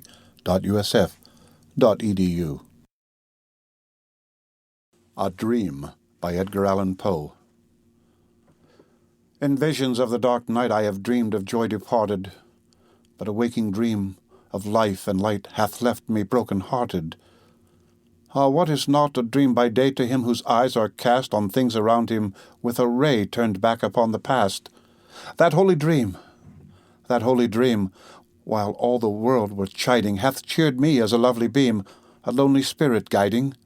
What though that light through storm and night so trembled from afar, what could there be more purely bright in truth's day star? The End of a Dream by Edgar Allan Poe, first published in 1837 and read by Rick Kistner for Lit to Go on the web at fcit.usf.edu. Dreams by Edgar Allan Poe. Oh, that my young life were a lasting dream, my spirit not awakening till the beam of an eternity should bring the morrow. Yes, though that long dream were of hopeless sorrow, 'twere better than the cold reality of waking life to him whose heart must be, and hath been still, upon the lovely earth, a chaos of deep passion from his birth. But should it be that dreams eternally continuing as dreams have been to me in my young boyhood, should it thus be given, 'twere folly still to hope for higher heaven, for I have revelled when the sun was bright in the summer sky, and dreams of living light and loveliness have left my very heart inclines of my imaginary apart. From mine own home, with beings that have been of mine own thought, what more could I have seen? 'Twas once, and only once, and the wild hour from my remembrance shall not pass, some power or spell had bound me.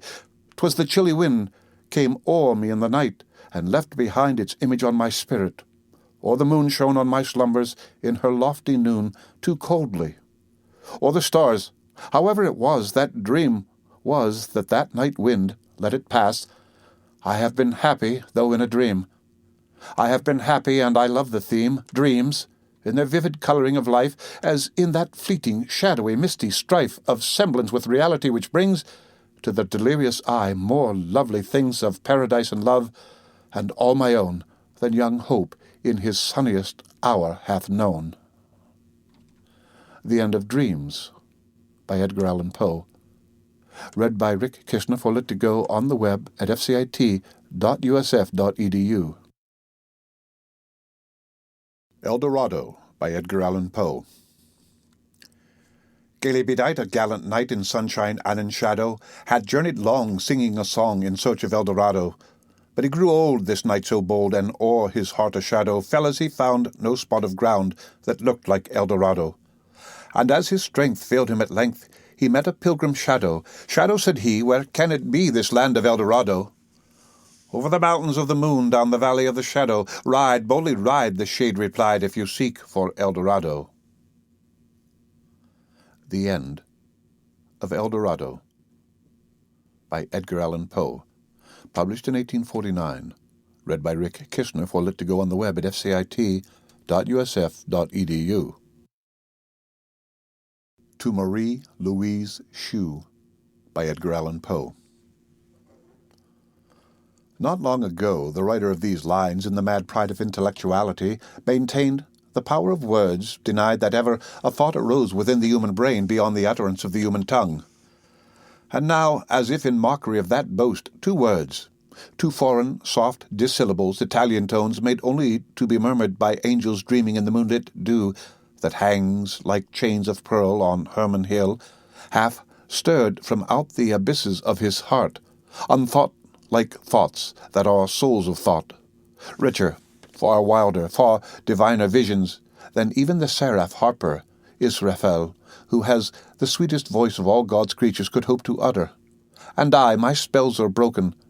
The pen falls powerless from my shivering hand. With thy dear name as text, though hidden by thee, I cannot write, I cannot speak or think. Alas, I cannot feel, for 'tis not feeling, this standing motionless upon the golden threshold of the wide-open gate of dreams, gazing, entranced, adown the gorgeous vista, and thrilling as I see upon the right, upon the left, and all the way along amid empurpled vapours far away, to where the prospect terminates, thee only. The End of To Marie Louise Shoe, by Edgar Allan Poe. Read by Rick Kishner for lit2go on the web at fcit.usf.edu. Elizabeth, by Edgar Allan Poe. Elizabeth, it surely is most fit, logic and common usage so commanding, in thy own book that first thy name be writ, Zeno and other sages notwithstanding. And I have other reasons for so doing. Besides my innate love of contradiction, each poet, if a poet, in pursuing, the muses throw their bowers of truth or fiction, has studied very little of his part, read nothing, written less, in short's a fool, endued with neither soul, nor sense, nor art, being ignorant of one important rule, employed in even the theses of the school, called, I forget the heathenish Greek name, called anything, its meaning is the same, always write first things uppermost, in the heart. The End. Read by Tony Walker, for lit2go on the web at fcit.usf.edu. To Marie Louise Shoe, by Edgar Allan Poe. Of all who hail thy presence as the morning, of all to whom thine absence is the night, the blotting utterly from out high heaven, the sacred sun, of all who, weeping, bless thee hourly for hope, for life, above all, for the resurrection of deep-buried faith in truth, in virtue, in humanity, of all who on despair's unhallowed bed lying down to die have suddenly arisen at thy soft-murmured words, let there be light. At thy soft-murmured words, that were fulfilled in thy seraphic glancing of thine eyes, of all who owe thee most, whose gratitude nearest resembles worship, oh, remember the truest, the most fervently devoted, and think that these weak lines are written by him who, as he pens them, thrills to think his spirit is communing with an angel's. The end of To Marie Louise Shoe by Edgar Allan Poe, published in 1847, and read by Rick Kistner for Lit to Go on the web at fcit.usf.edu.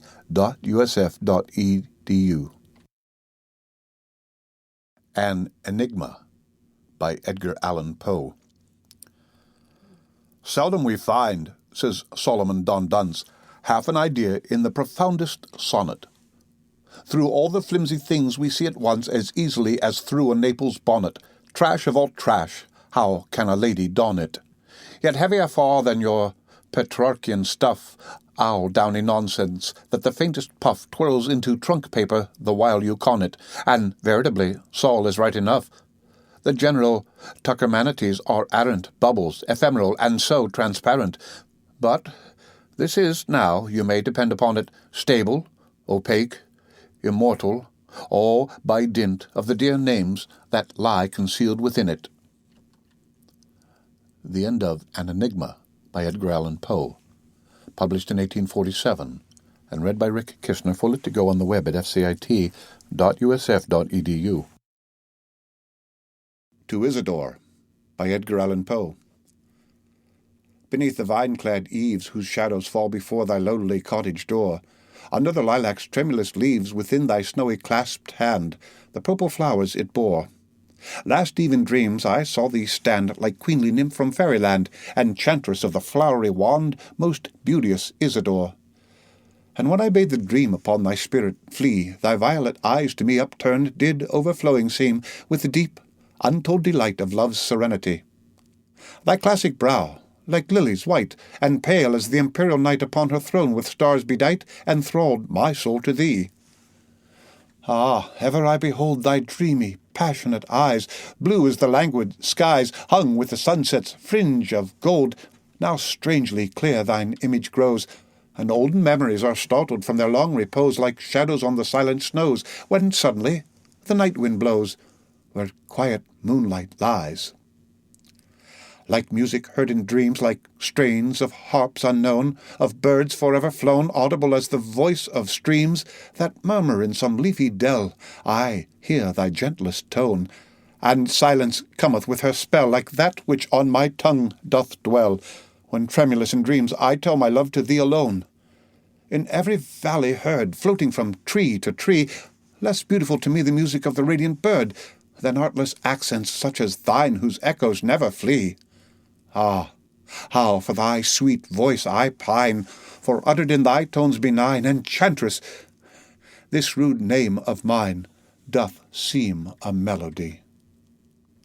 The end of To Isidore by Edgar Allan Poe, read by Rick Kistner for Lit to Go on the web at fcit.usf.edu. Eulalie by Edgar Allan Poe. I dwelt alone in a world of moan, and my soul was a stagnant tide, till the fair and gentle Eulalie became my blushing bride, till the yellow-haired young Eulalie became my smiling bride. Ah, less bright the stars of the night than the eyes of this radiant girl, and never a flake that the vapour can make with the moon tints of purple and pearl can vie with the modest Eulalie's most unregarded curl, can compare with the bright-eyed Eulalie's most humble and careless curl. Now doubt, now pain, come never again, for her soul gives me sigh for sigh, and all day long shines bright and strong, astart within the sky, while ever to her dear Eulalie upturns her matron eye, while ever to her young Eulalie upturns her violet eye. The end of Eulalie by Edgar Allan Poe, published in 1845, read by Rick Kistner for Lit to Go on the web at fcit.usf.edu. To Helen by Edgar Allan Poe. I saw thee once only, years ago. I must not say how many, but not many. It was a July midnight, and from out a full-orbed moon that, like thine own soul soaring, sought a precipitate pathway up through heaven, there fell a silvery, silken veil of light, with quietude and sultriness and slumber, upon the upturned faces of 1,000 roses that grew in an enchanted garden, where no wind dared to stir unless on tiptoe. Fell on the upturned faces of these roses that gave out in return for the love-light their odorous souls in an ecstatic death, fell on the upturned faces of these roses that smiled and died in this parterre enchanted. By thee, and by the poetry of thy presence, clad all in white upon a violet bank, I saw thee half reclining, while the moon fell on the upturned faces of the roses, and on thine own upturned, alas, in sorrow. Was it not fate that, on this July midnight, was it not fate, whose name is also sorrow, that bade me pause before that garden gate to breathe the incense of those slumbering roses? No footstep stirred. The hated world all slept, save only thee and me. O heaven, O God! How my heart beats in coupling those two words, save only thee and me. I paused, I looked, and in an instant all things disappeared.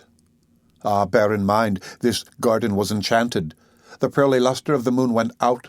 The mossy banks and the meandering paths, the happy flowers and the repining trees, were seen no more. The very roses' odours died in the arms of the adoring airs. All expired, save thee, save less than thou, save only the divine light in thine eyes, save but the soul in thine uplifted eyes. I saw but them, they were the world to me. I saw but them, saw only them for hours, saw only them until the moon went down. What wild heart history seemed to lie unwritten upon those crystalline celestial spheres! How dark a woe, yet how sublime a hope! How silently serene a sea of pride! How daring an ambition, yet how deep, how fathomless a capacity for love! But now, at length, dear Diane sank from sight into a western couch of thundercloud, and thou, a ghost amid the entombing trees, didst glide away. Only thine eyes remained. They would not go. They never yet have gone. Lighting my lonely pathway home that night, they have not left me, as my hopes have since. They follow me. They lead me through the years. They are my ministers, yet I their slave. Their office is to illumine and enkindle. My duty, to be saved by their bright light, and purified in their electric fire, and sanctified in their Elysian fire. They fill my soul with beauty, which is hope, and are far up in heaven, the stars I kneel to in the sad, silent watches of my night, while even in the meridian glare of day I see them still, two sweetly scintillant Venuses, unextinguished by the sun. The end of To Helen by Edgar Allan Poe, published in 1846, and read by Rick Kishner for Lit to Go on the web at fcit.usf.edu.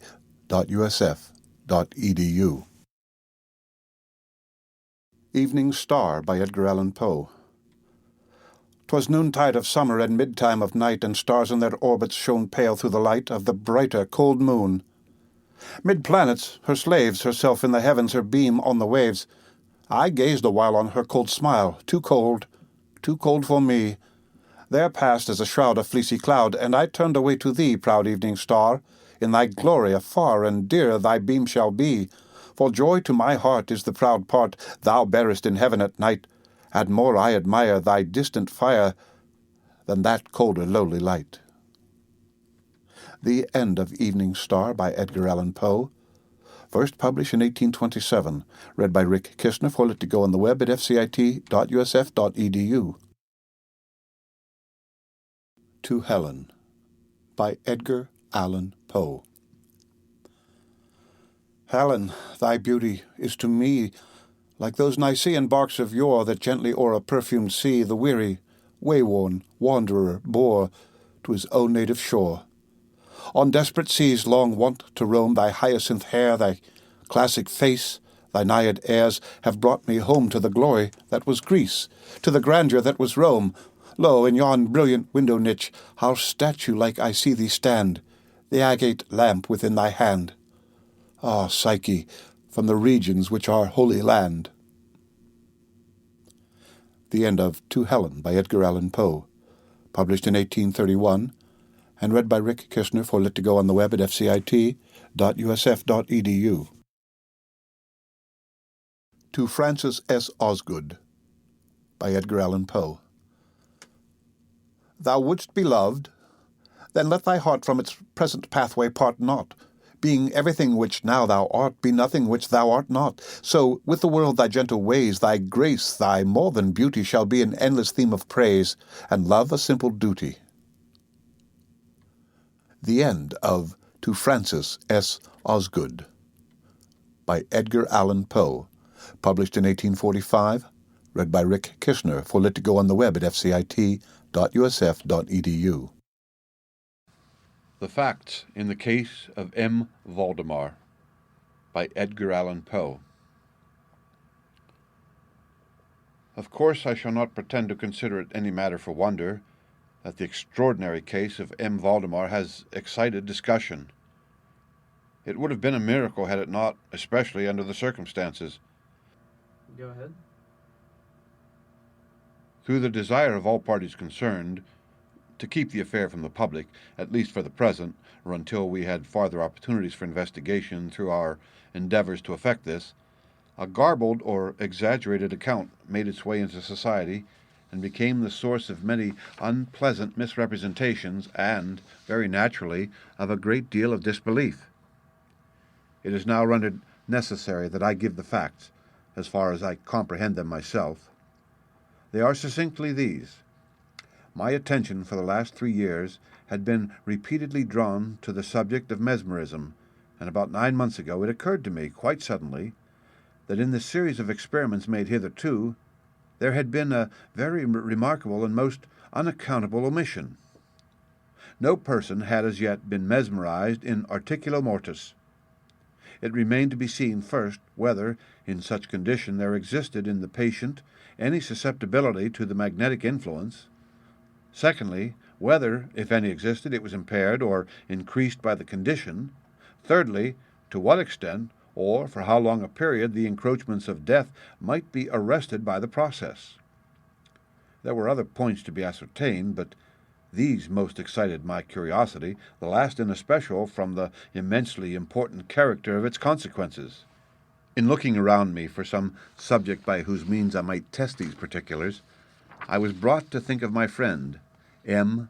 Ernest Valdemar, the well-known compiler of the Bibliothèque Forensica and author, under the nom de plume of Issachar Marx, of the Polish versions of Wallenstein and Gargantua.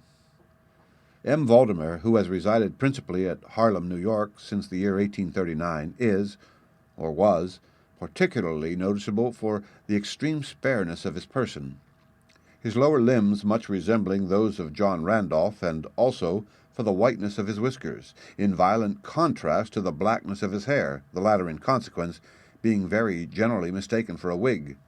His temperament was markedly nervous, and rendered him a good subject for mesmeric experiment. On 2 or 3 occasions I had put him to sleep with little difficulty, but was disappointed in other results which his peculiar constitution had naturally led me to anticipate. His will was at no period positively or thoroughly under my control, and in regard to clairvoyance, I could accomplish with him nothing to be relied upon. I always attributed my failure at these points to the disordered state of his health.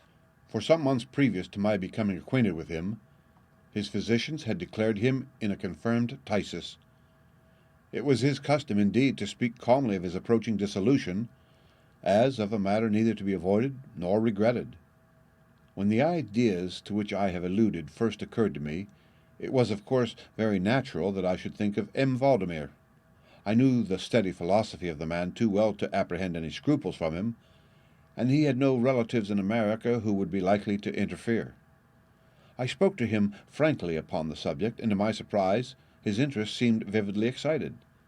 I say to my surprise, for although he had always yielded his person freely to my experiments, he had never before given me any tokens of sympathy with what I did.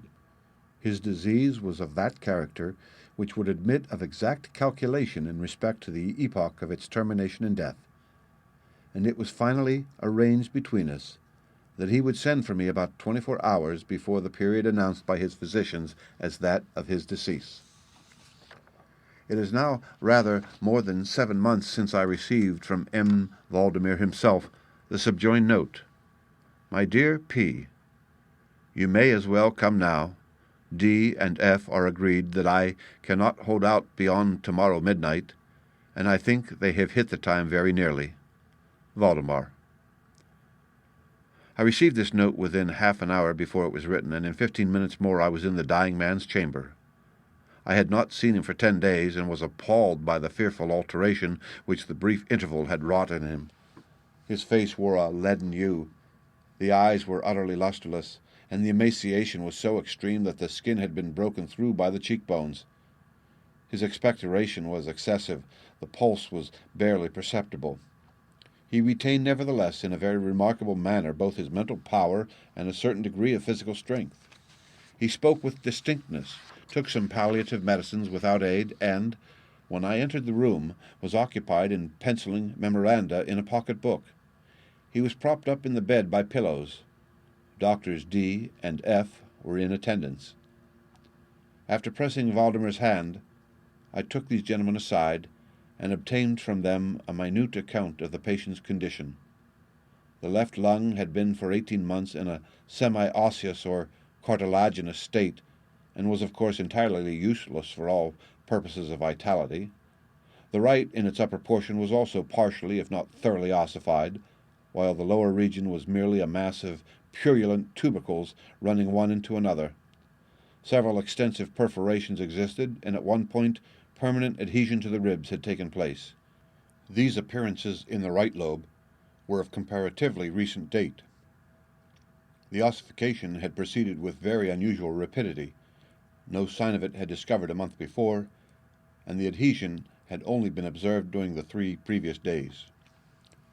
Independently of the phthisis, the patient was suspected of aneurysm of the aorta, but on this point the osseous symptoms rendered an exact diagnosis impossible. It was the opinion of both physicians that M. Valdemar would die about midnight on the morrow, Sunday. It was then 7 o'clock on Saturday evening. On quitting the invalid's bedside to hold conversations with myself, Doctors D. and F. had bidden him a final farewell. It had not been their intention to return, but at my request they agreed to look in upon the patient about 10 the next night. When they had gone, I spoke freely with M. Valdemar on the subject of his approaching dissolution, as well as, more particularly, of the experiment proposed.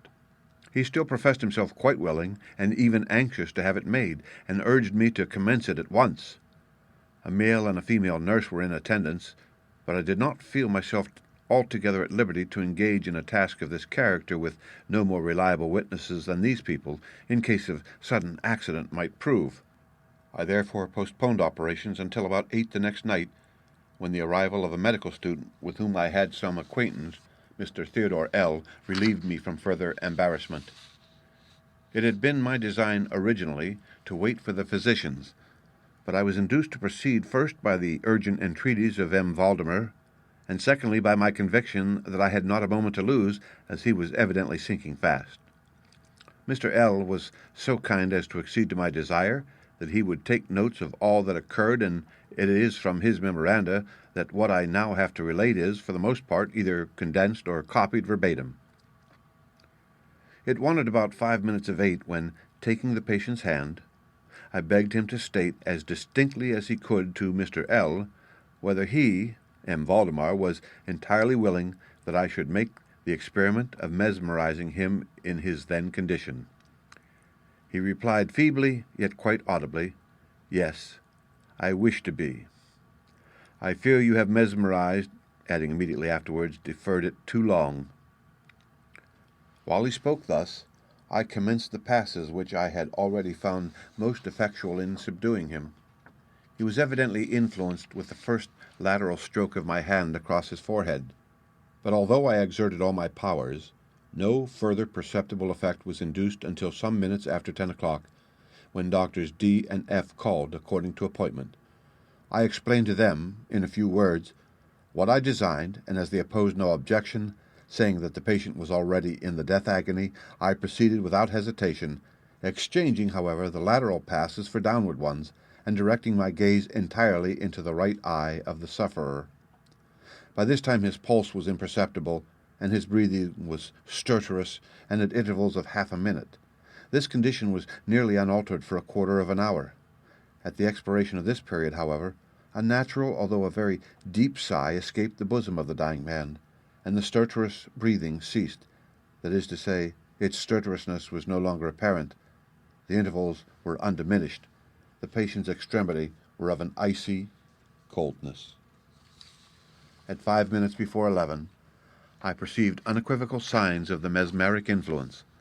The glassy roll of the eye was changed for that expression of uneasy inward examination which is never seen except in cases of sleepwalking, and which it is quite impossible to mistake. With a few rapid lateral passes I made the lids quiver as in incipient sleep, and with a few more I closed them altogether. I was not satisfied, however, with this, but continued the manipulations vigorously, and with the fullest exertion of the will, until I had completely stiffened the limbs of the slumberer, after placing them in a seemingly easy position. The legs were at full length, the arms were nearly so, and reposed on the bed at a moderate distance from the loin. The head was very slightly elevated. When I had accomplished this, it was fully midnight, and I requested the gentlemen present to examine M. Valdemar's condition. After a few experiments, they admitted him to be in an unusually perfect state of mesmeric trance. The curiosity of both the physicians was greatly excited. Dr. D resolved at once to remain with the patient all night, while Dr. F took leave with a promise to return at daybreak. Mr. L and the nurses remained. We left M. Valdemar entirely undisturbed until about 3 o'clock in the morning, when I approached him and found him in precisely the same condition as when Dr. F went away. That is to say, he lay in the same position. The pulse was imperceptible. The breathing was gentle, scarcely noticeable unless through the application of a mirror to the lips. The eyes were closed naturally, and the limbs were as rigid and as cold as marble. Still, the general appearance was certainly not that of death. As I approached M. Valdemar, I made a kind of half-effort to influence his right arm into pursuit of my own, as I passed the latter gently to and fro above his person. In such experiments with this patient had never perfectly succeeded before, and assuredly I had little thought of succeeding now, but to my astonishment his arm very readily, although feebly, followed every direction I assigned it with mine. I determined to hazard a few words of conversation. "M. Valdemar," I said, "are you asleep?" He made no answer, but I perceived a tremor about the lips, and was thus induced to repeat the question again and again. At its third repetition his whole frame was agitated by a very slight shivering. The eyelids unclosed themselves so far as to display a white line of the ball, the lips moved sluggishly, and from between them in a barely audible whisper issued the words, "Yes, asleep now. Do not wake me. Let me die so." I here felt the limbs and found them as rigid as ever. The right arm, as before, obeyed the direction of my hand. I questioned the sleep-waker again. "Do you still feel pain in the breast, M. Valdemar?" The answer now was immediate, but even less audible than before. "No pain. I am dying." I did not think it advisable to disturb him farther just then, and nothing more was said or done until the arrival of Dr. F, who came a little before sunrise, and expressed unbounded astonishment at finding the patient still alive. After feeling the pulse and applying a mirror to the lips, he requested me to speak to the sleep-waker again. I did so, saying, "M. Valdemar, do you still sleep?" As before, some minutes elapsed ere a reply was made, and during the interval the dying man seemed to be collecting his energies to speak. At my fourth repetition of the question he said very faintly, almost inaudibly, "Yes, still asleep, dying." It was now the opinion, or rather the wish of the physicians, that 𝔈𝔬𝔯 should be suffered to remain undisturbed in his present, apparently tranquil condition until death should supervene. And this, it was generally agreed, must now take place within a few minutes. I concluded, however, to speak to him once more, and merely repeated my previous question.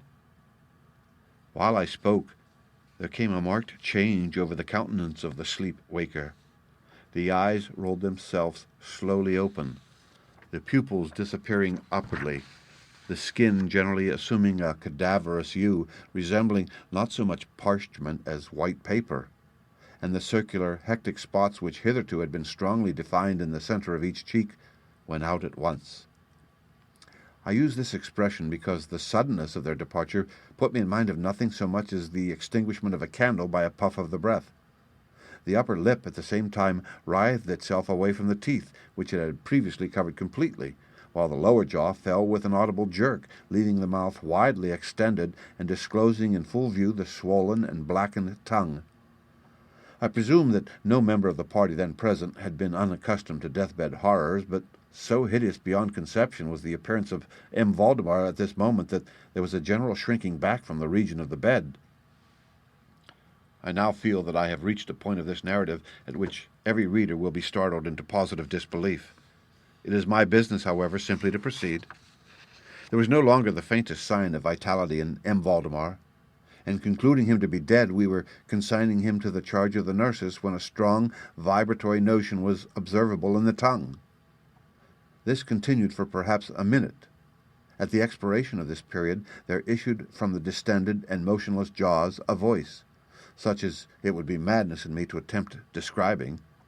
There are indeed 2 or 3 epithets which might be considered as applicable to it in part. I might say, for example, that the sound was harsh and broken and hollow, but the hideous whole is indescribable for the simple reason that no similar sounds have ever jarred upon the ear of humanity. There were 2 particulars, nevertheless, which I thought then, and still think, might fairly be stated as characteristic of the intonation, as well adapted to convey some idea of its unearthly peculiarity. In the first place, the voice seemed to reach our ears, at least mine, from a vast distance, or from some deep cavern within the earth. In the second place, it impressed me, I fear indeed that it will be impossible to make myself comprehended, as gelatinous or glutinous matters impress the sense of touch. I have spoken both of sound and of voice. I mean to say that the sound was one of distinct, of even wonderfully thrilling distinct syllabification. 𝔈𝔬𝔯 spoke, obviously in reply to the question I had propounded to him a few minutes before. I had asked him, it will be remembered, if he still slept. He now said, "Yes. No. I have been sleeping, and now I am dead." No person present even affected to deny or attempted to repress the unutterable, shuddering horror which these few words thus uttered were so well calculated to convey. Mr. L., the student, swooned.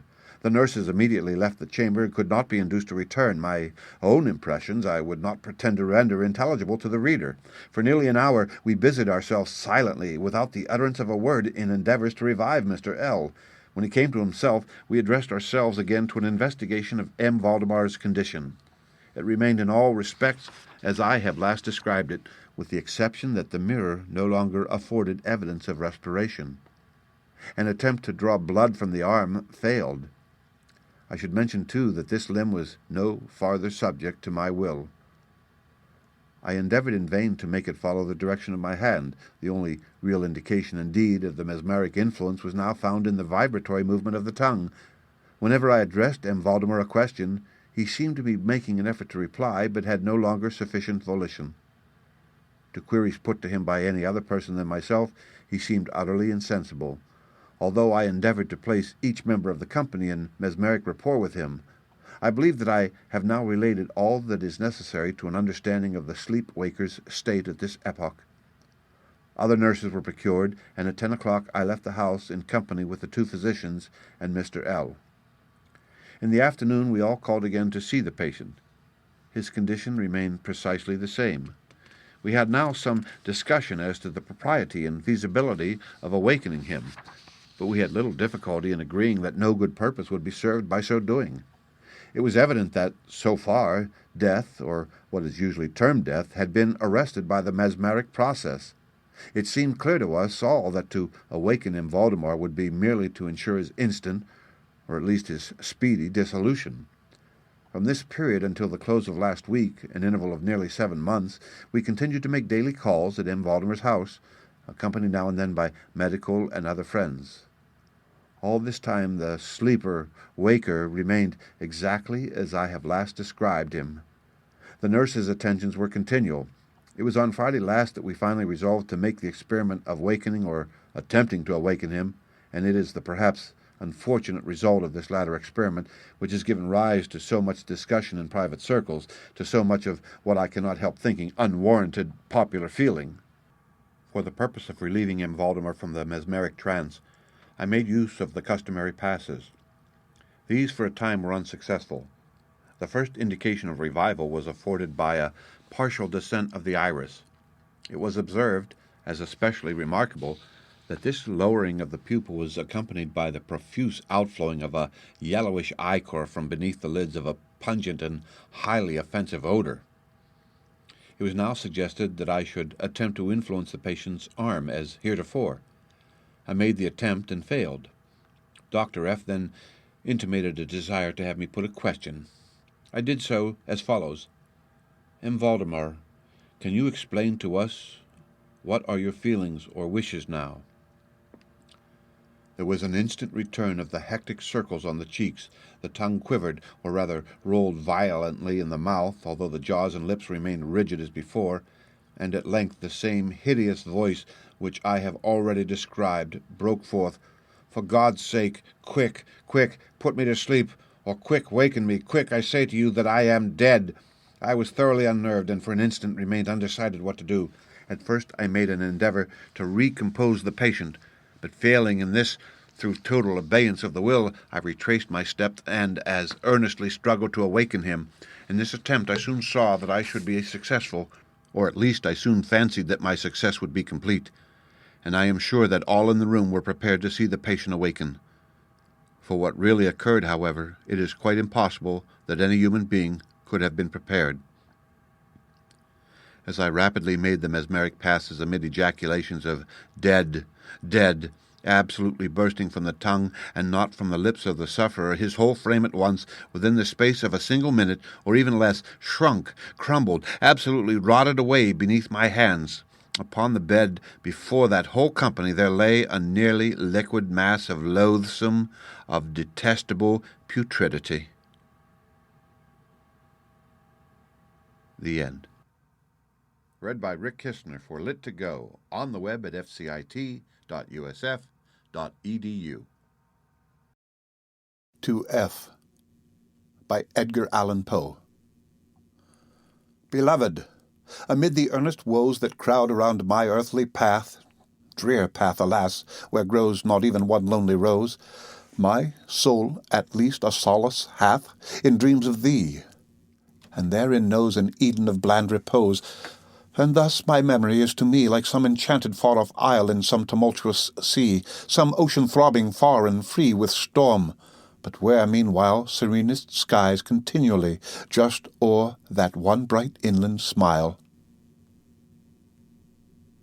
The end of To F. by Edgar Allan Poe, published in 1845. Read by Rick Kistner for Lit2Go, on the web at fcit.usf.edu. 3 Sundays in a Week by Edgar Allan Poe. You hard-headed, dunder-headed, obstinate, rusty, crusty, musty, fusty old savage, said I in fancy one afternoon to my grand-uncle Rumgudgeon, shaking my fist at him in imagination. Only in imagination. The fact is, some trivial discrepancy did exist just then between what I said and what I had not the courage to say, between what I did and what I had half a mind to do. The old porpoise, as I opened the drawing-room door, was sitting with his feet upon the mantelpiece, and a bumper of port in his paw, making strenuous efforts to accomplish the ditty. Remplis ton vera vide ton vera playen. My dear uncle, said I, closing the door gently, and approaching him with the blandest of smiles. "You are always so very kind and considerate, and have evinced your benevolence in so very many ways, that I feel I have only to suggest this little point to you once more to make sure of your full acquiescence." Said he. "Good boy. Go on. I am sure, my dearest uncle, you confounded old rascal, that you have no design, really, seriously, to oppose my union with Kate. This is merely a joke of yours, I know. Oh, how very pleasant you are at times." Said he. "Curse you, yes." To be sure, of course, I knew you were jesting. Now, uncle, all that Kate and myself wish at present is that you would oblige us with your advice as regards the time, you know, uncle, in short, when will it be most convenient for yourself that the wedding shall come off, you know." "Come off, you scoundrel! What do you mean by that? Better wait till it goes on." That's good. Oh, that's capital. Such a wit. But all we want just now, you know, uncle, is that you would indicate the time precisely." Precisely?" "Yes, uncle, that is, if it would be quite agreeable to yourself." "Wouldn't it answer, Bobby, if I were to leave it at random, some time within a year or so, for example? Must I say precisely?" "If you please, uncle, precisely." "Well, then, Bobby, my boy, you're a fine fellow, aren't you? Since you will have the exact time, I'll oblige you for once." "Dear uncle." "Hush, sir," drowning my voice. "I'll oblige you for once. You shall have my consent, and the plum. We mustn't forget the plum. Let me see, when shall it be? Today's Sunday, isn't it? Well, then, you shall be married precisely now, mind, when 3 Sundays come together in a week. Do you hear me, sir? What are you gaping at? I say, you shall have Kate and her plum when 3 Sundays come together in a week. But not till then, you young scapegrace. Not till then, if I die for it. You know me, I'm a man of my word. Now be off." Here he swallowed his bumper of port, while I rushed from the room in despair. A very fine old English gentleman was my grand-uncle Rumgudgeon, but unlike him of the song, he had his weak points. He was a little pursy, pompous, passionate, semicircular somebody with a red nose, a thick skull, a long purse, and a strong sense of his own consequence. With the best heart in the world, he contrived, through a predominant whim of contradiction, to earn for himself, among those who only knew him superficially, the character of a curmudgeon. Like many excellent people, he seemed possessed with a spirit of tantalization which might easily, at a casual glance, have been mistaken for malevolence. To every request, a positive "no" was his immediate answer. But in the end, in the long end, there were exceedingly a few requests which he refused. Against all attacks upon his purse he made the most sturdy defence. But the amount extorted from him at last was generally in direct ratio with the length of the siege and the stubbornness of the resistance. In charity, no one gave more liberally or with a worse grace. For the fine arts, and especially for the belles-lettres, he entertained a profound contempt. With this he had been inspired by Casimir Perier, whose pert little query, "À quoi un poète est-il bon?" he was in the habit of quoting with a very droll pronunciation as the ne plus ultra of logical wit. Thus my own inkling for the Muses had excited his entire displeasure. He assured me one day, when I asked him for a new copy of Horace, that the translation of "Poeta nascitur non fit" was a nasty poet for nothing fit, a remark which I took in high dudgeon. His repugnance to the humanities had also much increased of late by an accidental bias in favour of what he supposed to be natural science. Somebody had accosted him in the street, mistaking him for no less a personage than Dr. LL.D., the lecturer upon quack physics. This set him off at a tangent, and just at the epoch of this story, for story it is getting to be, after all. My grand-uncle Rumgudgeon was accessible and pacific only upon points which happened to chime in with the caprioles of the hobby he was riding. For the rest, he laughed with his arms and legs, and his politics were stubborn and easily understood. He thought, with Horsley, that the people have nothing to do with the laws but to obey them. I had lived with the old gentleman all my life. My parents, in dying, had bequeathed me to him as a rich legacy. I believe the old villain loved me as his own child, nearly, if not quite as well as he loved Kate. But it was a dog's existence that he led me after all. From my first until my 5th, he obliged me with very regular floggings. From 5 to 15, he threatened me hourly with the House of Correction. From 15 to 20, not a day passed in which he did not promise to cut me off with a shilling. I was a sad dog, it is true, but then it was a part of my nature, a point of my faith. In Kate, however, I had a firm friend, and I knew it.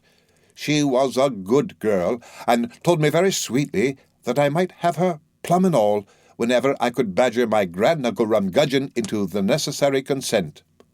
Poor girl!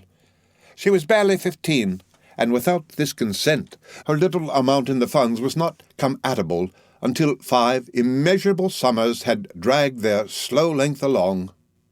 What then to do? At 15, or even at 21, for I had now passed my 5th Olympiad, 5 years in prospect of very much the same as 500. In vain we besieged the old gentleman with importunities. Here was a piece de resistance, as Messieurs Ude and Carême would say, which suited his perverse fancy to a T. It would have stifled the indignation of Job himself to see how much like an old mouser he behaved to us 2 poor wretched little mice. In his heart he wished for nothing more ardently than our union. He had made up his mind to this all along. In fact, he would have given £10,000 from his own pocket. Kate's plum was her own, if he could have invented anything like an excuse for complying with our very natural wishes. But then, we had been so imprudent as to broach the subject ourselves. Not to oppose it under any such circumstances, I sincerely believe, was not in his power. I have said already that he had his weak points, but in speaking of these I must not be understood as referring to his obstinacy, which was one of his strong points. Assurément, ce n'était pas souffrable.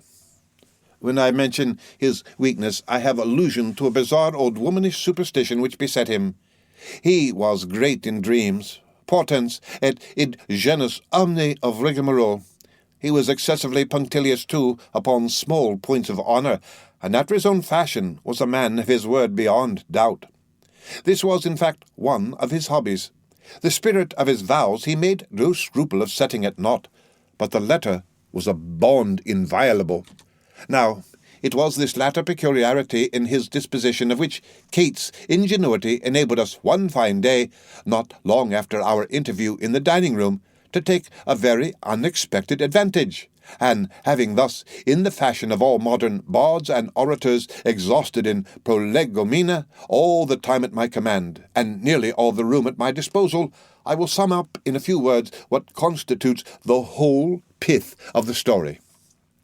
It happened then, so the fates ordered it, that among the naval acquaintances of my betrothed were 2 gentlemen who had just set foot upon the shores of England after a year's absence, each in foreign travel. In company with these gentlemen, my cousin and I, preconcertedly, paid Uncle Rumgudgeon a visit on the afternoon of Sunday, October the 10th, just 3 weeks after the memorable decision which had so cruelly defeated our hopes. For about half an hour the conversation ran upon ordinary topics, but at last we contrived, quite naturally, to give it the following turn. Captain Pratt. Well, I have been absent just 1 year. Just 1 year today as I live. Let me see. Yes. This is October the 10th. You remember, Mr. Rumgudgeon, I called this day year to bid you goodbye. And, by the way, it does seem something like a coincidence, does it not, that our friend Captain Smitherton here has been absent exactly a year also. A year today. Smitherton. Yes, just 1 year to a fraction. You will remember, Mr. Rumgudgeon, that I called with Captain Prattle on this very day last year to pay my parting respects. Yes, I remember it very well. Very queer indeed. Both of you gone just 1 year. A very strange coincidence indeed. Just what Dr. Double LD would denominate an extraordinary concurrence of events. Dr. Dub... At this point, Kate interrupted. To be sure, Papa, it is something strange, but then Captain Pratt and Captain Smitherton didn't go altogether the same route, and that makes a difference, you know. I don't know any such thing, you hussy. How should I? I think it only makes the matter more remarkable. Dr. Double LD... Why, Papa, Captain Pratt went round Cape Horn, and Captain Smitherton doubled the Cape of Good Hope. Ah, precisely. The one went east and the other went west, you jade, and they both have gone quite round the world. By the by, Dr. Double LD... Captain Pratt, you must come and spend the evening with us tomorrow. You and Smitherton. You can tell us all about your voyage, and we'll have a game of whist and... Whist, my dear fellow. You forget tomorrow will be Sunday, some other evening. Oh, no, fie. Robert's not quite so bad as that. Today's Sunday. I beg both your pardons, but I can't be so much mistaken. I know tomorrow's Sunday because... Oh, what are you all thinking about? Wasn't yesterday Sunday, I should like to know? Yesterday, indeed. You're out. Today's Sunday, I say. Don't I know? Oh, no. Tomorrow's Sunday.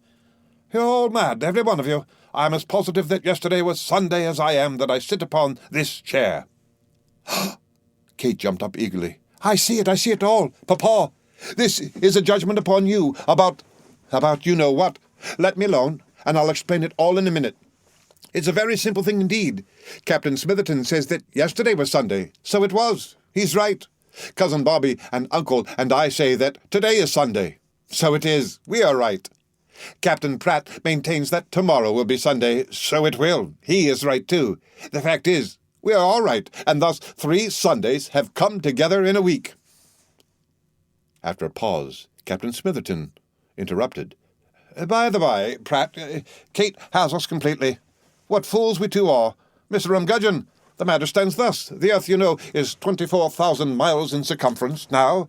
This globe of the earth turns upon its own axis, revolves, spins round these 24,000 miles of extent, going from west to east in precisely 24 hours. Do you understand, Mr. Rumgudgeon? To be sure. Dr. Dub... Smitherton drowned out his voice. Well, sir, that is at the rate of 1,000 miles per hour. Now, suppose that I sail from this position 1,000 miles east. Of course, I anticipate the rising of the sun here at London by just 1 hour. I see the sun rise 1 hour before you do.